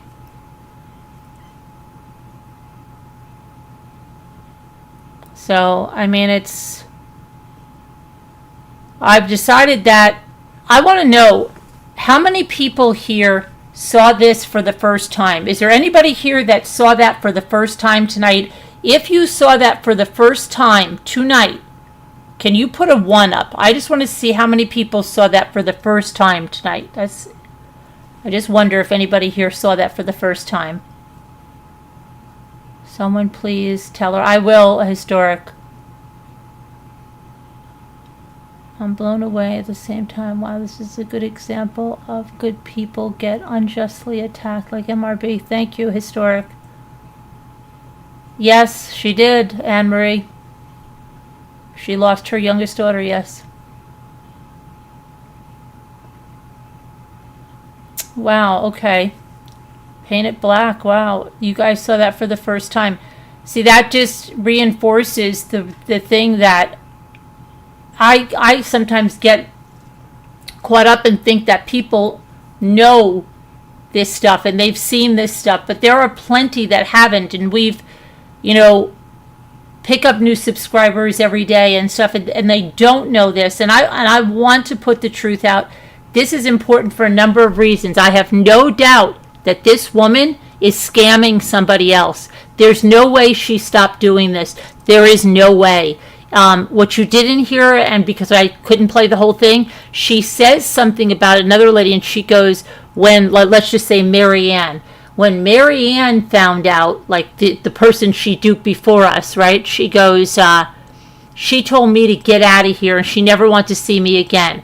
She is got like a feather in her cap that this was the biggest group of people she has ever scammed, okay? She had about 10 people at the University of London, and she had everyone here in the United States This was huge. And what happens with these people is it's a game to them. They level up.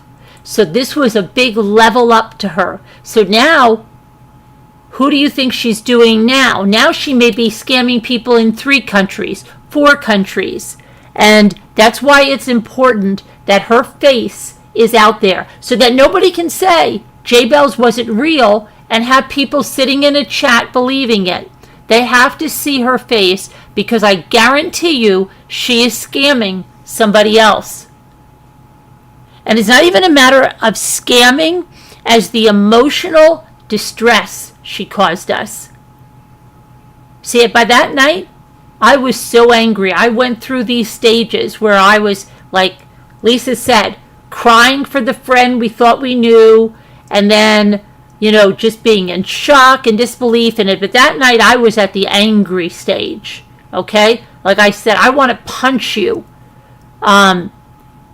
Because what she did to us, what she put us through, like I said, my hands were almost frostbitten, my kids were almost frostbitten, going to this defunct place that she made us go to. And I have videos about that, okay, where we're running around in this frigid weather, and she's having us there. Somebody could have gotten hurt, but we all did it because we thought it was her dying wish. And there's no way she went away and is not doing this to someone. You can't tell me she's not doing this to someone.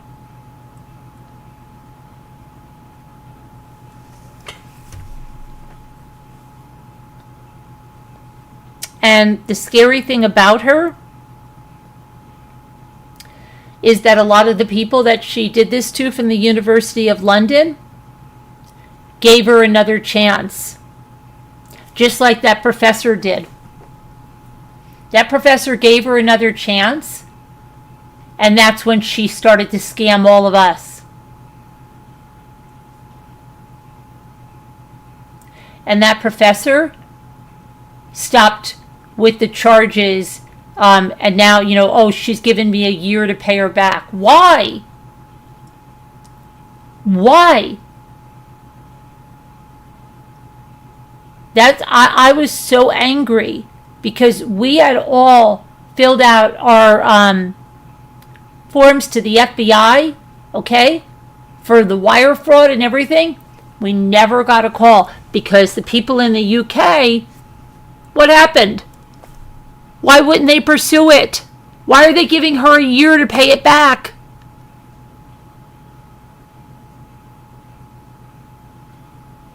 How is that helping her? That's not helping her. It's just going to hurt more people. And then another lady, like we had this group and we write Scooters here, she'll say, you saw people were dropping out. And at that time the professor told me, oh, this lady Freddie feels bad for her again. Freddie doesn't want to press charges anymore.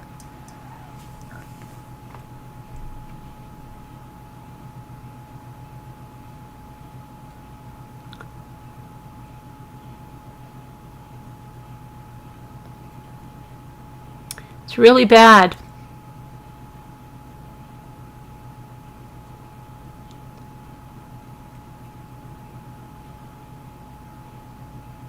And I don't know why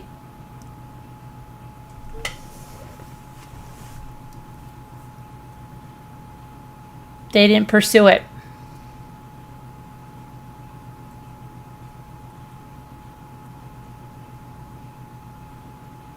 Why are you making arrangements with her to give her a year to pay you back? Have the court do it. Did you hear how many times she's done this? They found the other thing is that professor said I think she had 9 different cell phones. She had 9 different cell phones. She had voice changers. What you don't know is that professor found out by hiring somebody from Reddit or Fiverr or something like that to go and ring Genevieve's Bell on a day that she told that professor she was going to be in the hospital having a surgery. And she paid somebody a nominal fee to go take a video, and they got a video, and Genevieve answered the door. And then the professor said to her, "What are you doing? You're supposed to be in the hospital. You're a liar." This was already a second chance from the professor. So she said, "You have to tell all those people in the United States and in the UK that you're a liar." And she gave her a period of time. But then again, Genevieve did not tell us. And that professor still didn't act on it. And then finally she did. And she told me and she told Lisa that Genevieve is not who you think she is.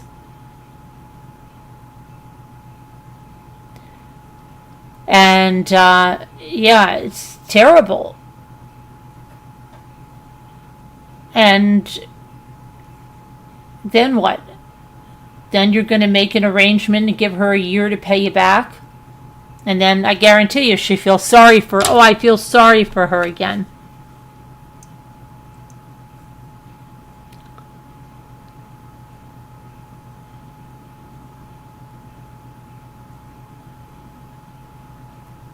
Yep, we filled out reports for the FBI and not one of us heard.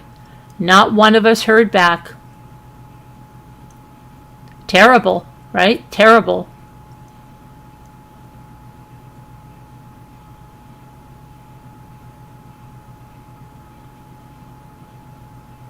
She was so scared prior to this. She was so scared if anybody found out, she made, oh my gosh. And that's when she said she really lost a baby and so she said, oh my gosh. Because she said, when she lost the baby, she said, I can't give up his baby stuff. I have to hold on to it. She had it in these drawers. And we said, don't worry about it. And then she said, she lied and said somebody reported her and the police came to her house. And they said, did you get gifts from a channel in New York? And she's like, yes. And she lied. She lied so much. She said that they came and they looked at all the baby gifts. And then she said that she donated everything back. And she told these people in the UK that she donated everything to this, I don't know, shelter or whatever. And the only thing she kept, I think, was like this little stuffed animal or something. But she said she gave everything back. It's crazy. She never even sent that memory book back, and there were other people that had wrote in it. She just disgusting. To lighten the mood, I remember when you were doing the live around Christmas and Jimmy fell down the stairs. Yeah, that wasn't around Christmas. That was around Valentine's Day. Yeah, it was a red union suit. Yep. It was. Should we play that real fast to make everybody laugh? If you haven't seen that, maybe they didn't see this, right? And it's okay because my husband laughs about this too. He shows this to everybody. Though the haters want you to believe something else.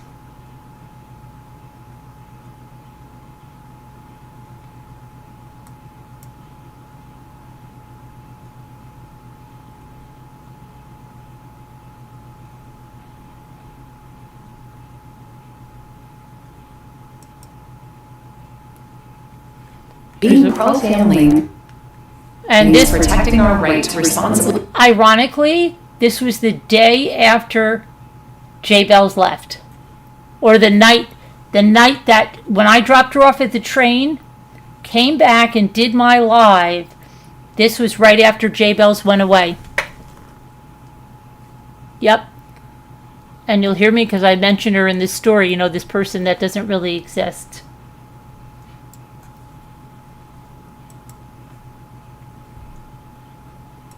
plan our families, not letting extremists vote against our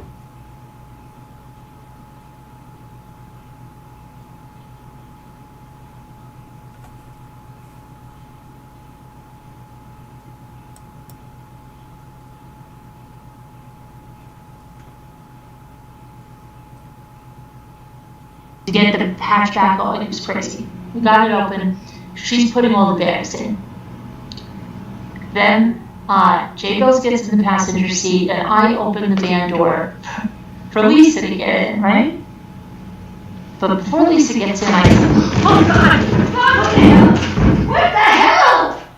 Oh my gosh! Oh my gosh, Jimmy! I thought something was falling on my head. Okay, I was sleeping. You fell down the steps. Oh my God! What happened, Dad? Oh my God! What happened? Dad fell all the way down the steps. How? I thought something was.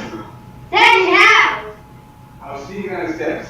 Yeah. Wait, what kind of way did you fall down? Oh my God, Jimmy, I have a heart attack. Oh my gosh, can you imagine if he died at the bottom of the steps? I know. I was thinking. Oh my gosh. He fell down the steps. Did you see him coming down over here? Yeah, why didn't you guys tell me it was Jimmy falling? I thought that's what's. Now we'll do it in slow motion. Heard how loud ensued in AC Moore because we went by. You thought it was Lou back door? No. Jimmy, there's a railing. Hold on. He was sneaking. Healthy to laugh at yourself. Plus, they napped earlier. You ready? Let me see. Did you see? No, I'm choking on this. I can't see. You laughing at me, honey?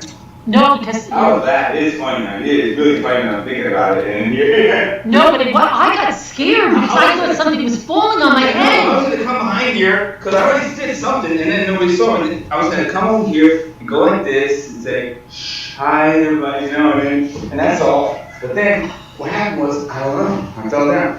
See my face? Oh, let me see. Oh, yeah, you got like a vibration kind of thing. Yeah, I know. Plus, I had a splinter on my hand. It's pushed up in the deep right now. A splinter? Yeah, it was right there for my palm like this. Felt that, and then I had something on my elbow. I feel like, what's on my elbow? Oh, another like vibration thing. Yeah. That's feet and carpet slippery, honey. I don't understand how you. Where did you go on the top? Get some ice bags, Jimmy said. Have a good long. What? Move out of it. I'm gonna go up on all fours so that I don't fall down here. Okay, now here's where we do. I need my glasses. All of that, Lisa.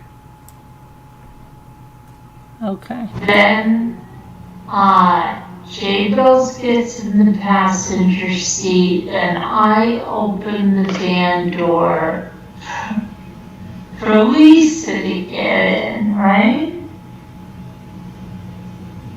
But before Lisa gets in, oh God! God, what the hell? What the hell? Oh my gosh! Why? Oh my gosh, Jimmy! I thought something was falling on my head! Oh my gosh. Okay. Then, Jay Bills gets in the passenger seat, and I open the van door for Lisa to get in, right?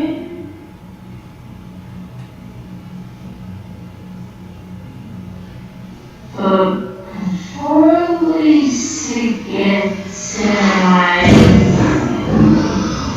oh God! God, what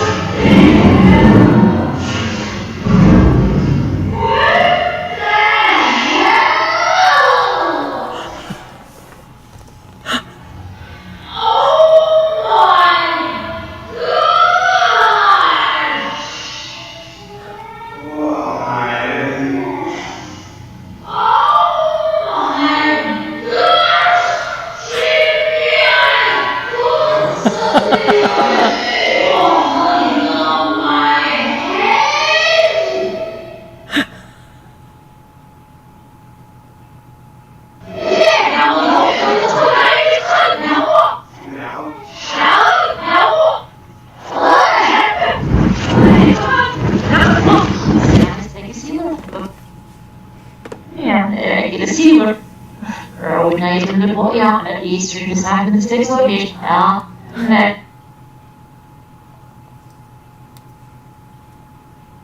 then Jay Bills gets in the passenger seat and I open the van door for Lisa to get in, right? But before Lisa gets in, I say, oh God, God, what the hell? What the hell? Oh my gosh! Oh my gosh, Jimmy, I thought something was falling on my head! My name is Kathy and Jimmy, and I had an abortion. Abortion was the right choice. And they said that was fake. That was fake. It was fake, guys. That was all planned. Fake, that's what they say. Unbelievable. J Bells isn't real. That's fake. Question everything, people. Yeah, Jimmy laughs at that all the time. We had friends come up. When did they come up? When did we go? September. What month are we in? I'm thinking we're in November. Yeah, they came in September. We went to see that concert, and he showed them. They were hysterical.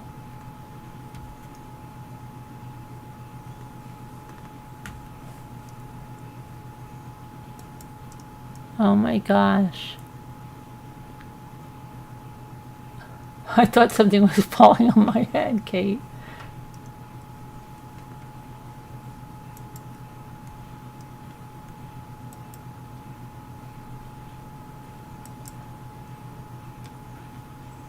He was fine, Annie. He was fine, thank God.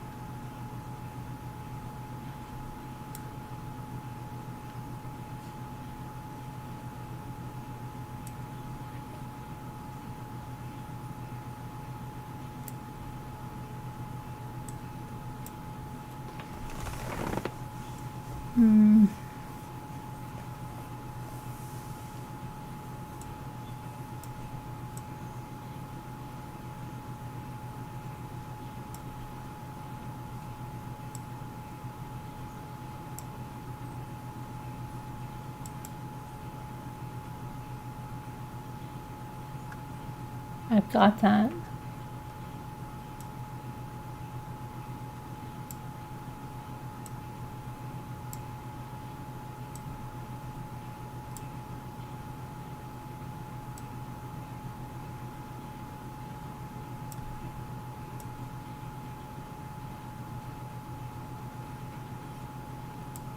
Acidic, that's what I was thinking about. I was thinking about that. Oh shoot, I can't do this.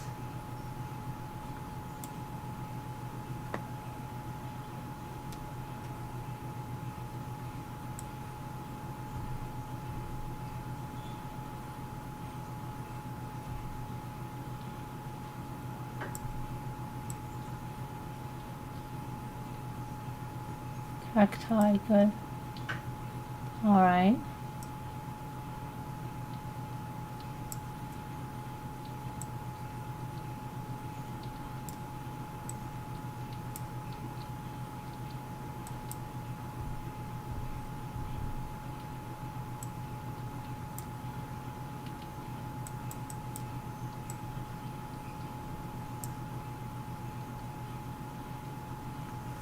All right, we did it. We did it. What do you see, Lee? Yeah, we do this at the end of the night. We do it at the end of the night to get our minds right. I was a poet, I didn't even know it. I was a rapper. In more ways than one. Okay. It's one of those moments when you can't help. Yeah, everybody was laughing that night like crazy.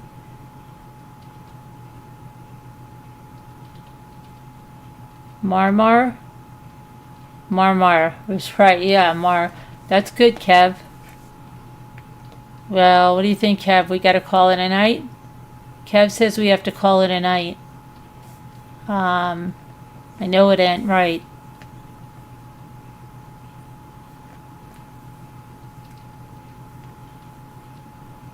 I don't know how many people made that dating game. How many people saw that dating game? Did you make it through?